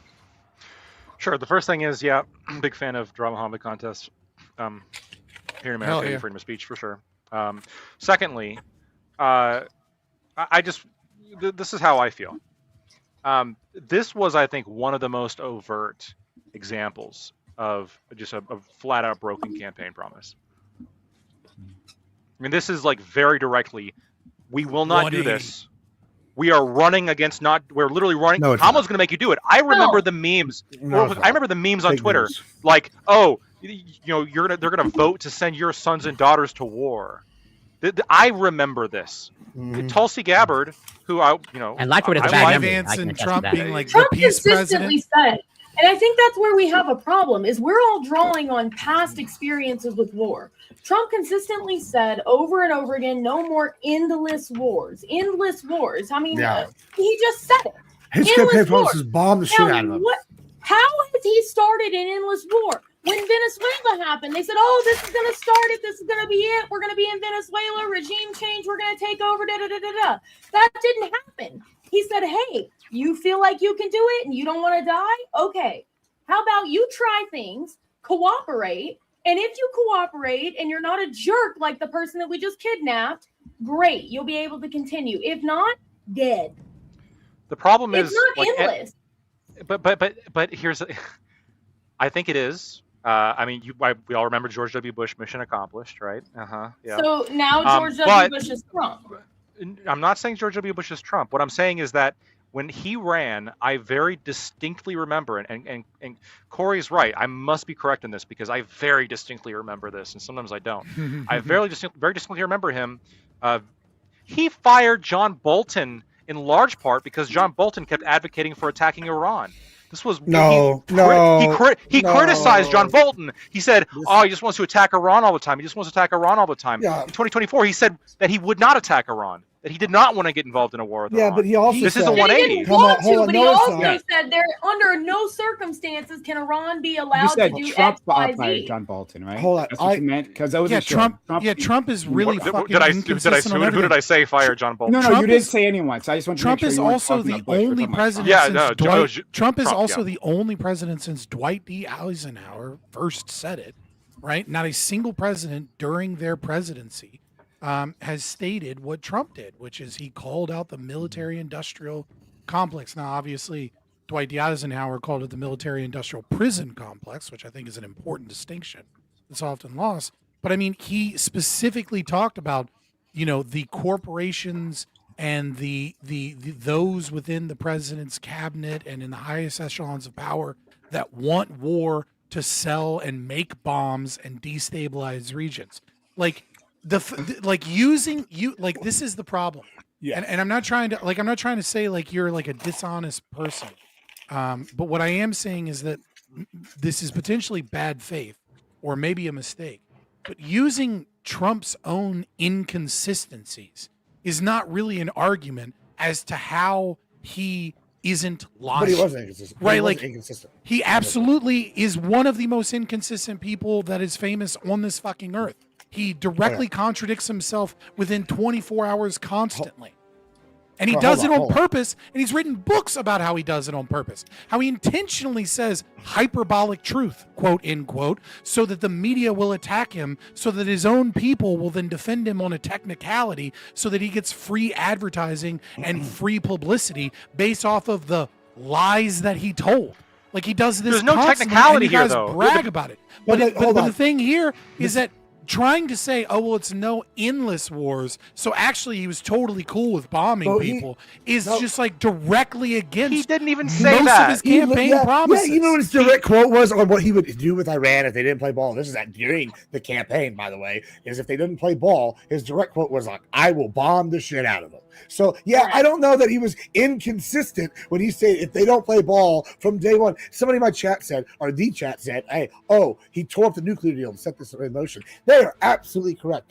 That fucking nuclear deal. Yeah, and then he changed his fucking opinion 2 days later because Bill Maher went and had dinner with him. No, like the dude is fucking inconsistent. No, shut up. He just had a conversation. No, he said this from day one that he was going to bomb shit. That was back during 2016, wasn't it? Why are you surprised? No, it was during this presidency when he tore up the deal, and then Bill Maher had dinner with him. No. I'm saying bomb the shit out of them. Hold on. Why are you surprised when that was in reference to ISIS? No, what? No, hold on. When you're talking about why are you surprised when the president that is running the country like Death Row Records is going to sit here after 2 assassination attempts on him and go, nah, we're going to let nobody said I'm surprised. Who said I'm surprised? I'm not surprised. My argument is that he's inconsistent, and that he just. It's America first. Do you not agree that situations change in real time? And if they do, then you have to adjust. I'm sorry that y'all are all full of cocks. Let's say. Hold on. I need to fact check one thing real quick. For the Ayatollah, I gotta be. Killed him 20 years ago. Oh my god! Damn, bro. Sure, I hear you. With the bombing the shit out of quote that you referenced. He was referring to ISIS. I just looked it up. He was referring to ISIS. That was not. Well, either way, he can say Secondly, he said that's what I'm saying. He specifically said that you wouldn't have to worry about a war with Iran with him. Have a nuclear weapon. They cannot have a nuclear weapon. They don't have a nuclear weapon. Definitely one now. But they refuse to back down from pursuing it over and over and over and over and over again. And regardless, they tried to kill him twice. They sure as fuck ain't giving that nuke now, are they? Campaign promise fulfilled. I'm in. What evidence do you have that he tried to kill him twice, other than the same FBI that covered up the Epstein files? Okay, so if I have evidence, you have the word of the FBI. But if I don't have evidence, they won't get a nuke now. There's no buildings left to put it in. That's your argument, but you're complaining against Trump being inconsistent. But regardless, your evidence comes from this source, therefore not real evidence. So no matter my what question I say, is very simple. simple. Go down a conspiracy rabbit hole. No, I'm saying that I have serious reason to doubt whether or not the Iranian regime actually orchestrated assassination attempts when the only evidence that we have is the word of the FBI. Who here trusts the word of the FBI and only the word of the FBI as direct evidence that something is fact? You're saying that's fact. He said Iran has to get rid of the concept of a nuclear weapon, and if they so you won't answer because this is a losing one for you, right? That's where I went, and you took it somewhere else. So I'm taking. Wait, hold on, but to be clear, I'm attacking your evidence. I'm attacking your evidence. I'm attacking the source of your claim that is a fact. Of a nuclear weapon. You can talk loudly, but it doesn't change the fact that you don't even need to. You don't even need to do that, Scott. Right? Like the supposed assassination. Like okay. The FBI, sure. Let's assume for a second the evidence is correct. Let's assume that the FBI is not lying to us about this and that Iran was involved. This was in November of 2024. He promised not to attack Iran during the campaign in 2024, in November of 2024. So if this was if he was saying, look, they tried to come get me, you're right, we should declare war on Iran. Like, maybe a little bit of notice would have been good for those of us who went voted for him. I don't know. Well, it's just like, look, I'm not saying fucking. Come out in public and say, hey, just so you guys know, I am down. I'm down for attacking Iran, just so everyone knows, including Iran. They'd be cool if you followed the Constitution. I get that you dislike the Constitution. Congress like he was supposed to. He did exactly what he was supposed to. He notified Congress. He notified the 8 when he was supposed to. Yeah. That's what the framers of the Constitution had in mind. Right? Is you just let Congress know when you're going to bomb countries. Is it not? Yeah. Is that not the law? It's not the Constitution. For goddamn sake, no, it's not. Like the Constitution clearly states. Yeah. Is that not the current Let's law? let in Doobie. Hold on, let's let in Doobie. This is a real tough argument for you, Scott. Yeah. It's not a tough argument. It's very clear that the Supreme Court is absolutely wrong in violating of the Constitution by not holding the president to the fact that he can't just start wars and bomb random people whenever he wants. But Are there if any he Americans in notified Iran? Congress before it happened. Thomas Jefferson. Thomas Jefferson. And you're wrong. I'm not wrong. Thomas Jefferson absolutely got involved You're in the currently in the wrong. Barbary If Wars. we lived, You- if you we lived just- in just- you keep- 1776, maybe, but we don't. Oh, We you mean live like now when the in Constitution? 2026. Is there a constitutional But we amendment live in on war 2026 powers? and laws Thomas have been Is there a Jefferson constitutional? did. No, Obama Thomas did. Jefferson informed Congress that he was going to protect boats, and then moved there. And then there were Americans that So he informed that were Congress kidnapped He told by the them Barbaries. afterwards. He did. He told them afterwards, after the first He battle. he So notified this was them in that he was 1802. going- He notified them that he 1802. was going. He notified them. I think it was within a week, but he They did were on not recess. start a war. He did not start a war, and he did not invade anything until after congressional approval. He has the right to protect American citizens, but Trump has no American citizens that he's invading to protect for in Iran. There aren't any Americans that he was protecting and engaging in these in this. The So line- just telling Scott. them I'm going to start a war, it's cool because supposedly they might attack So- because some other country is going to attack is not constitutional. Let me respond to this because I've And then already said I want to go to Doobie. So next person, Okay. Doobie. I've already said that I'm against the I have war. not. The legality part, though, Oh, I've argued this a oh, few you still wanna times. go. Okay. Thomas Jefferson, Congress was on recess, and he did make the sole decision as the commander in chief to send a naval squadron over to the coastal waters surrounding the Barbary States to engage in the event that any U.S. commerce was engaged, and that a battle Correct. actually did happen within the waters of the Ottoman Empire. Correct. Now, if you It's don't not the same see a thing as what we're huge- doing right now, right? I don't. It's not. Of course, it's not the same thing. We didn't have fighter jets.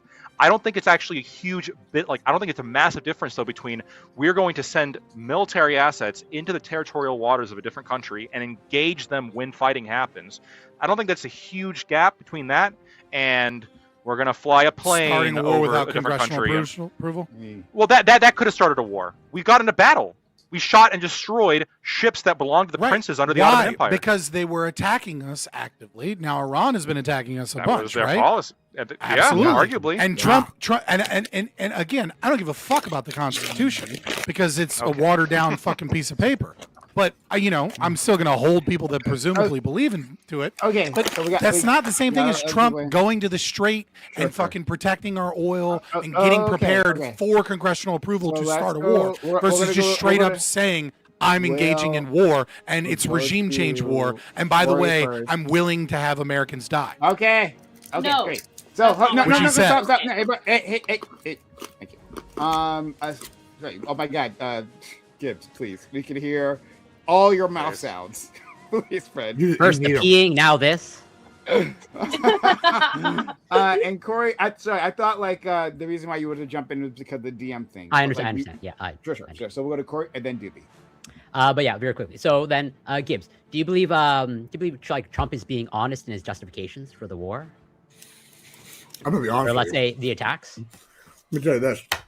I don't know whether Trump's being honest or not. I'm Okay, not what are saying- your intuitions? Are you 50? Vindicated. If Nobody you're a betting knows. man, Hold on, if you're a 'cause betting I- man, I'll give you the answer you want. You believe the words that are coming out of his mouth. Right. When he alludes to, I believe he's Okay. explicitly alluded to Iran's nuclear program. As Well, let me just mention imminent threat. Do you believe that? This will sound like a roundabout answer when I answer this, but I promise it's not. More pedo protecting. I get it. Go for it. If he was a pedo protector, he'd be protecting Muslims, dude. Not fucking. Remember. What are you talking about? Remember, they were the ones that wanted to let cousin Bobby continue to get diddled and walk away and not shoot him at the time. That was But not the anyway. scenario. That was not the scenario. It was no. As Anyway, usual, you tiptoe around. okay. Just trust me. I'm going to answer this. All right. So, I don't give a flying fuck, if you're being honest, about why we're talking about Iran.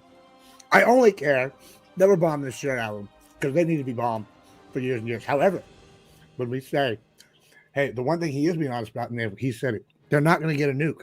They're sure as fuck not getting a nuke now, boys. Let me tell you that. Wait, so when was he being honest when he said Iran's nuclear program, I think explicitly was obliterated, quote, last year? Was that successful? Or was that waste, fraud, and abuse when that happened? Or it wasn't obliterated? Or it was or was not obliterated back then? Now we're just ensuring it was done. I don't know. It was not fraud or abuse. Was there any indication that Iran was like on the cusp of having a nuclear weapon?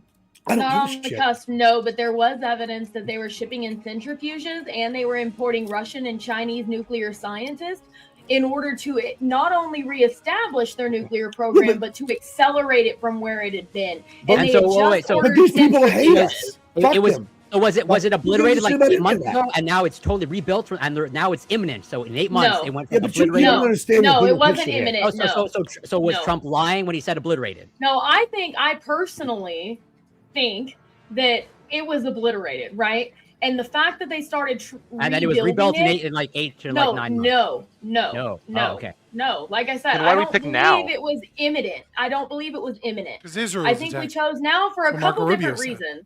So, number one, we have to do what Israel all says, of the Iranian leadership was going to be in one place at one time. So, if we struck, then great. Also, there's another reason. Israel basically told the U.S., we're doing this with or without you. We know that they're all going to be in one place at one time. We've been wanting to do this for a long time. We're doing it with or without you. I also believe Couldn't we just let them do it? Saudi Arabia, well, we did let them do it. They're the ones who took out the leadership. What the U.S. struck, but now we're involved. Sites and missile sites. Yes, the U.S. struck missile sites. They didn't strike down any leadership. We left all that stuff to Israel. Other than they that, strike some schools, or was that Israel? Who Israel did that? Yes, it's probably Israel. Yes, it was Israel. Right. Yes, it was striking a school, Scott. I mean, come on. I'm not saying that. You know what I mean? Like, but I'm just curious if we know. It's known that basically the United States was hitting the more missile sites, the missile sites and more of the military sites, whereas Israel was taking out leadership. And they said they were going to do that with or without us or not. Saudi Arabia. Wait, you said there was nothing. You said there was nothing we could do. We could leave. No, we could leave. No, I mean, I didn't say there was nothing we could do. You did say that in the opening. They were going to do that. In your opening, with or without us. No, in your opening, you said that like we would get attacked, and that there was nothing we could do. So we went with Israel. I didn't say there was nothing we could do. I didn't say there was nothing we could do. I said we would be more exposed because we wouldn't have the element of surprise. I didn't say there was nothing. What I'm saying is we could leave and we wouldn't be exposed. So we made the choice. We can't leave our airbase. We have to pick up all of the bases that are in Qatar and the ones that they've already hit. That was going to happen. You can leave a fucking base in 6 hours and fucking blow up whatever you can't take with you. We're just going to evacuate. Why? Well, we own it. We're going to leave our property, our territory. We're just bye. That's the dumbest thing I've ever heard. Let's let in. The dumbest thing you've ever heard in your life is not to be a fucking evil empire. We're going to let in. Blow it up. Don't let him have it. 1 second. We're gonna let him Doobie. But before this, you're gonna waste our shit. I want to make sure you got everything else. Hold on, he's would make infinitely more money if we pulled out instead of getting involved in another war. You're wasting tax dollars right there. Knock it off. Great. Sorry. Just want to make sure before we go to Doobie. Corey, did you get everything else that you wanted to say? I did. So far. Okay. All right. So now Doobie. And then Katie. So I just want to. So where are you getting this idea that Iran is pursuing nuclear weapons and that they refuse to stop pursuing nuclear weapons? Because our ODNI, since like 2019, has said every year that they don't even have a weapons program, that they are not pursuing nuclear weapons. Oh, here we go. The IAEA said the same thing. No evidence of a nuclear weapons program. No evidence that they're trying to make a nuclear weapon. So, like, what evidence do you have that contradicts that? The IAEA also said that they were enriching uranium at over 60%, and like I've already said, they were purchasing centrifuges to rebuild what we had already destroyed last summer. So if they're enriching uranium at over 60%, you only need 3 to 6% for energy. So why do you need 60% uranium enrichment? And that's the IAEA that you just cited. Yeah, okay, well, if you know that, then you know what they said, right? Which is that the reason that they are enriching to that to over 60%, nowhere near what they need for a nuclear weapon, by the way, is because they intend to use it as a bargaining chip. Is they intend to use it as a bargaining chip to get the U.S. back into the JCPOA, and they only started doing it after we pulled out of the JCPOA, right? And this is the same thing our ODNI has said again since 2019, that the only reason they're doing this is because we pulled out of the JCPOA, and they intend to give it over as a bargaining chip. In fact, when the negotiations were happening last year, they immediately were willing to give that up. They turn all that over to the U.S. And agree to civilian production only. Right. The issue was that the United States and Israel were putting poison pills into the negotiations to undermine them from the fucking start. They're negotiating in bad faith. Right. Israel knew that Iran would not agree to stop funding Hezbollah and Hamas and the Houthis. They knew they would not agree to give up their ballistic missile program. They knew that they would not agree to give up all their enrichment, including civilian enrichment. These were poison pills that were intended to scuttle the negotiations. It's just why they were fucking bombing them in the middle of the fucking negotiations. So, like, it was all bullshit from the start. And again, there's no evidence from anyone, anywhere, since 2019 that they are trying to build a nuclear weapon. In fact, the intelligence that we have is that they shut down the nuclear weapons program in 2003, and they have not restarted it since. So why? So how is this imaginary program a justification to bomb them? I have a hot take. This is a real hot take. All right, here's this. I hope, I pray to God with every fiber of my being. Like I want y'all to know this is my deepest desire. What I'm about to tell you. I hope to God hookers and blow. No, this is actually higher than that now. This is my newest, greatest desire. All right, so I would. It's number 2. All right. I hope it comes out that they knew from day one that they weren't making no nukes, and they were using this negotiation to bamboozle them and to find out where the leadership was. I hope this has been plotted all the way back from when Trump did this, and we've been fucking planning to get him, because that would be based as fuck. And I hope all you little whiny sissies that hate America sit down and suck on the knowledge that y'all got bamboozled. That's what I hope. I hope it was fake, because I don't trust the IAA. I don't trust the FBI. Fuck these sons of bitches. Who do you trust? They hate our guts. I trust my gut. And my gut says they hate us, and it's time to bomb the shit out of them. And guess what? They're friends with all our enemies. So sorry if I don't give a shit that our enemy died. Oh no! If you had like any kind of like sense of morality, right? You'd also be literally whim worship, right? Because like, so if it's true, that the United States government is covering for the Epstein class and their fucking child sex trafficking rings. I don't give a shit. I don't give a shit. I know you don't care. I know you don't care. Hold on 1 second.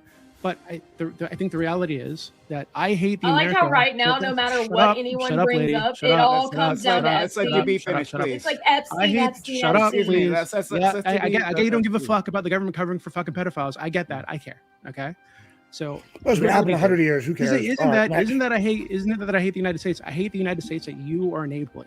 I hate that you're enabling all this evil shit that our fucked up government does. I don't want to be that United States, right? I want us to be better. Let's go. Bad news. It's never happening. Might as well win. All right, like. Let's go to Katie. Go ahead, please. I don't know if you can hear me though. We can. Yeah, you're much clearer than Gibbs. Wow, the bar is low. She's not mumbling everything. I lost my voice, so it's like it's even worse than usual. I'm actually gonna join.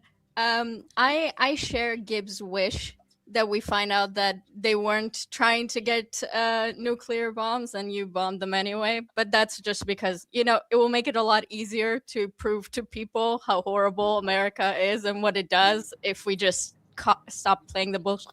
Stop playing the bullshit. Bro, we could bomb half the world and we'd still be better than fucking Iran. Like, let's be honest. Facts. I mean, like, look, don't get me wrong. America's evil. I'm not for the American Empire, but like, come on. That person. No, compare the fucking death tolls. Like, no, like we've hold on. The only difference is the difference in power. America slaughtered thousands of people. Just keep it doesn't mean far less more harm evil. to the world than fucking Iran has. Like, it's just a reality. Yeah, because that's a difference in scale of power. That's not a difference in morality. It's a skill issue. It's a skill issue. That's what it is.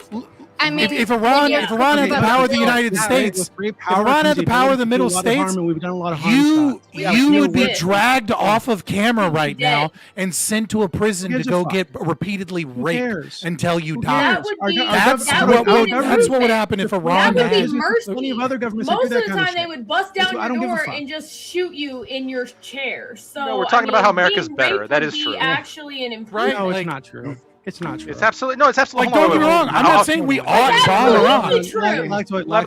Let me make my position clear on this. Go ahead. Well, real quick, Dewey. I just want to make sure my position is clear. I disagree with this action by America. I don't think it's a good thing to do. But if we're talking about comparing countries here, America is far better than Iran. Right. Like, it's not even close. By what metric? By what metric? Can I? By the metric of all Literally that is all good and kind. You pick one, We don't Doobie. slaughter You tens pick of one. thousands of people in the streets metric. How about that one? I mean, literally, so Doobie, when you we could pick slaughter, one. When we slaughter tens of thousands of people, we do it in another countries, so that's way fucking better. But to be clear, there's no evidence, by the way, that they've You killed pick 30,000 one. Pick a standard. protesters. That's a lie. That's Pick a fucking standard. obvious propaganda. You Obvious pick a propaganda standard to that's compare being pushed Iran by and fucking America Saudi to. Arabia. Wait one second. If you look at the news, Just paper, pick one. quote, Just pick a please shut up. standard. Please shut up. I'm talking. Pick to any this woman for a standard. second. Okay, I stop. can You're just absolutely- repeating you yourself wanna like a I want- fucking parrot. I Shut up for a want- second. I want Doobie to Hold on. Yeah. If you look at the If news, you just point out, now I want to go to Katie. Okay, all right. So we gotta Just pick we one. Interrupt her. So, Doobie, finish your point. Just pick one. Just pick one. I get it, Scott. Scott. You said that like 10 times. Shut up. So, Okay. lady, Yeah, I get it. You won't if answer. you look into the source of that 30,000 dead claim, it is a newspaper or a media organization that is owned by fucking Saudi Arabia, who's conveniently Iran's rival in the region, and has been given $250 million by the Saudi government. Hey, why don't we have accurate reporting in no Iran? Based. Could it be because they kill all journalists What do you think that is the real disagree figure? with the Do you think Iranian it's regime? 10,000 instead of 30,000? There Is is that no better? evidence that they've killed tens of thousands of people whatsoever. You think That's it's the so? You claim think that it's what, they like put out. 1,000, They 2,000? You don't think they killed claim with anybody? no evidence that it comes from Iranian officials. No fucking they just say it and it gets regurgitated all over the fucking place. Now I'm Hey, curious. how come we don't have accurate reporting there? How come we don't have accurate reporting there, Doobie? Could it be because they kill journalists that report on anything negative the Iranian regime is doing? the internet off Guys, so that you can't get out I'm accurate curious to see if you applied the same level of rigor to claims that came out of Gaza, the death tolls. Because I'm sure. But I'm asking just you, based on you your seem personality, very that you were certain. doing the same thing I'm doing right now. Oh, can we verify the death tolls? You have But stated with Iran, you just for sure- regurgitate whatever the fuck they say, right? No, you have stated for sure that my tolls are incorrect, right? I said tens of thousands. That could be 10,000, 20,000, 30,000. You said it's It's not even absolutely okay. not, which means you Where are you think getting the it's claim for less than 10,000? 10. So go ahead and you tell me, since you say my figures are You wrong. made the tell claim. me, Okay, where tell do me, you think where's the evidence that they've killed 10,000 people? the evidence is in the actual body bags? They ran out of body bags body in the bag? No, they hospitals didn't. in Iran. No, they didn't. You just made that up. In some of the during the protests that were happening in like December-ish, they were running out of body bags at some of the hospitals trying to bag up people. They were being shot in the streets. Okay, did you know that during these protests, actually when they actually got violent, right? Because initially they weren't violent at all, and the government was actually negotiating initially they weren't. with negotiating The with negotiation was they offered them negotiating $7. with the protest leaders, right? Initially, and then they got violent like a few days into them, right? And if you look into this, Mossad was posting on fucking Twitter that they're on the ground in Iran, right? And it's been known for a long time that Mossad has hundreds of Mossad agents within Iran that were working to destabilize the government, right? And there are many reports from Iranians. I know you're going to say that they're like shows for the IRGC or something, but from Iranian citizens who said that there were people, foreigners who came in, were giving people weapons, paying them to kill police officers. They beheaded police officers. They set a fucking hospital on fire. They were shooting protesters and police to try to start chaos in the fucking streets. So this to me stinks of a fucking Mossad operation and probably CIA operation too, to foment a revolution, to create a revolution, right? By just killing all kinds of fucking people, starting fucking chaos in the streets. And it's true that Iran had to use violence to put those people down. But right now, there's no evidence, and I've looked, there's no evidence that they killed tens of thousands of people. That's just a claim that comes from Saudi Arabia. It's not at true. least 7,000 confirmed. Where's that At from? least 7,000 with poor reporting. I hope it wasn't CIA. That'd be based. Do you genuinely believe that the Iranian regime's hand was forced to kill its citizens, and that without that they wouldn't? Hold on, Scott. You gotta hold on, right? So I'm gonna just get the one thing quickly, and then I gotta go to Katie. Okay? No, stop. Wait. We gotta jump in, all right? So, but we're just curious. Where'd you get that 7,000 number? And then we can move on. At least 7,000 confirmed by, I believe, the Islamic regime. Where did you get that? No, number? hold on. Their numbers are I'll 2,000, pull not up the 7,000. exact source. Give me a minute. They're putting it at over 3,000. So Their numbers are like somewhere around 2,000 to 3,000, not 7,000. Yeah, but okay, there are some They some, were forced to kill thousands of their There's own some- citizens by their admission for protesting. hold on. Apparently So they she's were forced to let kill me help. Let me help. thousands of their own citizens. Moving on. Let me help. PBS. I'm pulling PBS is the off the source. top I of my have. head. I'm not looking. So things it's up as I she's go. referring to HRANA. I don't quite know what that stands for, which is a human rights organization, NGO, U.S. based. Obviously, got to take it a little bit with a grain of salt. You But trust they're the putting NGOs? it. They're putting it at over. NGOs have some problems. True. They're putting it at over 7,000. The official government numbers are 3,000. I do think it's a little bit fair to acknowledge that it's probably higher than that, right? I mean, do you really trust Iran? No, I don't trust either side. Both have an incentive to lie. To lie. But if they acknowledge 3,000, if they are saying that's the It's no, hold just on. true, Scott. If they acknowledge, right? Like, yeah, Doobie, you have if to they acknowledge acknowledge, on both sides. if they acknowledge 3,000, then at the very least we know this is the floor, right? Because they're not going to acknowledge anything more, than because they're just not going to, right? Because they're going to pick the number that suits them best. And if 3,000 they're already willing to admit to, we can at least estimate that it's going to be more than that. Hold on. But Well, like to be clear, potentially double that's not crazy. To be clear, my understanding, and I might be wrong, what I but said, my yeah. understanding is that 3,000 that they put out is includes police, includes soldiers, includes nurses and people at hospitals who were Only murdered. about 207 military government. This says the Wait one second. Who were murdered by what they say is foreign Friends actors of who came Winter. into the country to spread chaos. Right. So it's going to include some of the protesters who they say were murdered by those people. So and also some of the criminal gangs who were using weapons given to them by those foreign actors and were paid to kill police officers and protesters. Based. This is a direct quote from the head of the judiciary of the Islamic. We'll get that direct quote later. We're gonna get stop it. We're gonna get the direct quote later. No more. Thank you. All right, I'll let you guys go on, please. Katie, go ahead. I have a question for. Is your username Lady, or do they just keep calling you Lady for no reason? No, he's just calling me lady for no reason. Yeah, I'm Okay, calling can her Lady you- for no reason. Stop. You sexist pig. It's Oh, really fuck you. weird. Her name's not on the screen. I'm not going to look it up, okay? Abers. I don't know who the fuck Abers. the Abers thing. ABBERZ. Abers. Now I see why he likes Iran so much. Okay. I actually. Sexism. Fan of women's oppression, I guess. I actually want to. Fabian, I actually want to answer your question. I do think that domestically, Iran is not very good for its citizens in a lot of ways. And I think at least I'm going to say something and hopefully we can move past that. In my opinion, if you're white in America, you definitely have it better than if you are a regular citizen in Iran, at least in terms of governmental oppression. Okay? So in that metric, I would agree with you that living in America is better for some people. But not black people though, right? They have it worse. Yeah. Is there a race you would Blackoid. pick where it's worse to live in America than it is in Iran? Do you want to talk about it? It's worse for amazing women in that general? even you whined about how no one would give you a metric, and then I give you a metric, and then you want to whine about that metric. I'm going to finish. I'm my asking point a now. clarifying I'm going to finish my point now.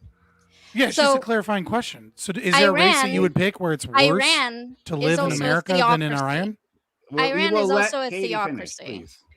Iran is also a theocracy, and America, well, a lot of Americans would love to get there. It's not currently the case. So I'll give you that.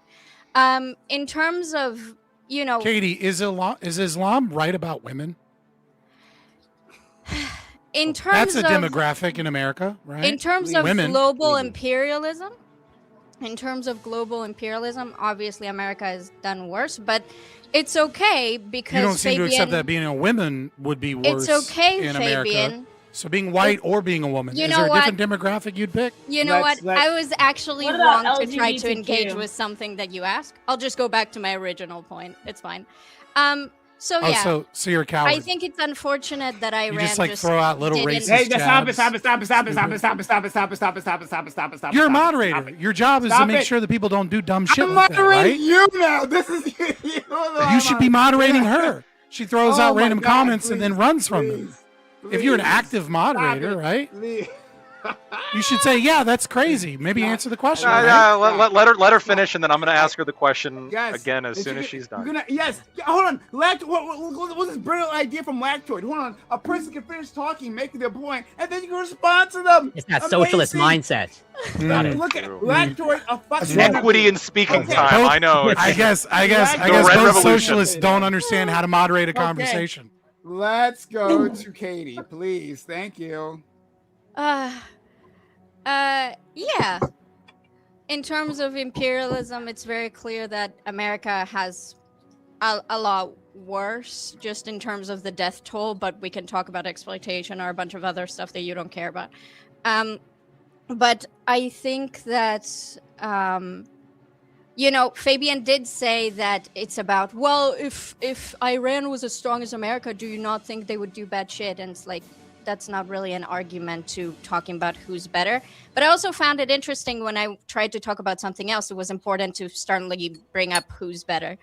I do find, and another thing that I wanted to say is that before I joined this panel, this entire panel was talking about how America is lying, how the FBA is not trustworthy because it was covering Epstein. I believe that was Fabian's point, how Trump is inconsistent, how the entire administration is completely corrupt and in a pocket of, I don't know, pedophiles or whatever.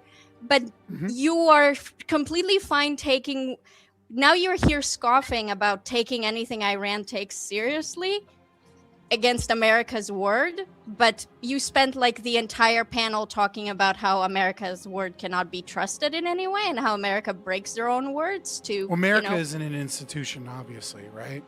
You made like 7 or 8 points, so I guess I might as well get to them, right? Or in fear of being moderated further. So first and foremost, let it be known that you did indeed run away from the conversation on highlighting that it is only, or it is somehow preferential only if you're a white man in America than being in Iran, despite the fact that you also ran away about the concept of women, because obviously it's better to be a woman. Have her answer the question. Wait, before we move on, can you please answer that? I'm really curious, Kitty. Which race do you think has it worse than the people living in Iran? I don't know if you noticed, I said one criteria, and that was for white people in America. Yeah, she won't. I didn't say. Yeah, she won't answer. You're a coward. You're a coward, and you're not here for debate. Wait. Here. Well, how many opportunities are you going to give her to just good cop, bad cop, blah, Scott? Blah, blah. Listen, like at a certain point, you should just ignore her for being a retard. And no, I want to. Please. Oh, is that offend you? I don't know. Maybe worse things would be said about you in Iran. Hold on, Scott. No Scott, Iranian chill. ever went on. Oh my God. Online. I've talked to some Iranians. Don't worry. Katie, we don't talk like you. When you say, well, the white men have it better than those living under Iran, the implication is that there's some group of people that doesn't have it better in America than living under Iran, right? Would you agree with that? You said one criteria. I picked the easy criteria. Do you want to now discuss who has it better in Iran than America? Yeah, who has it better in Iran than a different racial group in America? That's her criteria, right? Her criteria is a white man, right? So in the comparison is it's better for a white man in America than it would be for a white man. I said that domestically. I disagree. No Iranian ever told me that I can't apply to their college. Okay. Anyone actually? Okay, good. Anyone actually? What do you mean? You're running like a dumbass from the fact that you tried to make it a racial thing, and then you said, and then you want to blame other people and try and hint at that it's actually our obsession with race. Like, no, I'm not going to let you scroll and run away from this.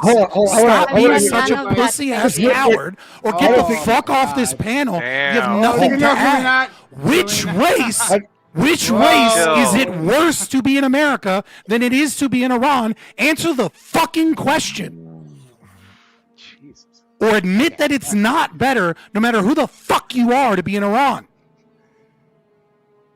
Pretty bad to be a human. Iran bad does not mean America good, you dumb bitch. Okay. Answer the fucking question. Can you stop? Oh, bitch is a problem? They would rape her in Iran. Please.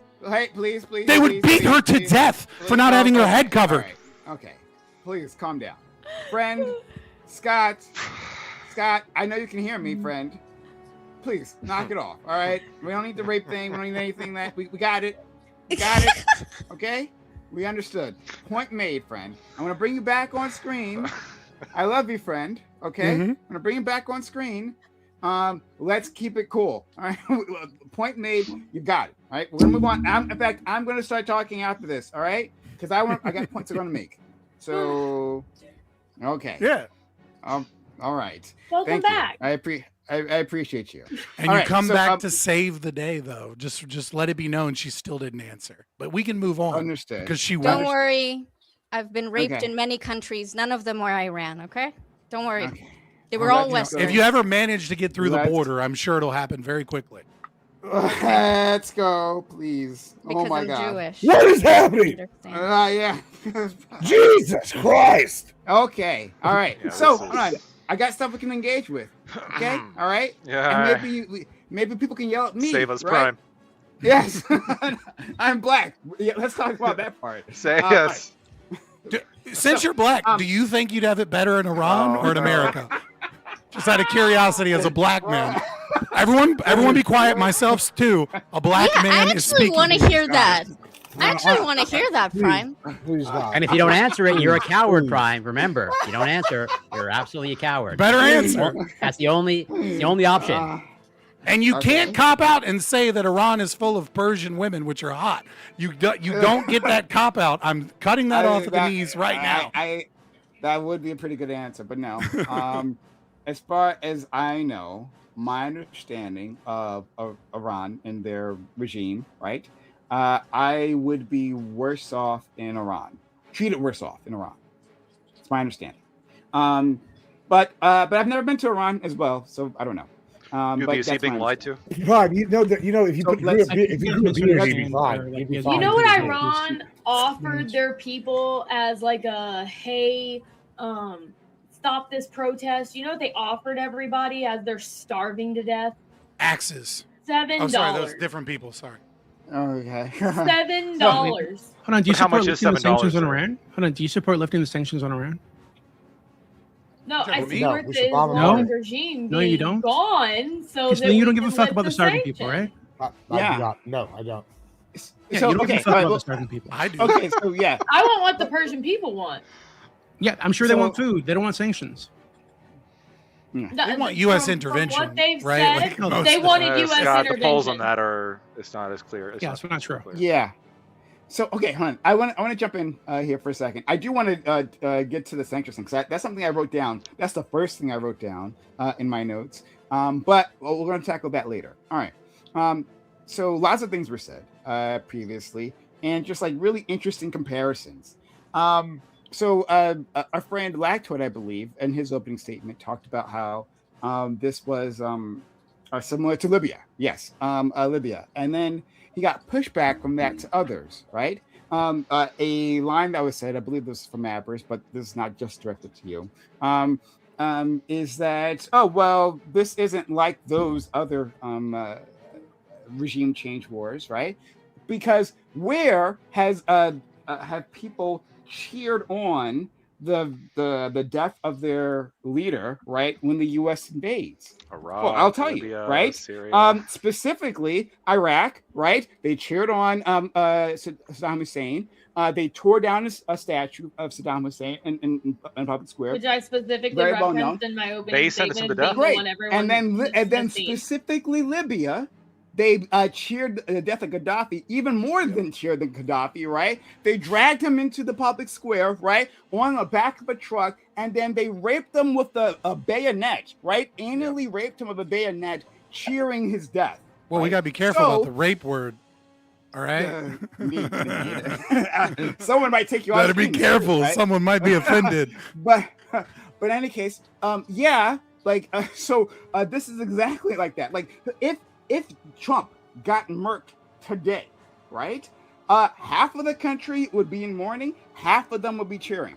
That's what's happening in Iran right now. Half of them are mourning, and then another half tore down a statue of Khamenei in a public square. Half of them are mourning. Well, I'm sorry. To be Yeah, clear. We don't know. We don't know what the percentage hundreds is. of thousands of people in the fucking streets. Like it's not like as wide. Yeah. This idea that they're all like happy that he died is ridiculous.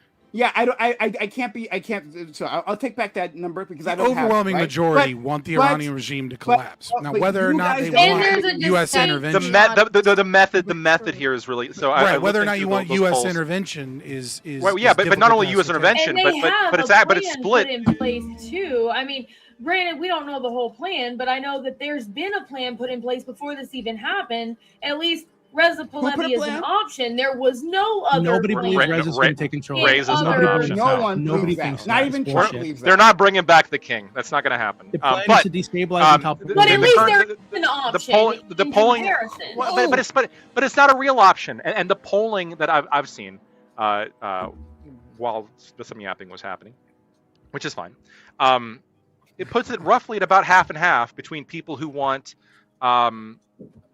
like a violent overthrow of the regime and people who don't. And those people who don't, there are large segments of the people there that would like a gradual sort of democratic shift away from the regime.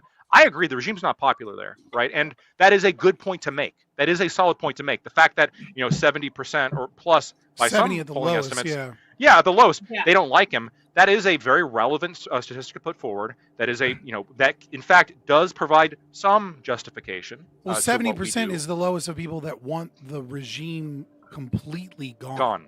Not just Right. like reformed or like want a different party in power. Right. And the only reason why I think that this nuance here is important is, like, I have also said I strongly do believe in the right of the people to have self-determination. And the fact that so many of them live under a government that they don't want is relevant to bring up and is some justification to overthrow them. Now, is it enough justification to overcome all the plenty of criticisms that have been levied thus far, which is we don't even fucking know what we're doing. We don't. Yeah, 100%. Reza's not an option. Yeah, there's right? no We plan can't- for after. There's no plan And for I think after. there's We've done this also- before. I Also, think I the feel like yes. Iran already had a plan. The regime already had a plan for this guy dying. So he wasn't a young, like, lively guy. The guy was old as fuck and kind of ready to go. So, like, the regime already has a plan for the. And if the regime doesn't have a plan, all we did was create another vacuum in the Middle East for some terrorist regime to come take over, kind of go crazy in the Middle East again, and now we have a new problem. So, like, what are we? We're either instilling the new Shah like we did in the 50s. We have another Ayatollah coming up, or we have ISIS or Al Qaeda coming to take over. What's our actual plan? But that's a Who good knows thing, what's though. coming? That's a good thing, though. Like, y'all act like that's a That's bad a good thing. Yeah, it is a bad thing to have Al Qaeda have Iran. Yeah, but that you want they're weaker. imperialism to go, but if you're not, well, like, the fact of the matter is, you're not going to do anything about it. You're just going to sit on the sidelines and cheer, which is like, Good. all right, fair, I get it. But then, like, where's the It's like positive? this. Where's the Yeah, positive so outcome world. for you? Because if we They're go weaker. into more trillions in debt because of another war, I don't see how this benefits you outside of your stock. Or check this out. Check this out. We bring production back to America. We build more weapons, and clearly Russia and China. We're not going to do it right now. You can't. Oh, so the Iraq War was a net positive on our budget? We're going to bring up production in America I think right it has now. been net positive on You our think it was? Yeah. It was net positive overall for a foreign power So, projection. Yeah. Overall, you think I it was think- positive? Yeah. I think now Bush I is $2 trillion personally really helped will us. say, Yeah, our if $40 this trillion turns into a fucking debt 5, really I needs think to we go have been over. 100% war, vindicated now. It's They wrong. look like the It'll ruin fucking Trump's roasted legacy. honorists. That's what they look like. We should make George W. the next prophet because it was vindicated completely by Trump with George Bush hates what he did. George Bush spends most of his time painting the faces of soldiers that died because he hates what he fucking did. He has a heart. So he's not he was vindicated. right. He's on He our is side at vindicated. this fucking He point. was wrong. He's just He keeping was his fucking wrong. mouth shut because he doesn't want to lose his fucking money and connections. It's sad he had to kill some people, and I'm sad, but glad he feels bad about it. That shows you he's a good man. But What the fuck did we gain? I What the think fuck the did we real gain? point here, I think the Oh, real a point here destabilized is Middle that East. They're weaker. if this We're better does than the turn bad in, parties. if this, like you Weaker say, does- what does if that you do for all us? say, if it turns out like you say, and it's going to turn into Iraq all over again, and we're there for 5, 10, 15 years, you're right. You're right. It'll ruin Trump's legacy. He's done. Even Fuck him, who his cares? legacy. But- Fuck Fucking care about his legacy. But His legacy if is he, pedophile if he propaganda. goes That's his fucking in legacy. and he gives the Persian people what they want, which is regime change, and then gets the fuck out of there, That's a different story. How are we gonna just change the regime and get the fuck out of there without being there for multiple years? Because in order to instill a regime and then make sure that it stays existing the way that we want it to, we are gonna have to be the ones to monitor that shit, right? We don't know what the popularity is. All we know is that 70% don't like the current regime and want to see it go. A large segment of that want to do it democratically. We don't know what the sure, but we don't know what the popularity is of what potential other government exists. We just don't know. Right. So it doesn't matter what the popularity is unless we're there to instill that there's a vote. No, I know. If we leave, it's just another Ayatollah. I'm with you. Oh, sorry. Gibbs, I got you. Listen, Gibbs said something. Gibbs said something that was honestly just true, right? And I feel like we should acknowledge it because I feel like we get into this concept of like what it is that Israel wants and power dynamics, and we forget the main fucking reason that we are always in the Middle East. And people go, oh, it's a war for oil, it's a war for oil, it's a war for oil. It's not about the oil itself. It is about the fact that the US dollar is stabilized by OPEC plus. And BRICS is a direct threat to that. And it is important to recognize that as we have our $37 trillion in debt, and as we have rampant inflation, and as our credit agency ratings from certain international banks are beginning to lower, that the one thing that we can do to offshoot all of our inflation to the rest of the industrialized world is destabilize nations that are not involved in the oil trade via OPEC plus. Right, which is Venezuela, which is Iran, which is Russia, which is in part Syria through Russian natural gas situations and potentially through Ukraine. And it just so happens to be that bombs are popping off in every single region that would be necessary to maintain the stability of the US dollar so that we can continue to offshore our inflation. That is why we are there with Israel. We're not there because we have to suck Israel's cock. We're there because it is a symbiotic relationship at the expense of everybody in the world, at the expense of the American citizen, the Israeli citizen, and the Middle East. And it's like, when you ask, what do we gain? Look, I don't like this answer. I think it's fucking evil. And I think what America is doing here is evil. And I would rather take the hit on inflation and have a stable fucking dollar by pulling out of these countries. But when you ask, what is it that we gain? What we gain is destabilizing BRICS. And when we destabilize BRICS, it maintains our dollar. I do want to add that. Quickly, I want to ask the question to Katie. Oh, yeah. So just one thing to add to that. This is why when I say Bush is vindicated, before that, there was another power rising. It was the Ba'ath Party. They were in Syria, Libya, and Iraq. Iraq had the oil reserves in the military. Syria, Libya had decent militaries or whatever. But then they also had the power across. They're going to create three countries. Libya was forming their own African currency. They were outside the standard banking system. This was an existential threat to Western economic system, right? And guess what we did? We took them out. Now, that was one threat which empowered Iran, but Iran and BRICS is weaker than they could have been. So it's like you take these out domino style. So I want to test. I just want to make sure I'm using the right mic. You're good. You're good.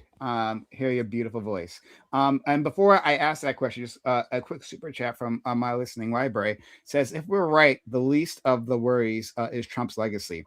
The potential loss of thousands of young men and women is the worst case. Absolutely. Right. Absolutely. Like that is the worst case. Fuck his legacy. Fuck that. Yeah. The worst case, the worst case is falling in like 200 years because we didn't handle it now. That's worst case. Okay. So I want to. That's exactly what I meant by ruining his legacy. That's exactly what I meant. It's worst case scenario. Thousands of people will die. And here, I know this sounds like a kind of like bitch thing to bring up, but also the trillions of dollars. That's also, relevant here. Yeah. It's a very relevant thing as well. Because who's going to be paying for that? Us, right? And our children. Right. Very high risk. Let's go to our to Katie. Actually, so I want to dovetail off of what Scott said. Right, Scott's talking about like what the U.S. gets out of this. Right, and I think it's like, it's something that's like never reported and talked about. Right, like the petro-dollar. And its impact on our foreign policy. Right, like that. It's like it's part of like a shadow foreign policy that just like doesn't exist. We just don't interact with, right? It's like freaking dark matter, right? We know it's out there, right? But we can't measure it. We can't see it, right? But like it affects everything. So anyway, So there's that. Wait, what do you mean, Brian? Wait. Gibbs Every is the week, meter. every week, Gibbs I come is on the here meter and talk to which about we measure. the petro-dollar and the American military industrial complex and using that shit every fucking week. And he's like, I don't know, it don't matter. I'm like, No, I'm sorry, friend, not for you, not for you. The friend. proverbial we, not necessarily you specifically or us on this panel. The In royal an American political conversation, Yeah. you very rarely hear Never the discuss. petrodollar We are- brought up. hold on, But we it's are one of American the most political important conversation. aspects to these wars in the Middle East, in North Africa, in Eastern Europe. And so the thing that I want to ask Katie is the other side of that. So I acknowledge which everything you said, Scott. However, Israel's getting something out of this as well, right? Yeah, I said it was And, symbiotic. like, I said it was a symbiotic, except They get to it become just a- doesn't I know, benefit. friend. We said Friend, it as I well. know. I'm like, I mentioned that as well. Yeah. Scott, chill. Friend, I know. chill. This is not. It's not in opposition to what you're saying, right? I just want Katie's opinion because she's Israeli, right? Which she likes to forget. But I'm curious as to like as you see, especially like what's happened. I'm not sure if you have any insight into this because maybe you're not watching it. You may not be looking at this, but like if you do. If you give us any insight into what's happening in Israeli press, because I find Israeli press is extremely honest about the things that happen, especially when it's in Hebrew, but they're not so honest when they're talking in English. Like, what do you think Israel's getting out of this? Or the history of Israel wanting to attack Iran? If you know any of that, I'd love for you to share your insights. I mean, I can give like a brief of my understanding if that's what you're asking. But Israel, so when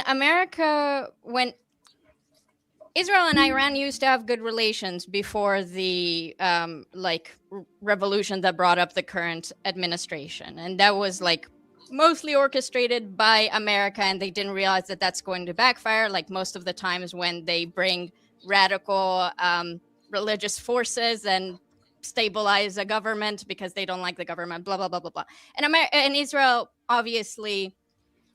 I'm sure Israel has helped with that too. But the point is that then the current regime came up, and the current regime doesn't like Israel very much for some good reasons, some less good reasons. But Israel has wanted to attack Iran for a really long time. I actually had a friend send me a message about how Israelis are now in shelters. For example, I talked to my parents yesterday, and they're sleeping like in the safe room where I used to sleep. So that was hilarious. Because they're in my room. Anyway, but the thing is, like, no matter how much Israelis are going to be upset about what Iran is doing, like even my dad, who's considered like an Israeli peace leftist kind of guy, like a doobie type, like he still thought that Israel should have attacked hotter in Iran like the first round. You know, like he said, hey, if we were going to do this, then we should have gone all out, but not like this half-ass shit. So, like, for Israel, this is great. Israel has wanted a different regime for a very long time. To be fair, America wants that too. It's interesting, you know, what you were going to say about the sanctions, because, like, we don't actually know how much it divides in Iran in terms of how many people hate the fact that living in Iran sucks, like economically, how many people are upset with the regime because of the political oppression and stuff like that, suppression. And so it's interesting that America probably could never elevate the economic conditions in Iran without changing the regime. But a lot of people want the regime changed, not because they necessarily mind the government as much as they, you know, when it sucks to live somewhere economically, then you hate the government. Like people hate the government of Israel for the same thing. Hate is a strong word. But I'd be interested in what you were going to talk about in terms of like the sanctions. Because I think that when Avarice brought up that the Iranian government offered like $7, that's because, you know, they're choked out pretty hard because of Western sanctions. So like, would you prefer Avarice? Yes, you had any insights? Do you have any insights or just material conditions, Marxist nonsense? So Avarice, I'm just curious if you could answer his question. Would you prefer to just? Would you have preferred to elevate the sanctions and maybe try to to just do the attack without the sanctions, or do you think the sanctions failed and that's why there's Okay, so she doesn't like have any the- I insights think the again. sanctions She's just failed. here to be moderator now. You think the sanctions failed? In what way? I think the sanctions were an attempt at diplomacy plus pressure, right? Without military intervention. And they failed to the point that the Iranian people were starving, right? And the regime still didn't care. They didn't care. They weren't willing to budge. No matter what was done, the regime was willing to starve out their own people, their own citizenry, to stand by these specific things that were put in place, and they wouldn't budge. So, you know, at the end of the day, military options may be necessary. Sorry. So, could you help me out with this, Abers? Could you help me out? Like you're saying the sanctions that have been in place for quite a long time failed, right? So the sanctions, the point is to put pressure, and by that I mean like deny economic activity, deny services, right? And eventually start denying food. I'm not sure how hungry people are. I'm not sure about that, but I know specifically the economy is like shit, right? But like that's what the sanctions. I mean, the purpose was completed there. They actually accomplished that. However, right, you're saying you want to put pressure on the regime to do a thing, right? And the thing that we wanted was that they don't have a nuclear program, right?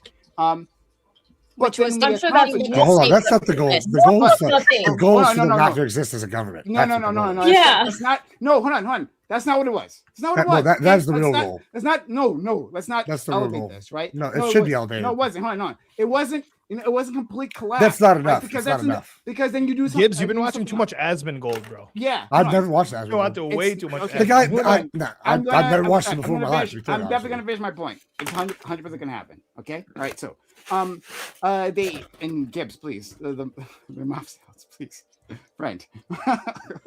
I love you, buddy. Anyway, back to it. So, the sanctions were in place, right? But then, of course, Obama put in the nuclear deal, right? They got into a nuclear deal that Iran was following. By all measures, Iran was following that deal, right? So the big threat that people were worried about, Iran getting a nuclear weapon, right? Which would be so much worse than anyone else having a nuclear weapon. But Iran getting a nuclear weapon, that was neutered, and it was watched over not just by the United States, right? By the European Union, by the UN, right? By, I think China and Russia might have also been part of it. I think at least China. They were all a part of this, and they were watching, and they all attest that Iran was following the deal.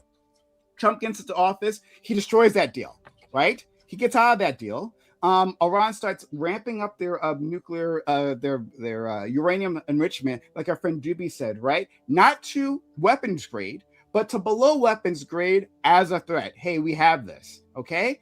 Then Trump gets back in office, and he's like, you know what? Why hasn't anyone made a deal with the Iranians? Why hasn't anyone thought of that before? Let's go to the negotiating table. So like, it's weird when you tell me or tell us that like the sanctions didn't work. It seems like they did. It seems like we had a plan, right? Like literally an agreement in place that was being followed, and then we blew that up, and then now we're taking the most expensive option, which would be an invasion. Correct? No, incorrect. Hot take. Everybody that was a fan of that deal should be taken out back and be shot as traitors of the American government because they are in favor of an evil empire, and that's fucking Iran. Like, that is traitor. That's outrageous. Yeah, man. Y'all are all traitors to America. Everybody y'all that are sitting here saying that deal was anything. These guys touched our boats. They took American citizens. You don't remember? That's why we had the deal. The Navy does not like it when you touch our boats. That's the real reason. Wait. That's the real reason. No. Not one of you. No. Let me finish. Not one of you traitors. Oh my God. Not one of you traitors simps have mentioned that they had American hostages the entire time before that deal was done. They had American hostages, and Obama and all them were like, "Oh, I'm going to play piddly dicks." I don't want to hear none of this bullshit. It was pussitis, and it was traitors. Fucking. Wait, hold on. I actually might know. When did they have American hostages? With the boats under Biden. You remember this shit? What was Poseidon? Poseidon was having a deal. Off That was the the coast. Poseidon. What's the little when river do we know that we cutters. succeeded? When do we know that we succeeded? Because to Bam's point in the chat, Bam wants me to read, and I will read. Bam's point in Venezuela, we got rid of the one dictator. We kind of just we didn't change the regime though. It's the same regime. It's the vice. Good. Now They we got work rid for of us this now. dictator. What does success even look like? Success doesn't look like killing one person or catching one person. That No, doesn't mean success looks like them doing what we tell them to do. That's but what they're it means. not One doing what we person? tell them to do. That's They the took issue. out like Well, then we 40. just kill them until they do tell them. No, We I'm find just someone that does saying. that. Wait, they took out It's 40. not one person. It's like 40. Yeah, you just keep population. you just keep Out taking of it out so the 90 guy gets million in the people, power do you that just doesn't want to keep get Iran shot as a and small teams out of country? here. Leadership Iran and is 90 million Venezuela? people are different. Do you think Iran is Venezuela? Do you not think that the regime that regime specifically that has proxies all over the fucking world? Apparently, it doesn't just have proxies in the Middle East; it has proxies in in South America, everywhere there's proxies. You don't think these people had a plan for this? No, right? No, we're done there. We took out 40 people, guys. What happened to those That's proxies? it. What We happened to their won. proxy? We're What happened to done their proxy? now. We What took happened? out Saddam. What happened to We're his done now. hold on. What is success? I need to know what success hold on, looks You're like. Lebanese, so you follow the news over there, right? Hey, what happened to Hezbollah's head of Hezbollah 10 minutes after he said they declared war on Israel? Can you tell me what happened to him? Oh, he got bombed. The fuck! Yeah. So I don't want to hear Okay. shit. Just hit him with the bombs till they stop bombing. Wait. Yes, he got bombed. They got bombed by a country that apparently has the ability to input bombs into pagers years in advance. And apparently there's reports coming out that they were able to spy in on Iran's highway traffic cameras. I'm glad we picked them as our ally then, and not Yo, the bitches. the that are fucking pager losing thing to them. is you like think the most minimal damaging this is thing a people that once that's ever again, happened in I'm not even turning this into like It an is ally or crazy. whatever. But if the same tactics were used by the other side, they're terrorists. We can just admit now that the terrorism thing means nothing, right? And we can admit that we're not doing this for any protection of our own. There was no protection. There is anything. We're doing it for a regime change again because we want to flex some power. But then flexing the power costs us a lot. It costs us lives. It costs us money. So, like, once again, what does a win look like here? We don't even get the regime change. We didn't even get the regime. Yeah, no, but you're not gonna drop a bomb and get a regime change. But like, Gain. God, dude, I can't do anything right. Or change your mic. I just hear raw, raw, raw. But we Cam's can looking good, though. So like, Cam's get looking your point good. out, huh? Just get Cam's your looking point out good, yeah. while you're working on that, and then we'll. Either one or the other. Just someone tells me what success looks like. Just get your point out, and we'll go for it. Total destabilization. Okay. That's what it looks like. I'm just pointing out the fact that you're not going to be able to get a regime change just for that. Let me fix it. I can't do both.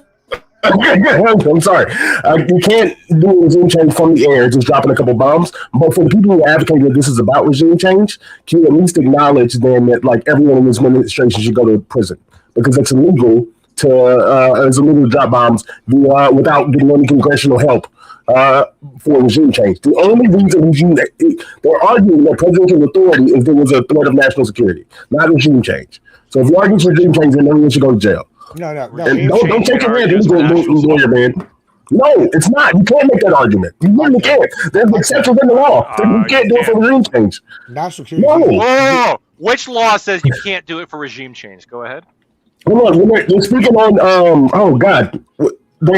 I'm about to say Trump said it out loud, and I think they even made. They ended up. Someone had to come out and make a statement against it. They're like, no. This isn't in regards to regime change. This is about like they stating it's not. So either they're liars or they deserve to go to prison. I argue both. Hold on. They may have said like this isn't really about regime change. I don't know if that was a statement. So I'm lying asking scum. you what law indicates. No, that, stay to that part. No, let's move to the first part. And then we'll go to the second part.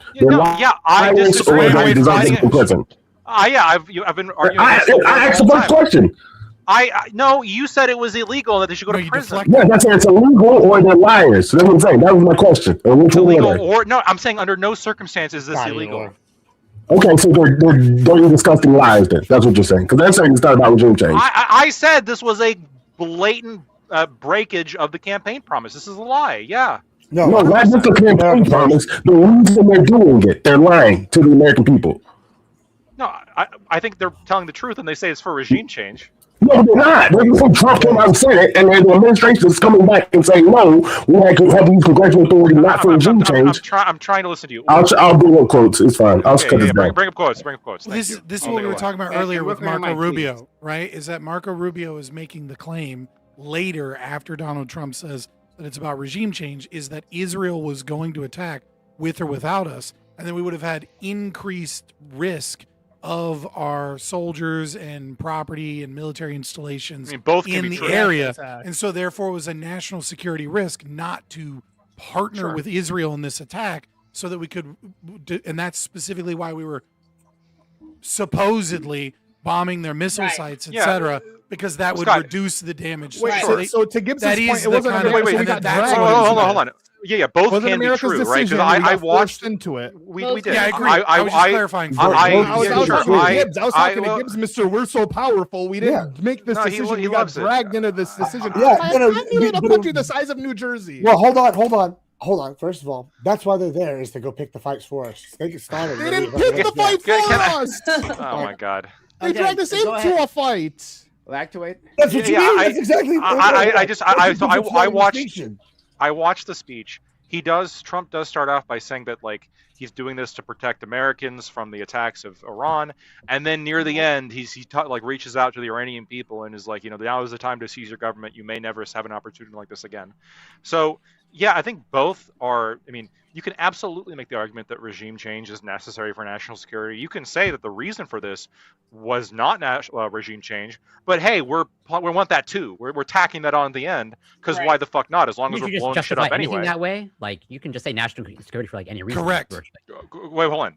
I'm from a purely legal point of view here. I am telling you, this tends to be the case. This was Obama's cited reason when he blew up shit in Libya.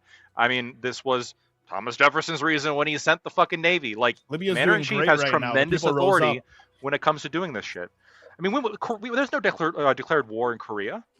Is this any better? Or is it much better? That is a lot better. Much better. Much better. All right. I hate you. Slowly but surely making improvements. Yeah.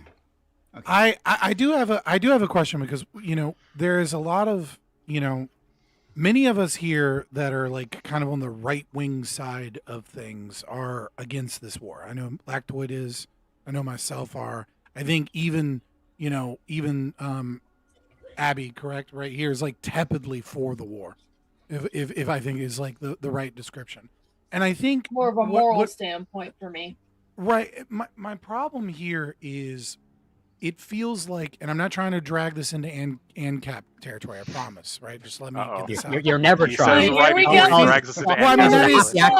That's my primary goal is proper philosophy that I believe is that, right? So I mean it's gonna go there sometimes, but I'm not trying to drag it there. But I simply ask this, which is philosophically speaking, when we were talking about the justification war, it feels like we've gotten into this like who's lying? They're all fucking lying. Okay, that's fine. Like let's just put that on the table. They're all fucking lying.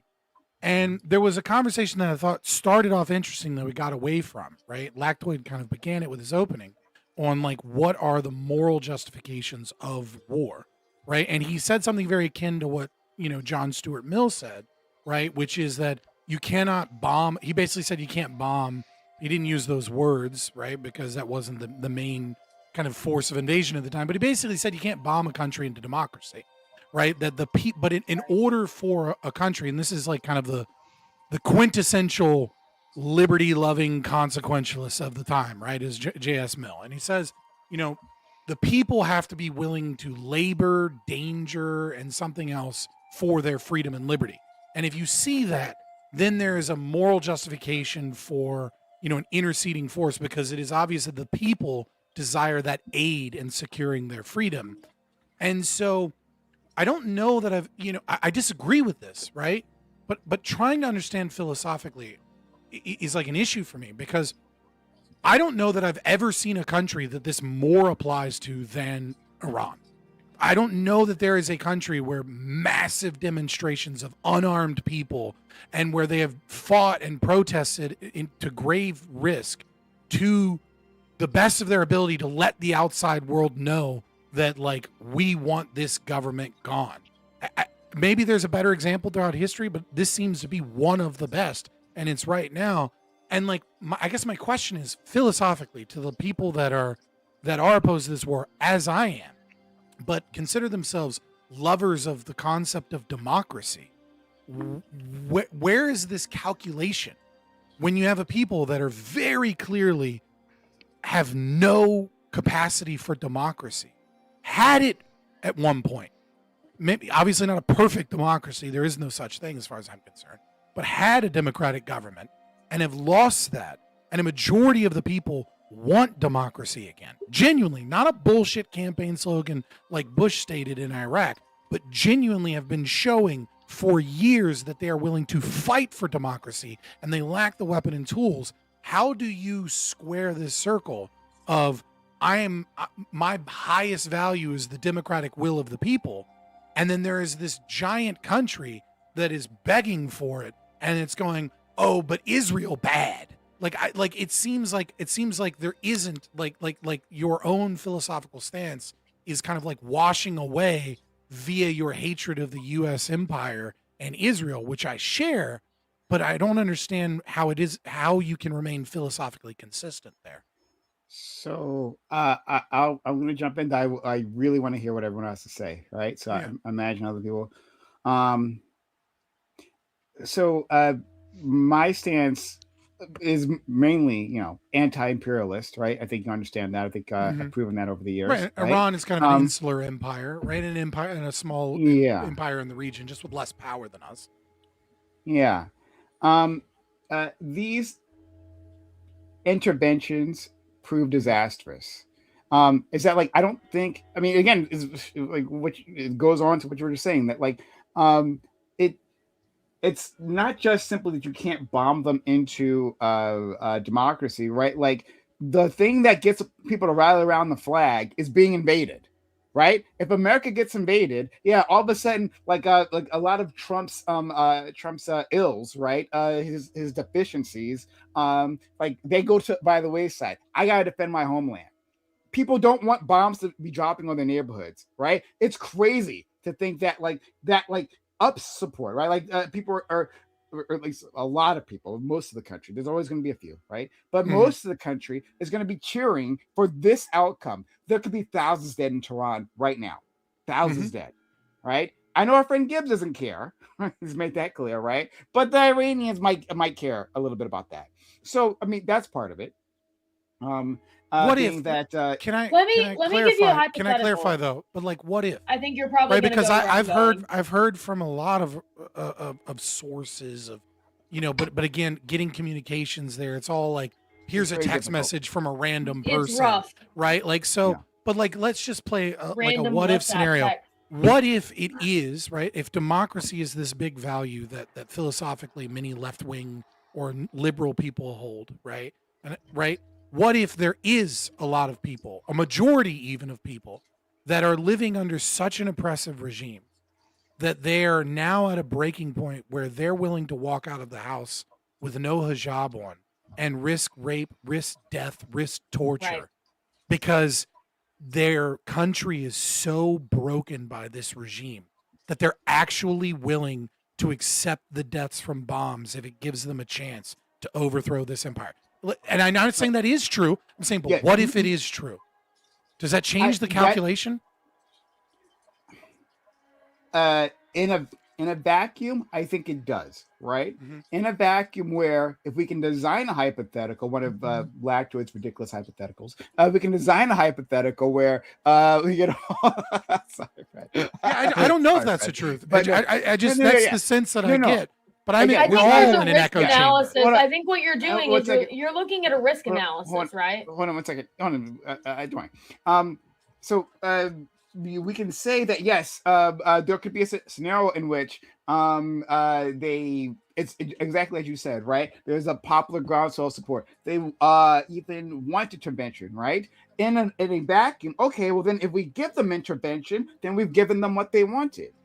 But looking at actual history, looking at how these things actually play out, we give them this intervention, right? And then who does this benefit? First of all, it does benefit Israel. It takes Iran off the board as a major player there, right? Which is exactly what they want. But who gets put in charge, right? Like, will it be an American puppet? Because if it is an American puppet, we'll be right back here, right? Like, what they don't want is to be put in a who place- could we put in charge that would be worse than the current regime for the people of Iran? That's If my we have question. if We can put- democracy we can put- is a we big can put value. an Haven't Israeli dismantled the viceroy. current regime. We can put an Israeli There is a viceroy in world. charge, and things can get worse. Like, it's weird that we're like now the argument is like, well, could we can we imagine better a scenario ruler where more than the people Ayatollah? die? Right? Like, yeah, North Korea is worse than the fucking. Can I give it a shot? 1 second. Yeah. And North Korea is only worse because they're not on our North- team. So Yeah, North Korea is worse. Is worse. Like, what are we doing here? Regime. Like, what are we doing North here? Korea- Like, all right, 1 second. Let me just finish this. North Korea is worse than the Iranian regime, right? They have actual factual concentration camps. They got camps where, like families, like prison camps, where generations of families live, work, and die. Right, that's where you go, and that's where your kids are raised in that concentration camp, and you're just like work you to death. Right, it's an awful place in North Korea, but apparently that's not enough reason for us to intervene there. Right, They have I think they got the bomb now.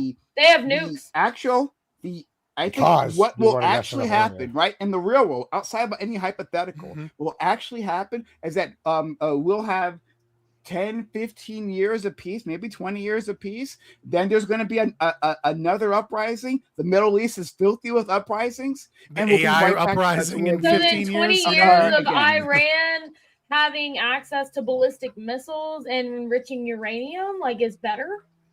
Yes, hold on. I'm going to make this point. That was obliterated last year. I'll make the by the way. point. I'll Prime, bite the I don't even bullet. know Prime's position on this one. Yeah. I've heard Well, I'll bite the bullet on this one, right? Hey, the Iranian within American media, they make it seem as like, oh, if Iran got the bomb, oh my God, we'd all be in danger. Well, like, how can we even survive, right? New York is going to be obliterated. It's nonsense, right?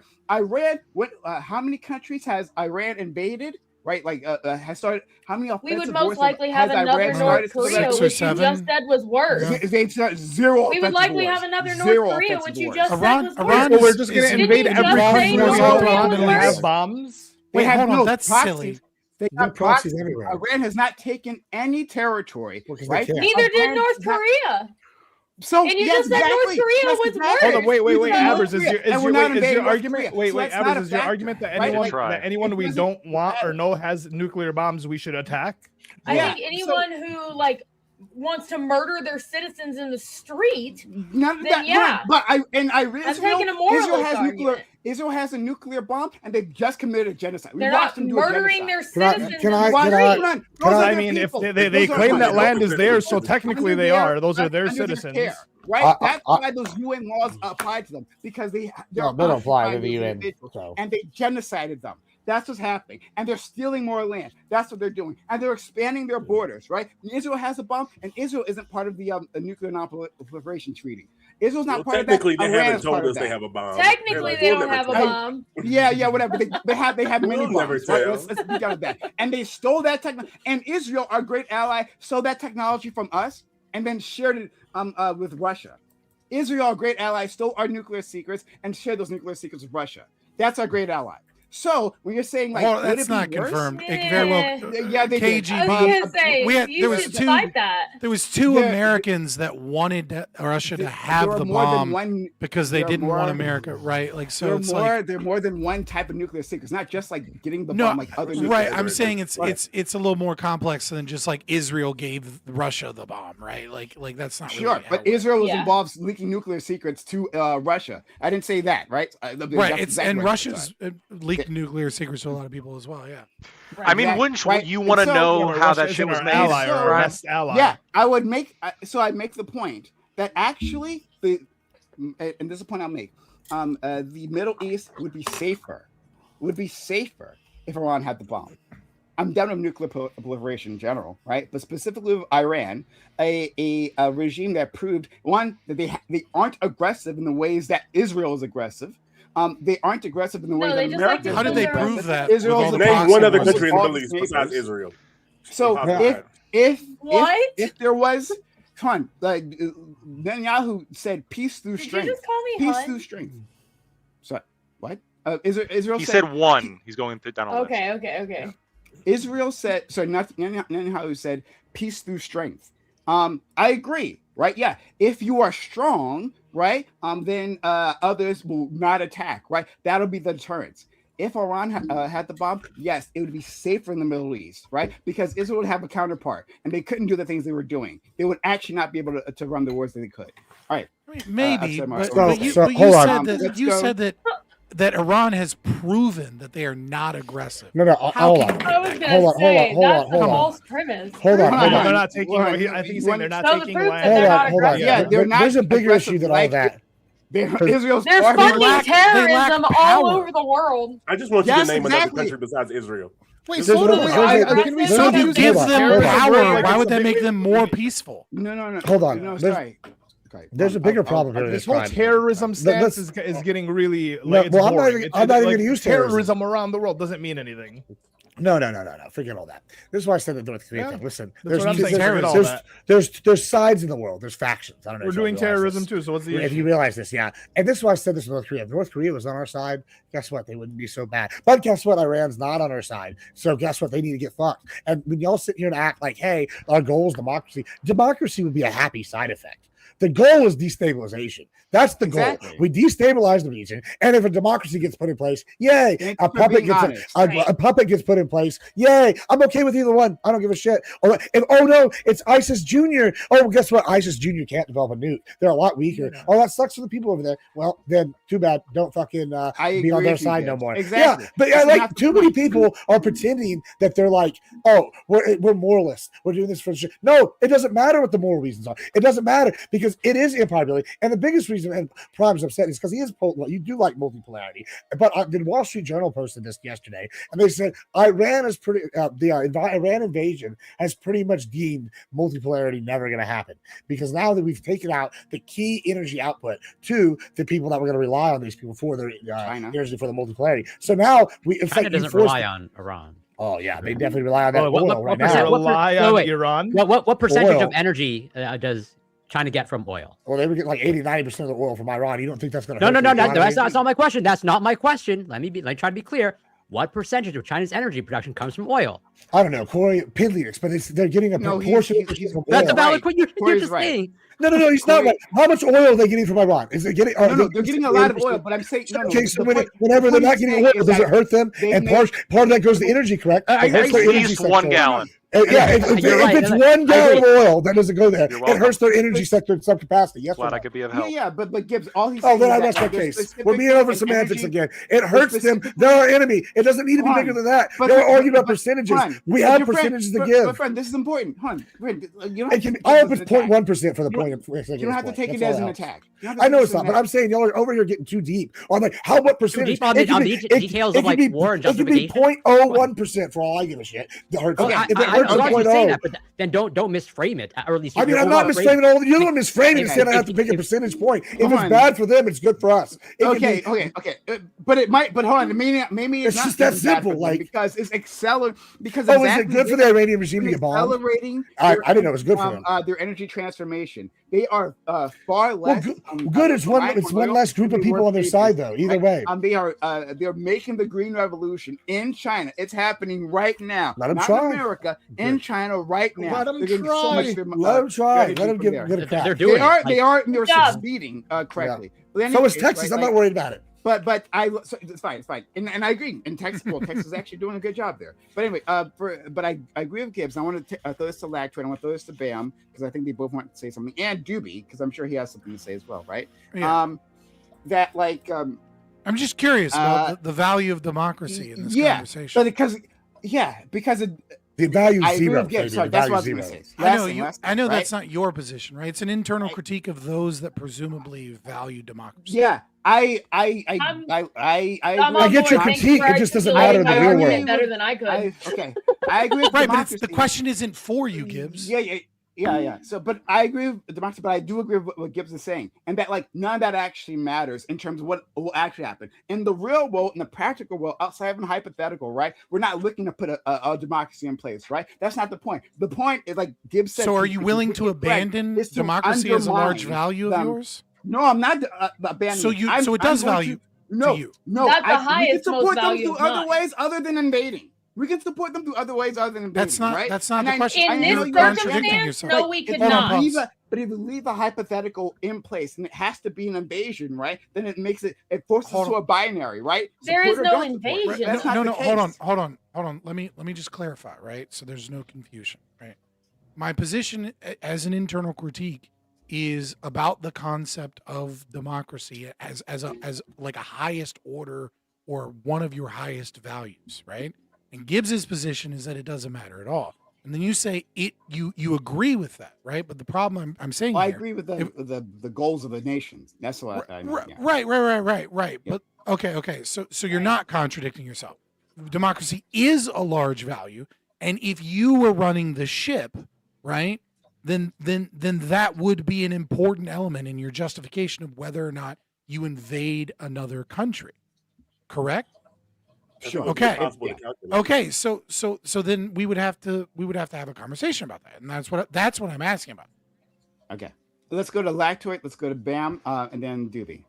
Yeah, I'll answer the question directly. I have said on multiple occasions, self-determination of a peoples, I think is a good thing, and again, given the alternatives, I suppose, and that's why I said on the first prong, my two-prong test, Iran, this may very well pass in the sense of, let's say, like using your hypothetical, you have a large group of people who is desperately craving freedom from the Iranian regime.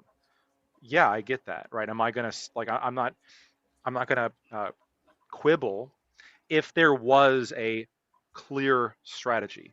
If there currently was different forces within Iran that have risen up and are seizing government buildings and are promising a specific government type that is better, right? And they've organized and this is their thing, right? We are separating. We're not even separating, but we're taking over. We're replacing.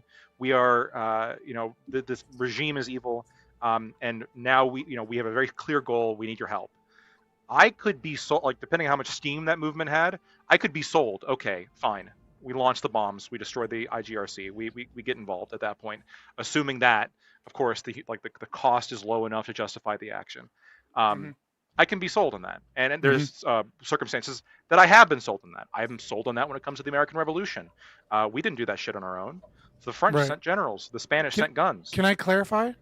Can I ask a clarifying question? Right? Because it's a two-parter. Number one, what if Iran is exactly what Iran is, right? Which is the population is completely unarmed, and they have an oppressive regime that is very good at cracking down on any movements, isolating their internet, isolating their communications, and rounding up and murdering anybody that disagrees with them, so that the scenario you laid forward is essentially impossible.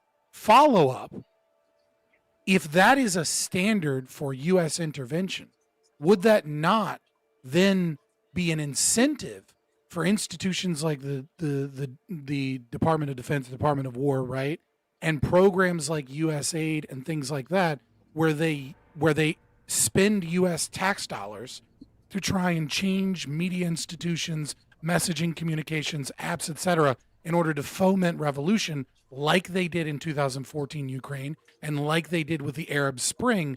And so, wouldn't it be an issue for you under your moral framework that you don't necessarily want to get involved unless that revolution is already beginning? And wouldn't that standard cause the very problems that we've seen in other countries with our own government meddling in the affairs of people to try and cause those things as a justification for war?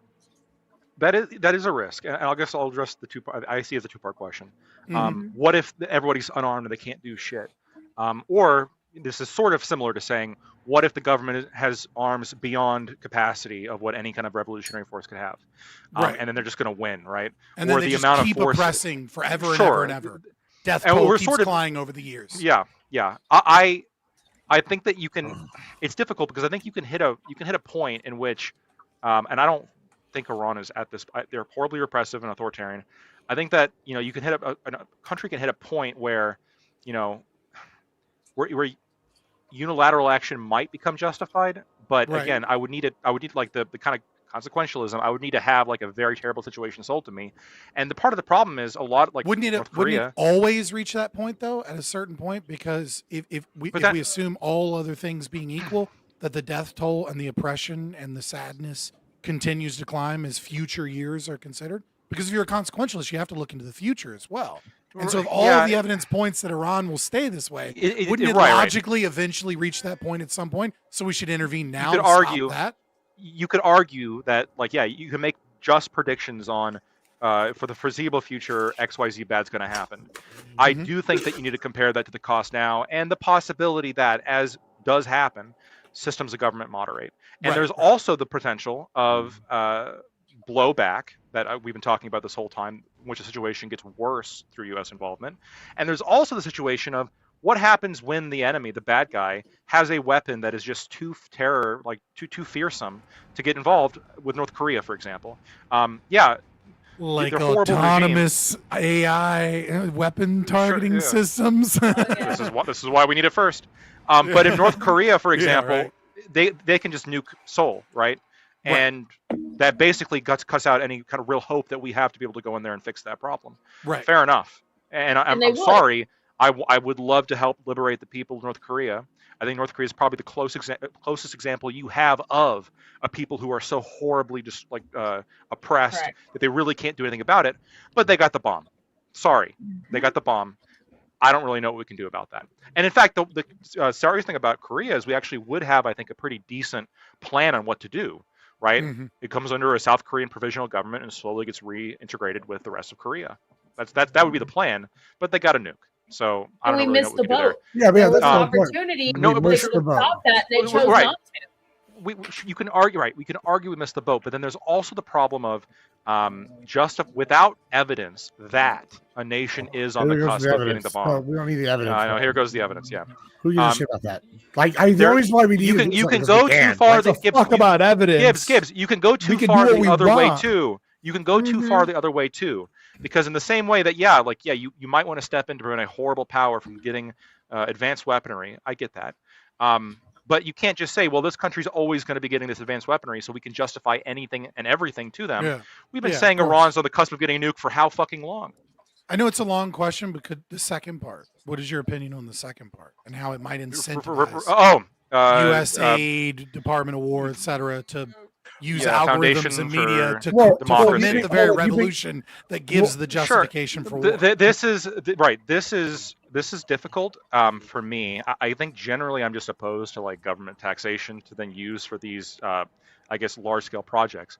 But at the same time, like I'm very hesitant to get involved to tell somebody whether an idea they hold or a value they hold is legitimate or not, just because somebody influenced them into having it. All people and all powers are constantly engaged in some kind of, the critical word is propaganda. The positive word is influence, perhaps value influence. And so, the question is, for example, Scott, you're spending a lot of time, as am I, propagating our ideology that we find to be good and beneficial. I think it's fair to expect nation states to do this too. And if people begin to agree with that, I don't know if they're necessarily wrong just because somebody had the intent to get them to believe this. So I don't know if I would really if a group of people wants to have a different form of government, I don't know how much I would really say, well, the only reason you want to, not behead homosexuals is because America told you to. Maybe, but so what? Let's go. I gotta let some other people in. Sorry. Let's go to our friend Bam, Doobie, Gibbs, Ali. Yeah, I think that again, it seems like we went down this line of this hypothetical. This is happening in another conversation too, but it just doesn't seem to be the most likely event based on track record and history. Like if one regime change is hard, no matter how you do it. It's not an easy thing to do, even if it goes right.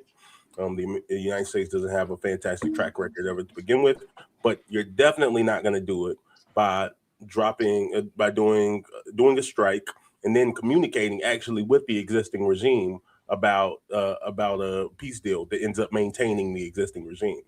And it also doesn't help us at all that the unfortunate, well, it's not unfortunate, well, it is an unfortunate reality, is you you want this to be a one and done. Well, I guess a two and done at this point, and you Right. can't do that because the United States is unfortunately has no leg to stand on and no reason to be trusted. Let's say because 6 months back in June, we made an agreement that we wouldn't do this again, and then we just decided to 8 months later. I promise you, if we actually decimated their nuclear sites the way we're claiming, or the way we originally claimed they did, then they weren't at a point. Obliterated, yeah. Exactly, obliterated. We weren't at a point 8 months later that would have justified this strike, no matter what they were doing. So we ended up breaking the deal. The United States has time after time after time, at least in regards to Iran, broken promise and shown that Iran has no reason to negotiate with the United States in good faith. Well, I understand your argument, but it doesn't. You said I dismissed the hypothetical because I just don't think regime change could ever work or doesn't work. Not because it can't ever work. I said I dismissed the hypothetical because I said it doesn't seem to map on with the reality or something that could be properly. I disagree. Your disagree. hypothetical. I'm just telling you, and you could disagree. No, because there was. Right, well, I'm trying to get you to engage with the hypothetical in terms of the value structure and the belief in democracy. So even if it wasn't true, I'm still asking a question about the philosophy that right. undergirds I thought you got this, that answer to because it, the but question I don't want the whole is conversation to be about your question. Right, but the prompt itself is about the concept of justification for war. So like it's not like I'm like all off base by saying, well, like let's look at the value structures. I think here. we engaged in and it, like but I don't think I'm that saying, we have to continue to. I don't think you engaged with it at all all by just saying I don't think. No, I'm not talking about me. I think that right, Lactoid gave you a pretty in-depth answer. I think Lactoid did. Yes, Lactoid is obviously doesn't have the same political opinions and that as was you. like 20 minutes. But why do we have to continue it now? Can I talk about what I want? I mean, if Bam wants to talk about something else, then Bam wants to talk. Yeah, about sure. something I mean, it would be if you just something want to ignore the hypothetical, but I mean, like it is what it is. Because your hypothetical frame is framing the entire conversation. Like, can you think of a different country that where the people have more clearly shown they're against their current government? For sure. So it would be like if we were having a conversation about the danger of nukes, and then I forced everyone to have a conversation like, what if when the nukes hit, everyone got really happy? Like, what if everyone was happier about that? And then you say, like, I don't know if that's no, these are completely but let's just engage with that. It's completely disanalogous. Yeah, sure. We're having a conversation about the justification for war. Let's move and I'm past saying this. that Iran. Can you name if that is true, right? Can you name I don't. A single country in the world right now where the people and the relevant data that we have are more against their current government? To quantify relevant data in this situation. Lebanese people hate their government, so I don't know if that counts. Because I don't know if you. I guess who's that government ran by? Because there's two governments, really. Like they have Hezbollah. No, Hezbollah. Thank you, Ali, for proving my point. It's a Christian president in Lebanon, so yeah, but he's Hezbollah's actually no. We're gonna let Bam finish, please. Okay, I'll even deal with my issue and why I chose not to engage with it, because there's levels of leaps that you have to take from. You're saying from what relevant data? Like you're saying that like, oh, we can find data that shows that they don't like their regime. Sure, I believe you can find data that shows they don't like their regime. Well, they want it. But you wait. Just let me talk. You don't have to. I don't want to go back and forth. I just want to talk. Right, but don't straw man. They don't like their regime is a bit of an understatement. No, it's not. It's just a statement. No, when somewhere between 60 to 90% of the people want the regime toppled, that's very different than if we ask Americans, do you like the current administration? It's not very right. Different. Like that's not the same question, right? Like that doesn't mean they want the Trump administration toppled and completely deconstructed. If I use the word topple, will you shut up? Well, if I use the word topple, can I continue what I'm saying? That wasn't the point. I give up. I give up. I give up. You're not going to engage in any honesty. Thank you. Stop talking. They say you want the regime toppled. They say you find that 99% of the people want the regime toppled. I don't think you can then turn. Again, I don't think that data exists. But let's say that it did. I still don't think you can take the logical leap that decides that the United States coming from the sky, dropping bombs, would make people these people happier, freer, and larger fans of democracy. And there also is no there are no other powers in place in Iran with enough firepower or support to end up actually overtaking this regime. So what we're doing isn't leading to any of the better outcomes to the hypothetical that you're even seeking. It just makes it actually doesn't. I won't even say it makes things worse. It's at best a wash, because we're gonna put in force someone from the exact same regime, and we know this because we have a track record with what they did with Venezuela. They took out the leader of Venezuela, and did they topple the regime? No, Trump has too much pride for that. He didn't want to bring in the lady from the Nobel Prize that the people supported or whatever. He was like, you know what, we're gonna run Venezuela, and we're having great conversations with the current regime. So we did nothing. We bombed people for nothing. No, they work for us now. The exact same thing here. We know this. I know this for a entirely- fact. At best, it's just a list of straw mans to avoid talking about your philosophical consistency. So it's fine. No one, more intelligent people understood what I said. So I'm more intelligent, and I understood what you said, and then I make a quick spit it back at you. I'm gonna make a quick agreement with Bam. Whatever. In term, not like inviting you in your hypothetical, but just like on the subject matter, and it's something that like we just haven't actually dealt with, right? Because we don't, as Americans, right? Except for our friend Corey and Latchford, right? As Americans, we look at the world like through our own lens, right? And through a lens of an imperial power imposing itself on everyone else, right? And then simply reacting to us. But we always forget all the time, every time, is that like all these governments that we're interacting with have internal politics. The moderates in Iran have been completely discredited, right? The exact people that you would want to empower, right? Those people have been discredited. Like they've been saying, hey, like the best way to get what we want is to engage with the West. That's what, and I've said this before on panel, right? That's what they said with Obama during the Iran nuclear deal, right? The Ayatollah at the time, I guess Khamenei, I'm assuming it was the same one, but I'm not sure. He's been there since the 80s. Okay, excuse me then. Then Khamenei, right? He told him, hey, you can't trust the Americans, right? This will, they will betray you, right? But still, the people had voted in, because we keep also forgetting that like Iran does have democracy, right? A limited one, because like only the candidates that the Ayatollah allows can run, right? So let's understand that. No, understood, but it's a limited democracy, right? But in any case, right? But within that system, right? Before they had what's his name, Ahmadinejad, right? That's the guy who was like the serious death to America, right? That was the hardliner who would go into the UN, right, and talk about how he has to massacre the Jews, right? Well. That guy was pretty awful, right? He was voted out of office, and the moderate went in, and he went on a platform of negotiating, right? He said, I have an opportunity with Obama. I can see that, right? Let me do this. The people want him to do it, and they got it done. And then what happened? Exactly what the Ayatollah said. They got betrayed. And then that fell apart. And then just years of misery leading to this moment, right? The moderates also said, hey, we shouldn't have a bomb, right? We should actually not do that. That would lead to more conflict, right? Instead, let's work within the system. Let's work within the nuclear non-proliferation treaty, right? Here they are being bombed.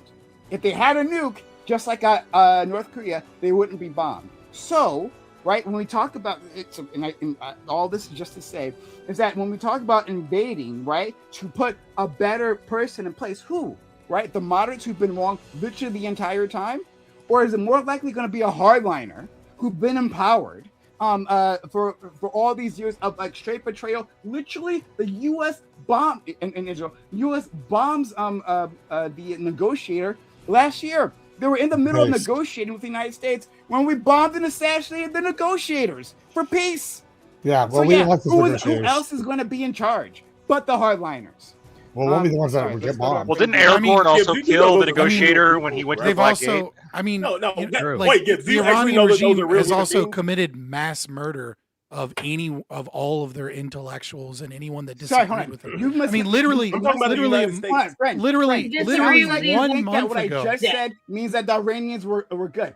Fuck the Iranian regime. That's not what I said. Fuck them all. I never. Hold on. No, that's another straw man. I'm not saying that. I understand your argument, right? Which is that external pressure from the United States is going to have an effect on internal politics. And when we consistently betray the agreements that we set forward, and when we consistently lie, that this is going to take an insular and autocratic administration and potentially make it even more insular and more autocratic, instead of maybe potentially opening up some soft, moderates. But like moderate in this position, right, is like if we were to do like a political compass thing, right, is like you need a fucking magnifying glass to see the difference between the two, right? So like I understand what you're saying, right?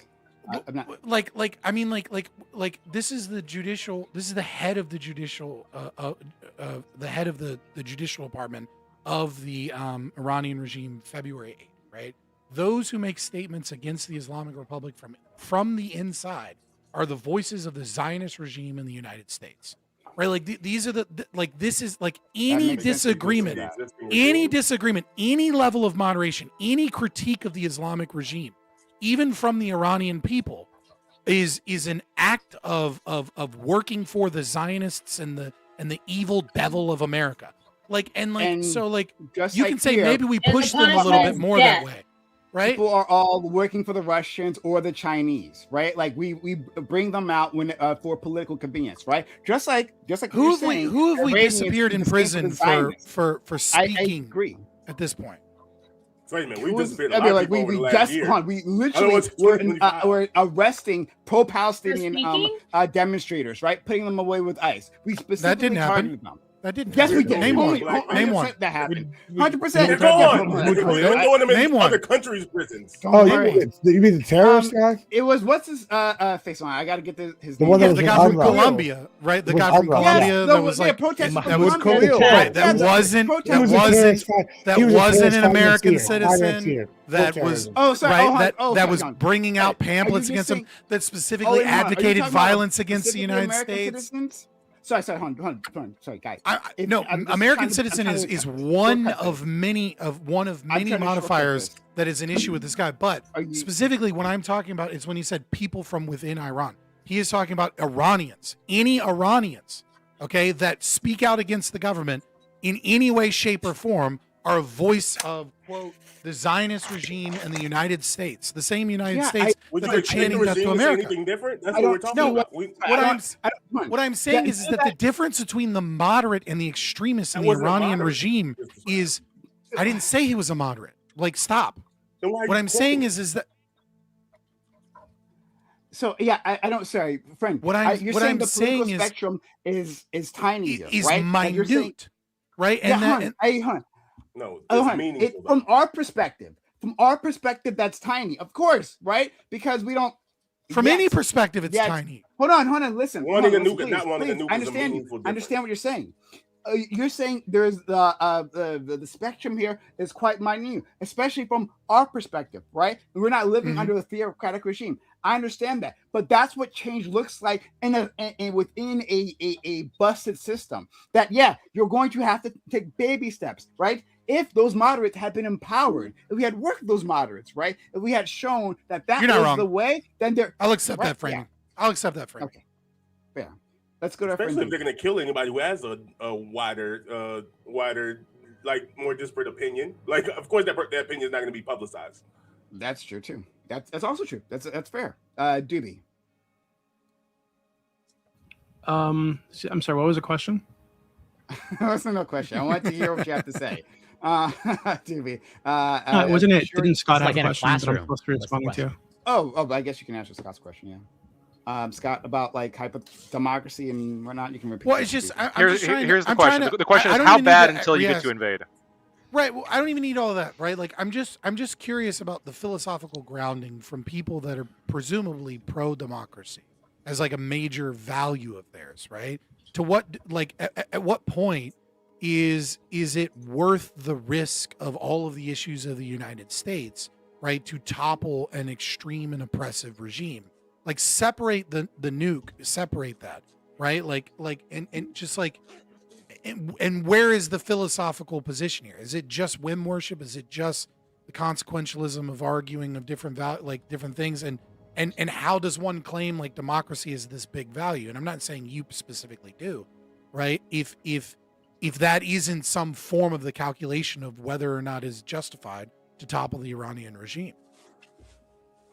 This isn't the first time that the Iranians have rose up, right, against their own regime. I mean, in 2019, well, they also rose up against the one we installed too. 1,500. Well, correct, but there was anywhere between 300 and 1,500 of their own citizens killed in 2019, and then again in 2022, there was another protest where they rose up against the regime, and another 500 people. Correct, another 500 people were shot in the streets by the Islamic regime. And then this time, I mean, there could be anywhere between 10 and thousands of people. And from the moralist argument, you can say who cares, but then you can't have that as like a value. That matters. You can't say something is or isn't right. value, That matters. It matters that these people keep rising up, and there's nothing they can do about it. Hey, okay, well, let me ask you this, right? Abbers, hey, well, the slave revolts in the United States, the slave uprisings, right? Fighting for their freedom, when they were put down, when they were hung, when they were tortured to death, right? Would that have been justification for another nation to come in and liberate them? Yes. Yes, Britain did this to like half the world. 100% yes. Like, thank God for Britain and the whites. We ended slavery throughout the world. Didn't we sort of do this? Didn't we sort of do this to the southern That United is States? absolutely justification for another country to come in and say we are liberating these people on behalf of humankind. Okay, we rescued the Jews. If that's your position, right? and that's at least consistent. It just feels like, well, I mean. I guess not fair. I was lumping you with Gibbs, but Gibbs was just talking about based about like the people that we killed. Like we don't treat foreigners like foreign people in foreign countries like human beings often. It just feels. No, I'm really saying this was a human emergency. What was happening in Iran, them shooting their own citizens in the street, was a human emergency. Everyone was and this is me. I don't know yet. Are you a fan of USAID? Yeah, I was curious. Of the what? USAID. Of USAID in certain circumstances. I think that USAID can be used for good. I don't think that it's just this horrible, awful, disgusting thing. I think it can be used for good. Altruism I don't think it evil. was being used for good is the problem. And it ultimately ends up that way. That's the reason that I think USAID ultimately failed, because it was doomed to fail. Anything you set up that way, people that seek power are going to ultimately gain control of that specific piece, and use it for their own reasons, not for others. Exactly. Which is why you shouldn't have those programs to begin with. Interesting. Well, I'm not quite sure about that. Correct. But correct. Let's go to our friend. It can be used for good, but it never is in the end. Gibbs, I haven't forgotten about you. You're still on the list, friend. But Doobie. Give me like 30 seconds. Doobie thought he can get out of it. Look at that. That was clever. That was clever, right? Scott, could you ask your question again? Oh, fucking. Sorry. You want to say something, Bam, while he's waiting? Yeah. I like it. It's fine if this is the actual position, but it feels really particular that. And again, I don't know the girl. I'm sorry, I'm not saying your name. I don't know you. Abbers. Okay, yeah, I don't know you, Abbers. I don't know your politic, and I won't pretend to assume things about you anymore. But it seems like the conservative movement as a whole, that's like I've seen the tweets coming out that this was like in the name of human rights justification, things like that, yada yada, and this just doesn't feel consistent with any of the political beliefs that they've shown over the last decade, really, but especially under this Trump 2 administration. The care for how we concern ourselves with other countries and foreigners and their lives, USAID, like it just feels really, really rich to come out and say that like this was about protecting human rights. This was about protecting the United States. I think my point is, I think that's a divide between Gen Z conservatives. I think my point is regardless. I think Gen Z conservatives kind of do care. Like they're more like 90s Democrats. I think Gen Z conservatives naive is the issue. They're naive. Well, yeah, sure. They're all fucking socialists as far as I'm concerned. I don't think I'm just trying to shed light on it. I do think, I think But in this circumstance, it's a good thing for moral reasons. I'm just saying, like the Gen Z conservatives. Ali, I haven't forgotten about you. Okay, so hold on, Doobie, are you ready? They're naive. I think they are. Yeah, of course they are. Doobie? They're young. Doobie, I mean, they're naive, but I don't think about on this issue. I don't think they actually care about people. No. Doobie, are you ready? I disagree, but that's okay. I genuinely Okay, maybe not. Okay, so let's go to Gibbs and then Ali. Yeah, I mean, we're talking about a lot of philosophical shit. I'm not gonna talk about that shit. We need to change the subject to something real quick. I first of all, we live in the real world, and I think that I heard a lot of things about Pete Hegseth, right? How terrible of a leader he was, how shitty he did. He's a fucking loser. Oh yeah, he's a loser. You know, but I gotta say, this whether you're pro, he, you know, his position or pro what we've done, how they've done it under Pete Hegseth's leadership has been fucking impressive. First, they went into Venezuela and they dropped their dick and they took this guy out, and it was impressive. And then they came over here and they whooped everybody's ass in Iran. We've had like 6 casualties, and they've lost everything. I gotta say, outstandingly well done. Where they'll judge out now. 3 to 6. 6 is the high estimation. Well, by casual, if you mean casualties, I think we're at 8. Because that includes wounded. I'm not talking about wounded. I'm talking about dead. You know, like wounded should happen. Whatever. I'm talking about dead. Whatever. 6. Whatever. They've got thousands. All right. Cool. He's done an outstanding job. And so everybody that was bitching about him, shut the fuck up. Y'all fucking take it out on that one. Now, as for the other thing we got going on here with y'all philosophy, none of this matters. And like it's great we can talk about it, but like even y'all moralists, you're naive. The world doesn't work that way. It's great when morals coincide with reality, but reality is we'd be best friends with North Korea if they were on our team. But they're not on our team. So, like, they're the bad guys. Iran's the bad guys here. Like, yeah, they got to go. Destabilization, it sucks for those people. Tough titties, boys. It's good for America. Like, and that's how the world works. Every administration does this, Democrat or Republican, except... So you deny the prompt. You deny the prompt. Why show up for the conversation if you specifically reject the prompt? It needs to be had. It needs to be had because you're sitting here talking about democracy, and not everything has to be a philosophical conversation. Sometimes the question is inherently about justification. Cool, and the justification is because we want to. That's the justification. Right, so it's whim worship. Crazy. It's not. Well, sure, I guess it's whim worship. If you want to put it in that category, it's called what's doing best for America. And Trump's kind of thing. What's best? Define best. What are the values that make how do you let's get into philosophy, right? Like you can't just say what's best. Admiral gives us a bank account specifically. I don't need to have a philosophy session to go, oh, these things that everybody knows is good, prices of oil going down, or oh, this is going to be a security over this region where we control it. Oil prices going down, like any of these things that are make America, our enemies being weaker, these are all best for America. Like it's not hard to figure out what I mean when I say that. Right, but what you mean is whim. You mean values and temporary, right? But without them being you defined, let Doobie go first. Then you're just saying whatever. Like what you're saying is nonsense. It's no, we're saying real world shit, and you're just like over here trying to take it to the meta that doesn't need to be there. Like y'all are sitting here trying to talk about the nitty gritty of No, I'm saying you have no philosophical foundation for your claims. Therefore, your claims are gobbledygook. Talk about what's going. No, it's just words. Derive something. You're not in the real world when you can't base your claims upon a logical consistency. I just don't. You have no logical consistency. You're irrational. Logical consistency is basically A to B to C. We don't need to go A to what about what the people think about B in China? Right. A to B to C, but you can't define what A, B, or C is. It's I've already defined it, bro. It's this personal status quo that benefits America, like whatever that may be. Like, and it doesn't have to be a. By what time frame? Is it high time preference? Is it low time preference? Bro, like this is the kind of bullshit nobody wants to talk about. Like I mean, we're talking about you're engaged in. I don't want to talk about it. I'm saying that right now. Low time preference. Okay, then let's go to our friend. Let's go to our friend Ali. Doobie, he's ready after that. So Ali, please. You've been waiting a long time. No, do you want to let Doobie go first? I don't care. I can go first. It's fine. Yeah, go, Doobie. Okay, so I got the question. My son needs some attention for a little bit. So basically, democracy is not a big value to me, right? Yeah, not important to me. However, imagining it were, right? I think our track record on this is fucking catastrophic. It's atrocious. It's terrible, right? So the reason we're in this situation in the first place is because we overthrew Iran's democratically elected government in the fucking 50s. It's the same shit in Guatemala. That led to like hundreds of thousands killed, decades of dictatorship. Chile, same shit, overthrew their elected government. They got Pinochet, torture, disappearances, fucking dictatorship. Iraq, one of the stated reasons was to bring them democracy. Well, like almost a million dead. Like anywhere from 600,000 to a million dead.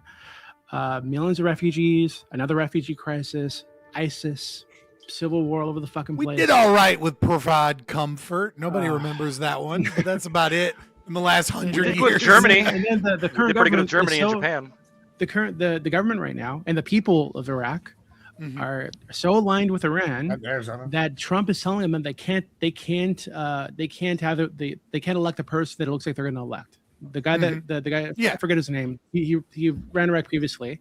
Trump's saying, hey, you guys don't get to have that guy, even if you democratically want him. Like, so I mean, fucking our track record is terrible.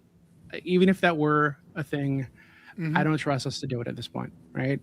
But I think the reality is that what we're doing right now, regime change, quote unquote, overthrowing a government, is not the same as bringing democracy, right? So democracy requires structure, requires like a state apparatus. It requires independent courts, a free press, civil society organizations, political parties. It requires like a stable rule of law. They don't have any of that shit. So and I don't think you get that shit by overthrowing the current existing government institutions. I think these are things that come through potentially decades of reformation, slowly progressing toward this thing. And it looks like historically accurate, right? I mean, plenty of places throughout the world have had revolutions that establish democracies. You're living in one, right? So you say, I don't think that happens that way, but obviously it does sometimes. Sometimes it doesn't. I agree. And America has a bad track record on the times it doesn't, right?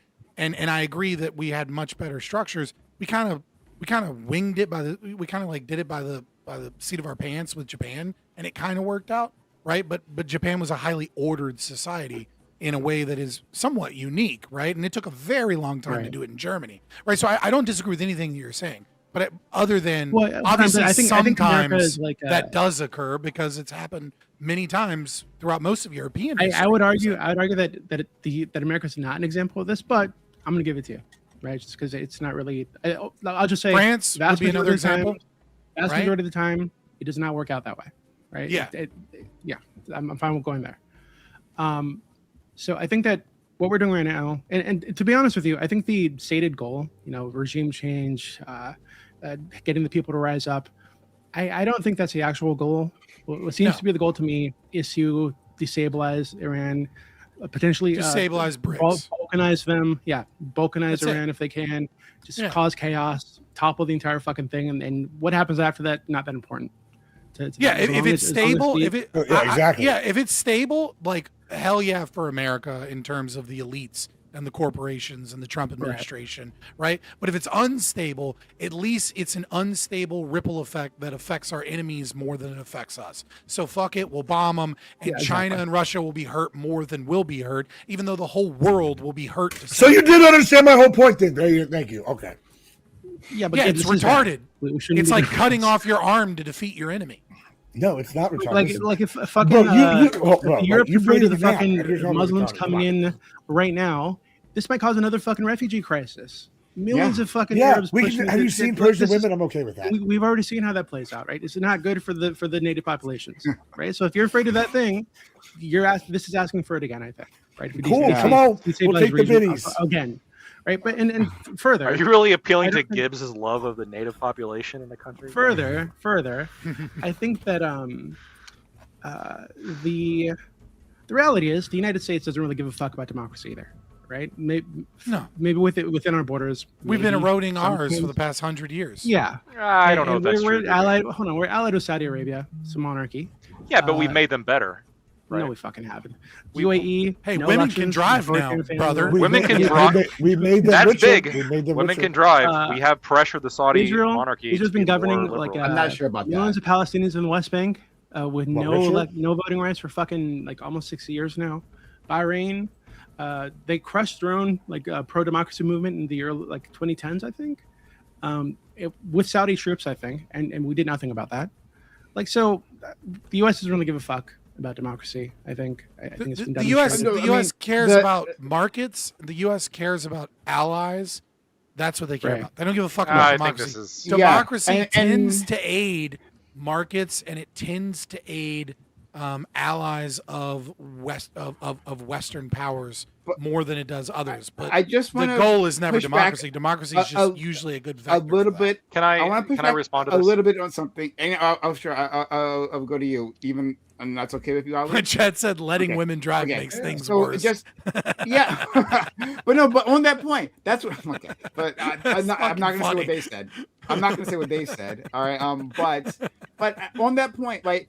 This but that kind of encapsulates something, right? Because the thinking there, right, and the thinking that you guys just assumed is that the U.S. because of the interactions with us, right, because we're so great, that's why they did it.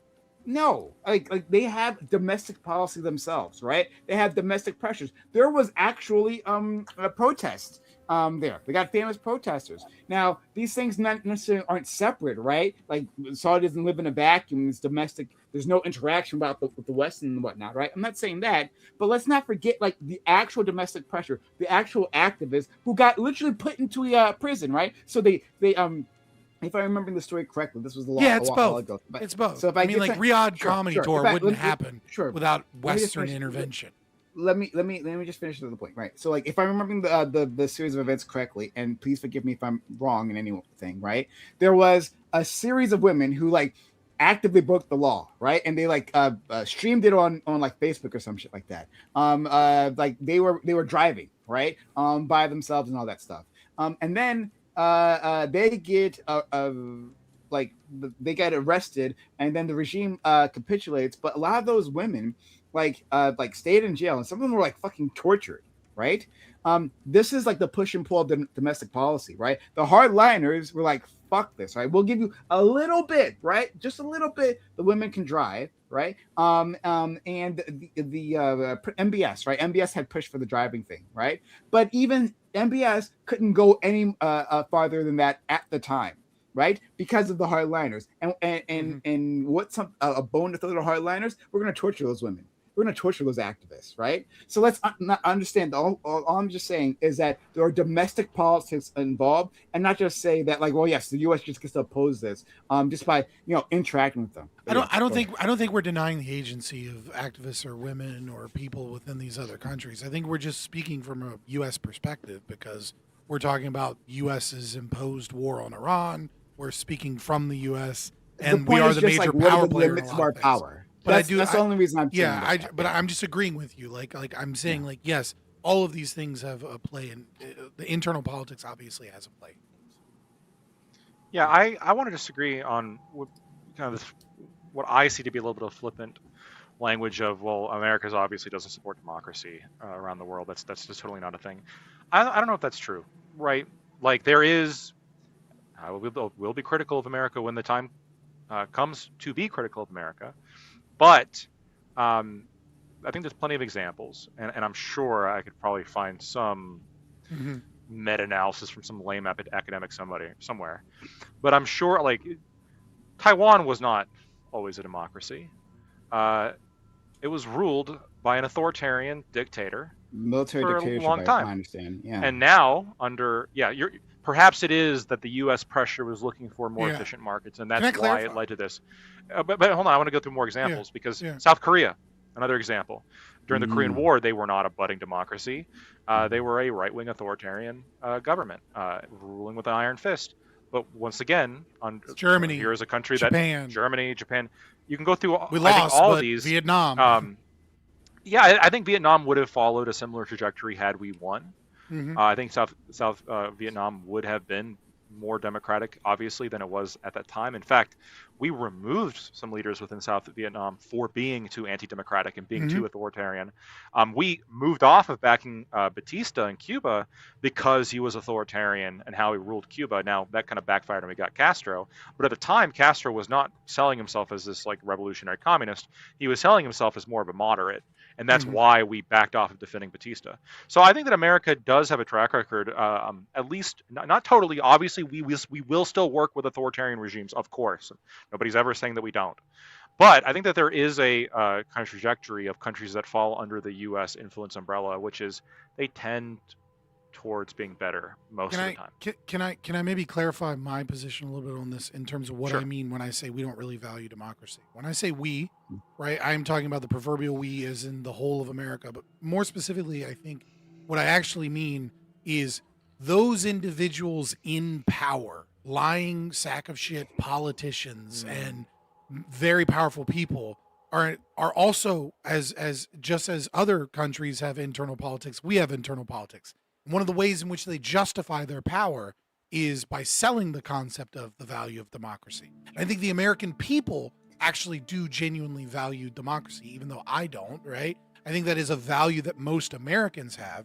And so I think that the push-pull of that is that it's much easier to sell the American people the concept of going into war to get another power player there, wherein the rich and the powerful, whatever you want to say, like not that being rich is bad, but those that actually have influence and power, right? I don't think they necessarily value democracy other than maybe it's a little more stable and easy to contend with. But they do know that the American people value democracy. And because we live in a constitutional republic, in order to maintain the illusion and in order to maintain their power, they do favor democracies over other things when they can get it because it's easier to do and it's more stable and it tends to work out in their interests in the long term. Yeah, I don't disagree with anything you just said, as long as it's clear to perhaps other people that I think that the overall effect of this is a general trend towards democracy. It is a general trend toward democracy, yes. Okay, yeah, but that's fair. I mean, they're throwing a bone to the people, like, hey, look, I mean, it's going to be democracy, Hearts guys. And minds, when in reality, there's other interests at play. Of course, I think this is true. I think geopolitics is very often, first and foremost is nations acting within their geopolitical self-interest, and then there's other things that come afterwards to try to sell that, right? I think, I think what Gibbs does is he just takes the purist, cut out everything else, all other values. Let's adopt the mentality of which is Gibbs. I mean, not to be too critical of you because you're my friend, but it is. Kind of a little bit criticize your friends. It's a little bit psychopathic, right? Like the pure nation state motive is usually pretty psychopathic, which is purely self-interest, ignoring all other interests, right? I mean, well, if you were purely self-interest, you wouldn't be altruistic and you wouldn't bomb people unless it actually aided you. Exactly. Unless you were a sadist. You'd be an ANCAP. What if you were a sadist, Scott? Then it would be entirely within your self-interest to bomb. I would say that then you would only be so if you were high time preference, because in the long term, right? Your pleasure and your joy from if I fucked over my neighborhood government, right? Well, then I'm gonna have a bunch of homeless people in my neighborhood, and then that's gonna affect me negatively, right? In the short term, but I can fuck with them over there. I don't live there. You live in a world economy, which is obviously how much does that really? How much does that really affect me though? I mean, how much are sections affecting Iran, right? Being cut off from the world or destabilizing the world, especially when we're talking about the oil market, in the long term can have pretty deleterious effects. I hear you, but let's say I'm a sadist and I'm enjoying all these videos of people getting bombed and I'm able to watch that. It seems like a small increase of the price of gasoline is a small price to pay for such riveting content. Riveting content. No, I would say that being a sadist is not within one's own rational self-interest, right? When you talk about selfishness, you're talking about hedonistic pleasure, as opposed to what actually benefits your life is pure selfishness. And so does it benefit your life to have an addiction to gore that damages the world and potentially makes other people look at you like a sick fuck, or isolates your friends and family, or changes the way you behave? None of those things are actually within your own rational self. But how would we be able to tell from the outside? I don't know, Gibbs? What do you think? But how do you tell from the outside? Because, like, let's say the exact actions, right, that you were. This is the difference between an describing. anarcho-objectivist and a pure objectivist, and this is why I have issues with the pure objectivist. Right? Is that it's Well- only in the domain of possibilities that It's are an onion justifiable. prime. There's layers. Okay. Well, it's I don't so wanna- simple. Yeah. I can't answer this. You cry, One, you flare. one is Texas Independence Day, so remember the Alamo, remember Goliad. That's one. Secondly, more importantly, it's just like I feel like more people should just be honest. Like when we're talking about like this kind of thing, I think super honest. yeah, I know you are. All right, that's not I'm saying some people, but I'm saying like listen. I think everybody Gibbs is pretty honest too. would benefit. We might be the two most honest people in this panel, Yeah, and we look I'm saying, deranged listen, for it. They're like, you sound crazy. Listen, everybody would benefit under the new American empire. The goal is everybody should just be American, right? And then they can all be equal. We can assimilate them over time to the great American culture. Will some of them be more equal than others? It just wants curious. communism. It And just part of wants it- to talk about USA. not to quote the communists, but for the greater good or some bullshit, right? Like, we're going to just go in there and take them over. And that'll be the best. But like, we can't do that right now. You heard that? You heard that? He's a filthy Tao worshiper, boys. What we can do in the interim is destabilize the region, which allows us to gain more strength and benefit. Gibbs, And, like, why- that's the here, bottom line. Gibbs, We don't gain more strength. Wait, we don't gain more strength just because we destabilize the region. We Okay? absolutely do. I like that Gibbs is honest. I appreciate it, right? Because you're the only one that comes in here and goes, yeah, fuck it, bomb them. Who gives a shit? They fucked with us. We fuck with them. We have the bigger guns. The people with the guns win. That's all it is. But then you have to contest with the fact that other countries also have guns, and if they use those guns, then they're also justified. And fuck Let it, them we go try. to war. Which is fine. I think I found an but, inconsistency like with it's Gibbs's not position, by the realistic, way. and also you're not the one who realistically suffers from it, except for the Just fact that like when your country's in this is a big no, one. as in like he's not going to war, right? But like Lactoid, you were saying we went and we people followed us in democracy and all in a few places that we overtook and so on and so forth. But it just doesn't seem to be the case in the Middle East that that's what happens, right? We forget that like the people don't necessarily want a democracy there. Like a lot of the diaspora wants the Shah instilled. 30% of the people want the Ayatollah, and then out of the 70 or 80% of the people that are opposed, a large chunk wants a king back. A large chunk wants their Shah back. So on and so forth. So it's not like I don't know if too many want the Shah. I think I'm not sure they're desperate for like some kind of like super good democratic government, but I don't think that they want the Shah. Well, I'm saying like there's a healthy chunk of people who don't necessarily care about democracy so long as like their country is successful and they can get some money in their pockets. They don't necessarily care about democracy there. So when we're going, and that's why when we go and we overthrow these places, we don't know what to do afterwards, right? So like to Gibbs's point, yeah, we go and we have the guns and we can go and destroy the people. But then what do we do after we destroy the people? I know Gibbs, your whole thing isn't like nation or isn't more, but like your thing is kind of nation building, right? Your thing is going in and my thing is more. I'm not down Gibbs is for just nation take the shit. building. Yeah, but wait, is- real quick. Let me just finish real quick. go But like when we go to the Middle East, so look what happens now. We bomb Iran, and what does Iran do? Iran goes ahead and hits 7 countries around them. Like there's destabilizing the region, then there's the entire region being at war and actually causing like World War III, and then eventually us getting there because listen, at the end of the day, we have to protect our ally Israel, and that's like if Israel gets hit enough, we are going to have to Donald go. Trump does fall through treaties. I do think. Because Just very super quick. I do think it is important if we're going to have this conversation about what the individuals look like when a regime is toppled, to recognize that Iran is different from the rest of the Middle East in that it is not a majority Muslim country, and that is a huge difference. Yeah, right. Like that is a huge difference. Yeah, my issue wasn't that. I said no. That's official Iranian government data, which is 99% of everyone is Muslim. Yeah, I was saying that 30 or 20 or 30%. Are there. I was saying that 20 or 30% of the people are okay with the Shah and okay with the Ayatollah, but then a large portion of the 70%, 80% that's left over are okay with a Shah, with a king. Right. For sure. No, I'm not disagreeing. I don't know if they are. I'm not disagreeing. I'm just saying it's important to note that when we talk about Middle East Muslim. The diaspora is very pro Shah. So just I think there are people who are nostalgic. A lot of the people that in America, perhaps there's maybe a higher percentage that are nostalgic for the Shah because they left at that time. I think that that could be true. A lot of them in the West. I don't think they also have the money to leave. People. I don't think those that's people true. tended to be supportive of the Shah. I also don't know what how many people like in the West even see the Shah coming back as even realistic. On top of that, and that's leaving aside, of course, all the people in Iran that I'm not convinced that they want the Shah back. But even Reza doesn't. Even the Shah, even Reza Pahlavi doesn't advocate for their returning to a monarchy. What he advocates for is he's going to. I mean, this is what he advocates for. I'm just going to repeat his Yeah, the Israeli, right? the Iran So prosperity he project. comes in and he says that he's going to, lead a transition party into a democracy of some kind, but it is kind of vague. So it's one of those things. Yeah, the guy who hasn't been in the country for like 50 official years. Statement. Yeah, I'm he's just very throwing that out there. There's no transition's a statement in which 100-year he's like, I'm gonna transition, take guys. over. Could he? Absolutely. He could No, get it's in a there. 6-month It'll be done in like 2 or 3 years. We do. It's like He's not leading shit. I just He's I'm the ignoring face him of at whatever's going on. he thinks he is. I know he thinks he is. He's not, and he's not gonna be.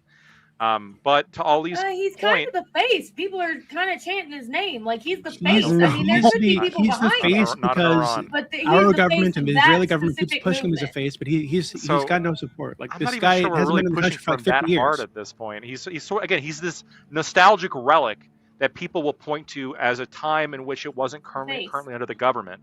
He's almost like a living statue in that way. I think that's sort of the That's what I mean. he He's the represents. face. But I yeah, sort of. But he's not like a realistic future face, I suppose.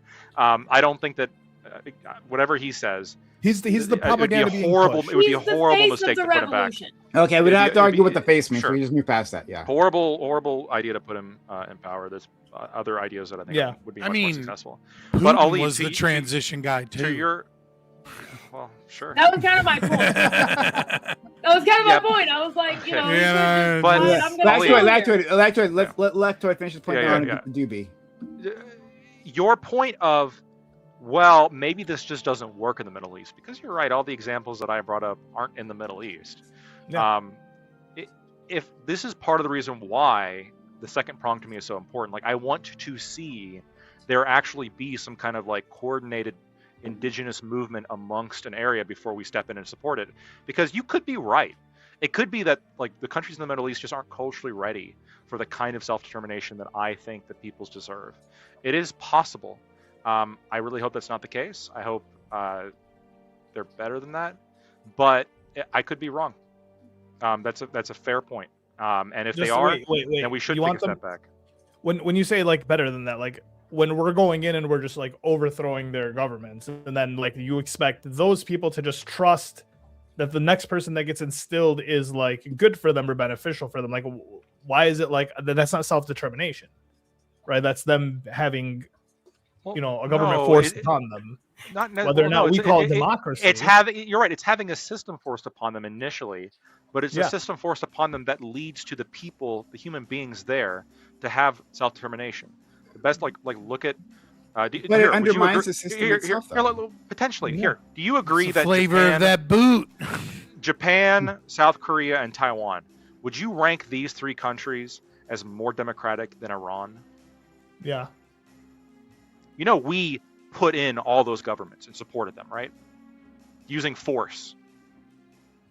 Using force as in after World War II. We go in and we're... World War II, we obliterated Japan. Yeah. Yes, yeah. We obliterated Japan and we forced that government on them. In South Korea, we went in during the Korean War and we I guess, didn't force the government on the government, but we supported that government in the war against the North. Okay, and Taiwan, we've been supporting that government for how long? This is a system that should continue for you. You believe that we should continuously do this, where it's like we find a country that we disagree with. If it leads to better results, then maybe. But you're saying that the Middle East just doesn't. Results when, right? Because like if like I'm in support, maybe it doesn't happen in the Middle East. Better results for like 20, 30 years. No, but like you're still in support of the system that goes and tries to do in this. Asia, it's worked out really well at our detriment or our cost. Right, for like maybe this will work. So like this is like my issue with like Gibbs or even like Abers in the conversation is that like they're talking about it as if we're done. We did it, guys. We won. We don't have to worry about any we're not thinking about any unintended circumstances whatsoever. We're not worried about any ripples. We're not looking into the future. We just know that we won. But like the issue is that like we keep trying. Well, what unintended circumstances? What do you think? That's not been my What do you think? position. What do you think is unintended? If I go, oh, it's a terrorist organization takes over, I'm like, that was one of the outcomes I'm okay with. Like, Okay, that's not all right. unintended. Like, you know, like. Yeah, That's weaker than what was there before. For years we've been hearing about like Understood. for years we've been hearing about Iranian sleeper cells, right? What if these sleeper cells now get active and then we have a bunch of Americans? What if my die? uncle had kids? He'd be my aunt. I mean, I don't give a shit. Right? I mean, yeah, let him. You let don't him give a activate. shit. Let I him- get let him that you don't activate. give a shit because like you might not have to deal with it, but like what if you get shot by one of No, these? Austin was just hold on. Austin, Texas was just shot by maybe an Iranian sleeper cell. You guys, who knows? Oh, get the He was fuck just outta a here. crazy Listen, dude. listen, Just listen, I'm crazy so motherfucker. sick. Maybe. Listen, Not. at what point? Who At what knows? point are the terrorists in America just like they're all waving the flag and just wear the shirt that says "I'm a terrorist here to do terrorism"? Like at a certain point, like the flag and the great. shirt and the hoodie. You show me that flag on Amazon, I will buy it. But Oh my god. DB, yeah, while we have a lull. I'm not kidding. I will buy it. I don't know. I think Lactoid, I understand what you're saying, but I think that this this idea, right, that we can just come in and because democracy is so great, we can just impose a democracy on people and they'll just welcome it with open arms. I really think that there needs to be like a you need kind of like a foundation for that democracy to rest on. And in Japan, we did a lot of work to Americanize them, or to Westernize them, to just flood them with our culture, right? Yep. And we tried that in like Iraq, Afghanistan, and it doesn't seem to have worked, right? And I agree. I think that one of the issues, if I remember correctly, with Iraq was and Afghanistan, is that we were like kind of half-hearted. Like we wanted to work with the local warlords for some fucking reasons. Charlie Wilson's war, right? Like it's like we wouldn't have had this problem in Afghanistan if we'd actually stayed there for 15 years to do That's what what we Gibbs did in wants. Japan. Gibbs wants 20, 30 years. They kind of restricted. Right. Well, yeah. Well, Maybe no, like 100. for example, they wanted to work with like local warlords and like local chieftains, right? And keep them as like part of the new government structure they're putting in place. But these guys were not fucking. That was a huge mistake. These were fucking mercenaries. local. Yeah, like why the fuck would you include them, right? And some of them And I can child understand. Oh, we rapists. want to include the local population, but like if these people are fucking mercenary warlords, why the fuck are you bringing them into the government? Like that's ridiculous, right? So Also, you don't have it to could use just your be troops to fight the war. They can use their troops.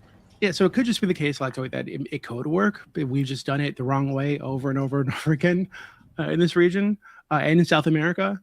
But I don't think I don't think it's worth the price to us, Not worth the like price, that's like what I'm monetary. And I really don't think it's worth the price of the rest of the world. So my Hold on, prediction wait. is that this could easily lead One more to thing. another decade of like a resurgence of terrorist attacks, resurgence of a refugee crisis, resurgence of I hear various like militant groups all over the fucking Middle East fighting to fill the vacuum, and it like all this fucking death and bloodshed does not see. It's not. It just isn't worth the well, maybe gay people can get married right now. I don't give a fuck about that, to be honest with you. Sure. Like that We're just seems in a like loop. it's We're in a worthy loop. of We're in a loop. sacrifice. We're in a loop. The efficacy has always been the hardest part for me to move past, and I'm not confident that there is a solid enough plan. But I think what Ali is saying, and I can point to, I think Chile is actually much better off due to U.S. intervention when you look at it now compared to the rest of the countries in South America, compared to where it would be. So I think that you have examples of other areas of the world in which U.S. Involvement and U.S. influence This is has true of made Britain things better. too, right? Like every Sure. country that was a former British colony is just vastly Yes, superior to countries Yep. nearby that weren't. That were French colonies or Spanish, especially Spanish colonies. Yeah, absolutely. That's 100% true. But what Ali is saying is, what if it is, at least I think, obviously correct me if I'm misstating something, is that it seems like in the Middle East, there are deep-rooted cultural traditions and loyalty towards clans and families that are very deeply entrenched, and there's a religious component to this as well that's very deeply entrenched, and we just didn't have to deal with that, even though Japan had some like some quasi-religious stuff going on too with the emperor and all that. We just didn't have to deal with it in the same way when it came to Taiwan, South Korea, Japan. We just didn't have to deal with it in the same way, and that it could be that the Middle East is just more impervious to democratization. They're And more that unified. they're more unified, right? So Japan, Taiwan, all these things they're very separate, right? They're separate nations. They had separate clans. The Middle East, there's the divide of like Sunni Shia, right? But there is this unity of like they are all Muslims. So I think the idea of one, they have a pretty long, like the Middle East has the longest history, right? One of the longest histories. So like this is unified, combined, like as a people, right? No, it's the cradle of civilization. There's a people that's a like civilization. Iran has been so when you have the West, somebody needs to Google Göbekli Tepe. Yeah, when you have the West, I think Babylon was pretty. Fuck, that's in Turkey. I think Babylon was pretty old. I'll give this to Ali. Okay, I think that's fair. You have the West. You have like Western Christian or like secular degenerate nations coming in and trying to like fix things in the Middle East. It's like people they're not gonna be receptive to that, right? That's like that's the whole idea. Can I counter that? Because like, listen, I'm very much in agreement with Doobie and Lactoid here, right? That there is no fucking plan. It doesn't seem to be financially worth it. Doesn't seem like the juice is worth the squeeze. And you're in agreement with me too, then. I'm a step further than all of you in that I don't think that the U.S. government is justified in any war ever, because the U.S. government itself isn't justified. That being said, I do think if we're just going to look at the reality, as far as I can tell, that Iran is unique when we are talking about the people, when we are talking about the culture, and we are talking about comparing it to the rest of the Middle East. It is very similar, I would say, obviously vast differences in some ways, right? But very similar in terms of like their maybe capacity towards Western values to like Turkey, right? Where there are obviously different like we don't know what percentage of Iran is Muslim, right? The best we have is like secret fucking polls that have like somewhere to like 32 to 37% of them are Muslim, with the rest of them being either Zoroastrian or just atheist and secular. But Iran has a lot of people in it that have lived under a secular Western democracy before, right? And Iran is likely not, maybe it is, but is likely not a majority Muslim country. And so I'm against this. I'm against this intervention. But I do think it's important to recognize that tactics that worked in Asia that did not work in the Middle East might work in Iran, right? There is a different culture there, a different, right? But for all of the same reasons that you listed, that the Middle East is very resistant to Western influence, I think Iran might not be the case in some of those. I think it does have some of those. I think it might be. That would be my point here, and that's the whole reason why, like in most cases, I would be totally on you guys' side. I'd be like, we shouldn't be doing this. We shouldn't be intervening. We should keep to ourselves. We got enough problems at home. But in this case, I think the Iranian people, and that's why I've said from the beginning of this, I stand with the Persian people, right? Because people want this to a certain extent. We're missing a piece here. I hear you guys, right? Sorry, Scott. I think you're making a convincing case. Like my problem is I don't know enough about like the Persian region. I certainly don't fucking trust Trump to do it, right? Like my case is just about like could it work? You have a good point. It's just who's going to be the one handling it? Hold on, one second. No, but it's more. It's a little bit more than that. A little bit more than that. So again, I don't know enough about the Persian region. However, I'm going to go with what you're saying, right? It sounds convincing to me, right? Okay. So going with that though, you're forgetting another piece. So in Japan, we win, slaughter them, drop actual nukes, but we can be trusted with nukes, but Iran can't. Anyway, we drop actual nukes on them, and we impose this system, and we end up with great outcomes. Fair, right? Mm-hmm. But what we didn't have in Japan is China, right, or some other like antagonistic power, right, like vying for power within their system. Agreed. Right, that would benefit. Okay, great. So also the geography, benefit from them, right? Japan is an isolated island, right? Yeah, and China was not had its own into there. Right. Yeah, China had its own internal conflict between the budding communists and the nationalists in China, right? When we look at Iran is like 6 times larger than Iraq. shares a border with many influences and many ways to smuggle in terrorist activity, weapons, whatever it is, from many different directions, or smuggle out, right? It also has diverse regions in terms of climate, right? Where people are separated in terms of culture and ideology just based off of where they live, right? Like, so there are a lot of challenges that exist in Iran that do not exist in Japan. I am simply stating, as devil's advocate against my own position, which is I don't think it'll fucking work. Yeah. That like the culture there is different and the religiosity is different. Also, several of the Gulf states have come out kind of on the side of Israel and the U.S. and the Gulf states have been we might have influence from UAE, Kuwait. You know, I mean, like there are other players in the region that might help us modernize. No, but that's the problem. China's a big player in Iran, but that's a big deal. The problem. It is, and they've not said you're saying we got buy-in from the Gulf states, but that's the problem. They got buy-in from the Gulf states, who are all puppets of Israel, who are all signing the Abrams Accord, who have all tried to undermine Iran for the get-go. Well, yeah, now you have the Sunni Shia thing going on. China and Russia, just because they happen to share a point, but just because none of that, hold on, that doesn't matter. Hold on, not to the point that I'm making. Just because they share a religion, right? Well, mostly, right? I don't know the demographics that our friend Scott's talking about, but anyway, still, just because they share that doesn't mean they have their interests, right? They have their own power plays, just like Iran. Just like Iran had its own power plays when it was like intervening in Iraq. During when America was invading, right? They wanted to neutralize the Iraqis. They wanted to put a favorable government within Iraq to undermine what the U.S. was doing. Again, another confounding factor into this, right? And so why I'm saying the confounding factor into this invasion is Israel. Is the Abrams Accord. That actually sabotages this whole thing. And we're not actually dealing with that. Wait. To Scott's point. In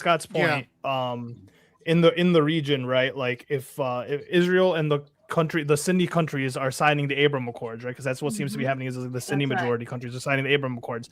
Then them assisting in taking out Iran is like more. It's beneficial to them, right? Because like they don't share, like although they share a religion. Of Iran, that's why I don't care if it's they do, but no, it's not beneficial to the people of Iran. No, it's not beneficial for the that's what I was talking about. So because everyone forget. Well, we're creating a democracy. Like if we're going to undermine that. That's what I'm saying. The UAE and the Sunni countries that run under theocracies themselves aren't going to sit here and let a secular, right? Nope. They're not going to want a secular nation in that would be around. They're not going to want a Christian nation that would be around. Exactly. They're not going to want a Zoroastrian. So they're going to want still a Muslim nation, right? Which is now going to conflict with Israel's issue, which is they don't want another Muslim nation, especially one the size of Iran.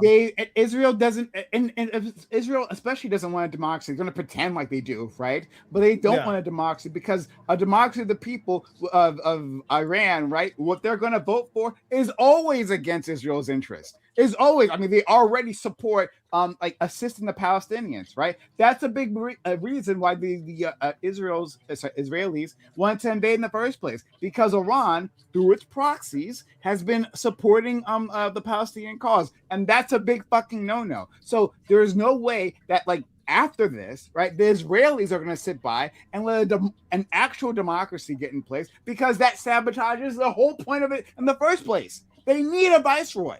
They need a viceroy. I'm just throwing this out here because we're at the end of the conversation anyways, but there's a really good book, The Shia Revival by Vali Nasser, who teaches at Johns Hopkins on that I think just elucidates a lot of it's an older book now, but understanding the Shia distinction and some of the internal cultural politics of specifically and that religion pitting us up. Now obviously it's a fucking ex-Iranian, lefty kind of liberal, take on things. But I was just saying it. I think it's a good book, especially as we're talking politics. As we're talking politics in a fucking, and we're going to war with Iran.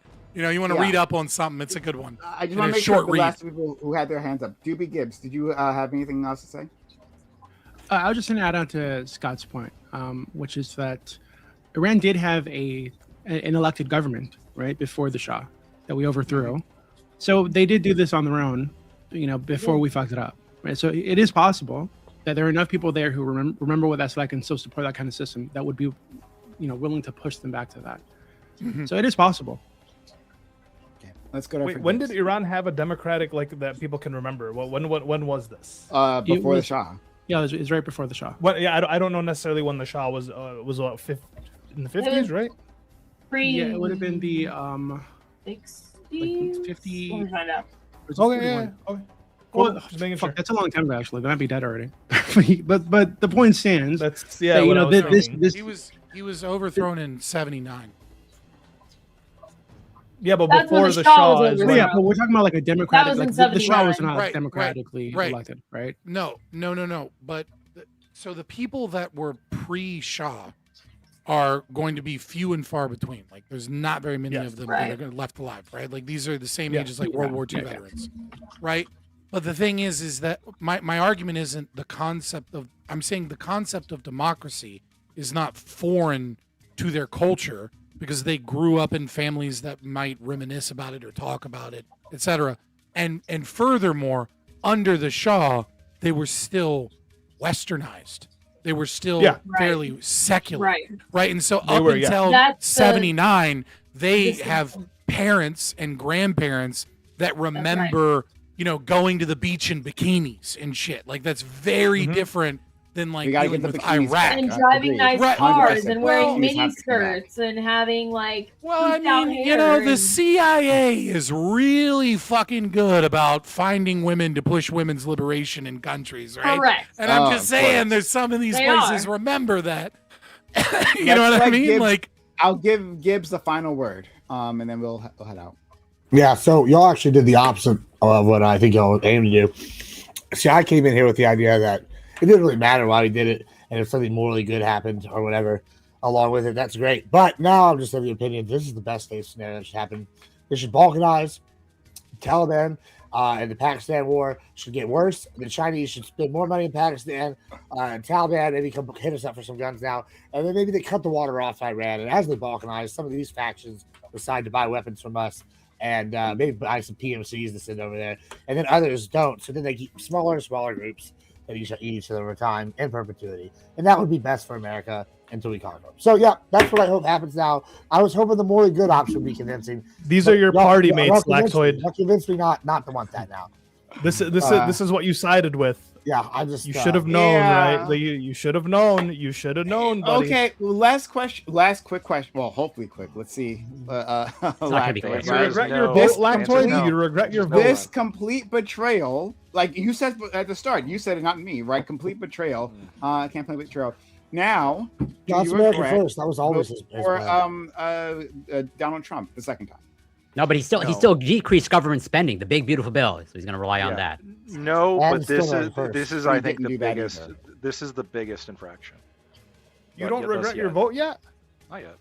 No, you decreased spending. You decreased spending, so it's all good. I just want to know real quick. Just can you hypothetically, what would it take for you to regret your vote? Just like in a realistic answer. Sure. If a SCOTUS, one of my top issues was judge appointments. If SCOTUS comes up, if a seat comes up, and he picks somebody who I find to be from an unacceptable school of thought, that'll be it. Okay, well that'll be fine. Then I think you're safe. I think you're actually quite safe then. All right, so let's we'll end it here. First of all, thanks everyone who participated. This is a lot of fun. Hit the follow button if you're out there. And you found this enjoyable, right? We had a bunch of different opinions here. And I thought it was an overall interesting conversation, except for, like, hey, you're going to get raped if you go to a Muslim country. That probably was not great. It wasn't great. Or was it my favorite? When the fuck did that come up? Oh, yeah. Before you got here. Missed that part? Yeah. Pussies, you couldn't wait for the Muslim to be here? You want to talk about rape? Like, we're good. Like, don't worry, I have no fear. I'm good. I want to talk about that. I didn't love that part. But other than that, it was a lot of fun. So follow the channel on YouTube, Twitch, or Kick. Thank you for my listening library for doing and TikTok previously, and TikTok. You'll know it's my my channel. Well, if you're promoting Kick, you should promote TikTok. That I should, and then Prime is the it'll worst promoter on earth. On Earth, God. you don't know how to promote you. I'm not. I we gotta write a know it's my script, account bro. because there's no videos on it. I'm not haven't been using it. post Also some on Twitter. video. It was the last time I tweeted. It was literally last year, the one time when I was talking to Gibbs. When Gibbs and I were going to go on Tim Pool. All right, so Least let's online streamer ever. And then before then, it was like I hadn't tweeted for 2 years. But yes, you can follow me on TikTok too. I'm sorry, Twitter as well. Anyway, thanks all. I'm gonna give an outro to all these amazing individuals who are wonderful and beautiful. So yeah, thanks so much, Lactoid. I'm really appreciative of you and your perspective on this. And thanks for at least being quite honest, right? As always, you're always quite honest with your opinion. So yeah. Yeah, I'm Lactoid. You can find me at Lactoid TV on Twitch, Twitter, and YouTube. Okay, thank you so much, and thank you, Corey, for being here as well, and making snide comments at Lactoid. Always a pleasure, and I'll try to never stop doing that, whatever my minimal contributions are. But I still remain unconvinced in terms of my position. I'm still. Gibbs didn't move you, Corey? No, he did not. With his "I don't care, just good for America," blah blah blah, and still no surprise. No surprise, still a pedophile protector. That's what I expected. So he fulfilled the prophecy, as I expected. But I do want to take some time to shed some light on another issue, okay, a very critical issue where maybe a revolution is starting in Canada, where in British Columbia, they announced that they're adopting permanent daylight savings. And I think that is a great thing, that hopefully the rest of Canada follows suit. But you can find me on Twitch, CoreyCampbell84, Twitter, X, YouTube, Instagram, Substack, TikTok. It's Corey Campbell. And the Bears, pleasure to meet you. Ali, Doobie, Scott, Gibbs, Lactoid, always a pleasure. Love you, Brian. Hold on. One second. Maybe I don't like that. My only problem with like permanent daylight savings time is that like it puts us in. I don't care. It's a bad position. No, you're wrong. No, but like, it's the best outcome. It's the best outcome, Prime. It's the best outcome. You're wrong. It is. I'm not sure about that, but no. There's more sunlight later on. It's definitely worth it. I don't care. That doesn't matter. That doesn't matter at all. Hold on. But okay, I would love to. Black people need sun too, Prime. Let's go. Get your vitamin D. Gibbs. Like we could just like adjust our schedules, right? And then we'd be in line with the rest of the fucking world. Oh my God. We'll have to have a conversation. You're on the wrong side of history, Prime. You're just so wrong on that. Just adjust our schedules. Fucking. I don't understand daylight saving or not at all. I'm the wrong one. The light lasts longer afterwards. What difference does that make? Okay, yeah. On. Let's go. You can cook out for longer. You can do outdoor activities for longer. You can still do all that. No, you can't. 30 in the afternoon. Yes, you can. Yes, you Wait, can. Wait. Let's go. Let's go. You guys don't barbecue at night? This is more passion than the actual topic. I don't barbecue at night. No. I do. I like some sunlight. Hold on. Actually, Southern or get Arab, baby. You're out there when it's pitch black, going through Yeah, charcoal. I'm gonna be honest. I'm Lebanese. Yes, we barbecue at night outside of our backyard. That sounds much preferable to having it. Hold on. I mean, it's an opposite. It's too hot in Lebanon. They get I'm not used to trying to cooking at night. cooking during the day, bro. Like it's 1,000 degrees. I need the sun to be down. But if I'm barbecuing for like 12 hours straight, like fuck that. I'm sorry that you're a bad cook and not to take everything so fast on the grill. I don't want to be outside the heat. Well, go ahead, Gibbs. Yeah, and if you like that take, and many others, Admiral Gibbs everywhere. You're against daylight savings times, Gibbs? I'm not having an opinion actually. I don't think it to say matters that to he's him. facetious. Yeah. I don't think it matters to most people. This matters actually a lot to me. It mattered like a lot, like in the fucking like before we had phones. Well, and fundamentally, what matters most to me is like now, there's I no don't time really change matters at all. whatsoever. If we're going for one time, like I'm okay with this, but fundamentally, I just want no time. Okay, change. great. Here. So then Ag we would be the ones that our like mad friend at those two. They don't care anymore because it's all digital. Bet you want us to fucking get on the metric system, you loser. Let's Yes, go. I do. As Like a the rest of the scientist, world. Yeah, like that's wrong. It would actually fucking make sense. Mm-hmm. And like decrease like the economic friction, right? Barriers of entry and all that. Are you stuff. saying that all the drug addicts and drug dealers will get I better love at math? Is that capitalism what more you're than saying? you do. I mean, Okay, they're already all right, great everyone, at math. Let's go to our friend Scott. I'm Scott. You can find me Fabian Liberty on YouTube or Twitter.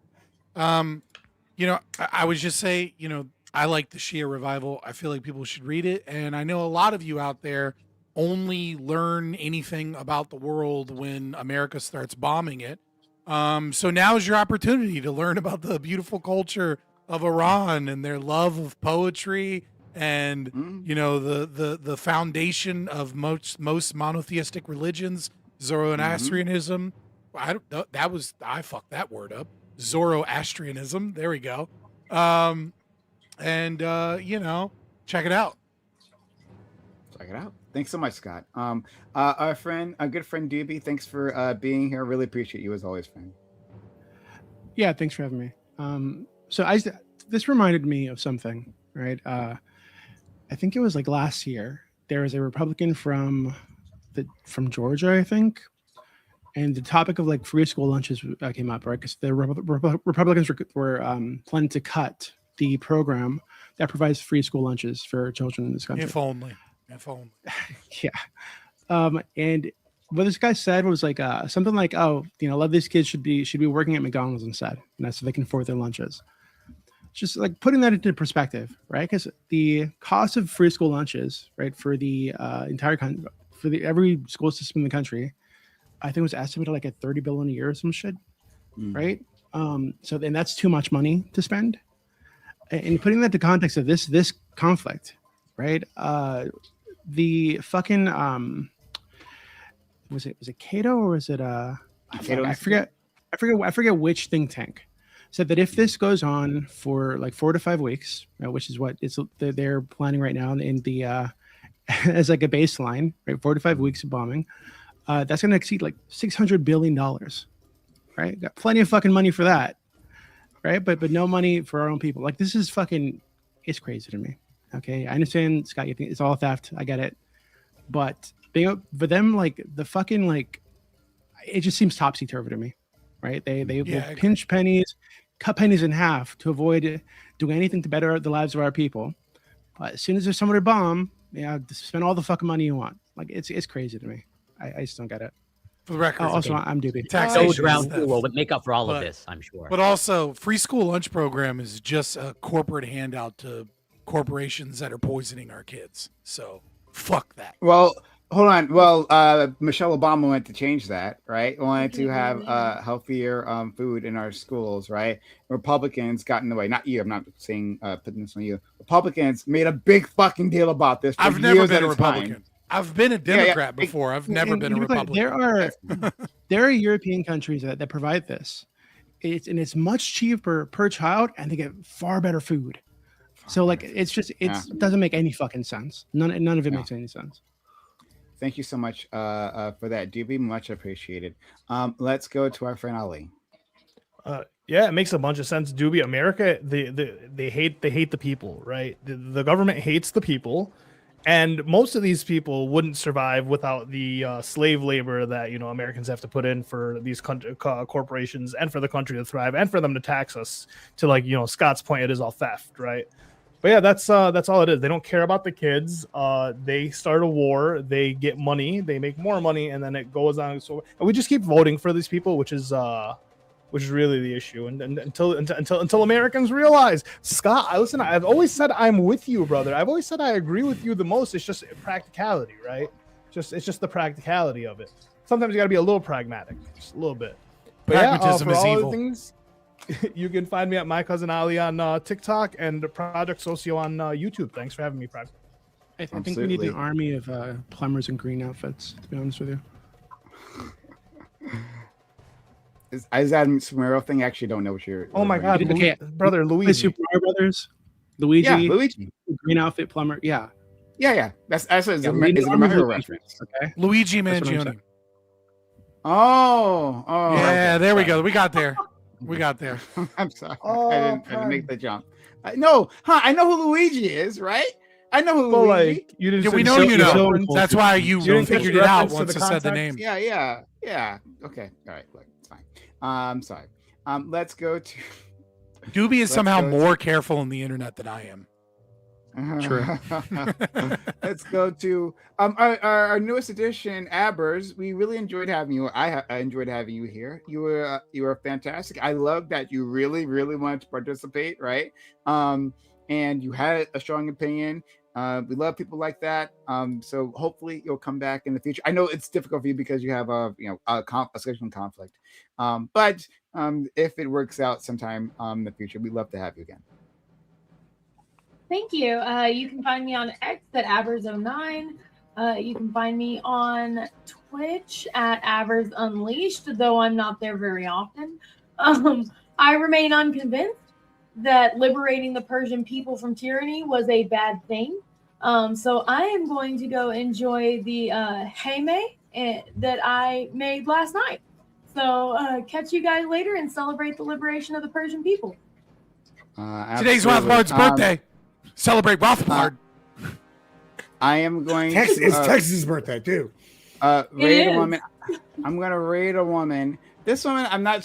She, I guess, mixed race? Are you Maybe sure she's a Latin, woman? Maybe she's Huh? black. How do you know? Just assuming gender out here. What is her? What are in the what big are the 2026? individual's pronouns? Well, you know what to spam in the chat when the raid comes. Are you a woman? Oh my God! Please don't. God, please don't do that. All right. Let's see. Hopefully, we can raid this person. So Scott, to your point about Doobie being raid. careful. Damn it, we can't raid them. All right, sorry. Let's. Hey, heard try what we were someone about to else. do. Damn it! I hate when that happens.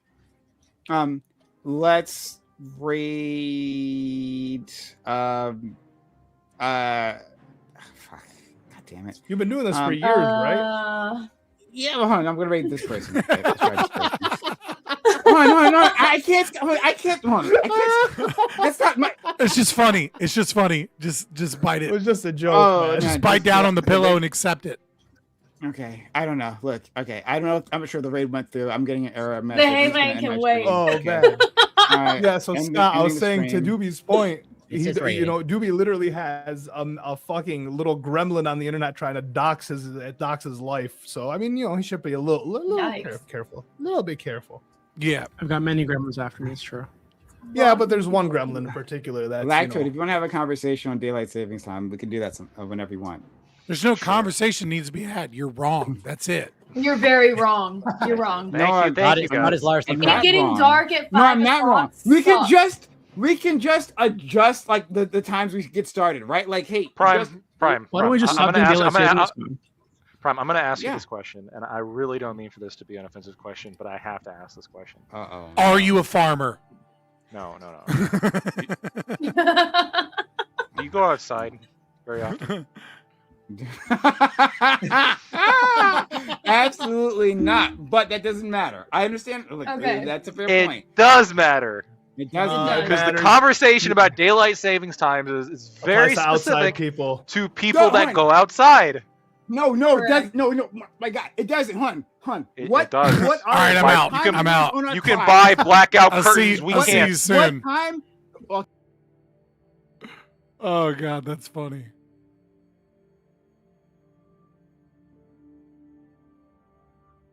Hey, double click, bitch.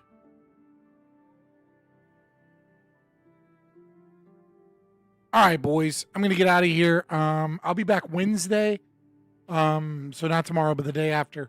Talking to Ryan about tariffs and about the Supreme Court's decision to shut down tariffs to a certain degree. And that should be fun. See you guys then. Follow me on Twitter. Join the Discord. That's where the Go Live notifications always go. I appreciate the support. I appreciate the super chats. I appreciate the likes, like, share, subscribe, all that fun stuff. I will see you guys Wednesday.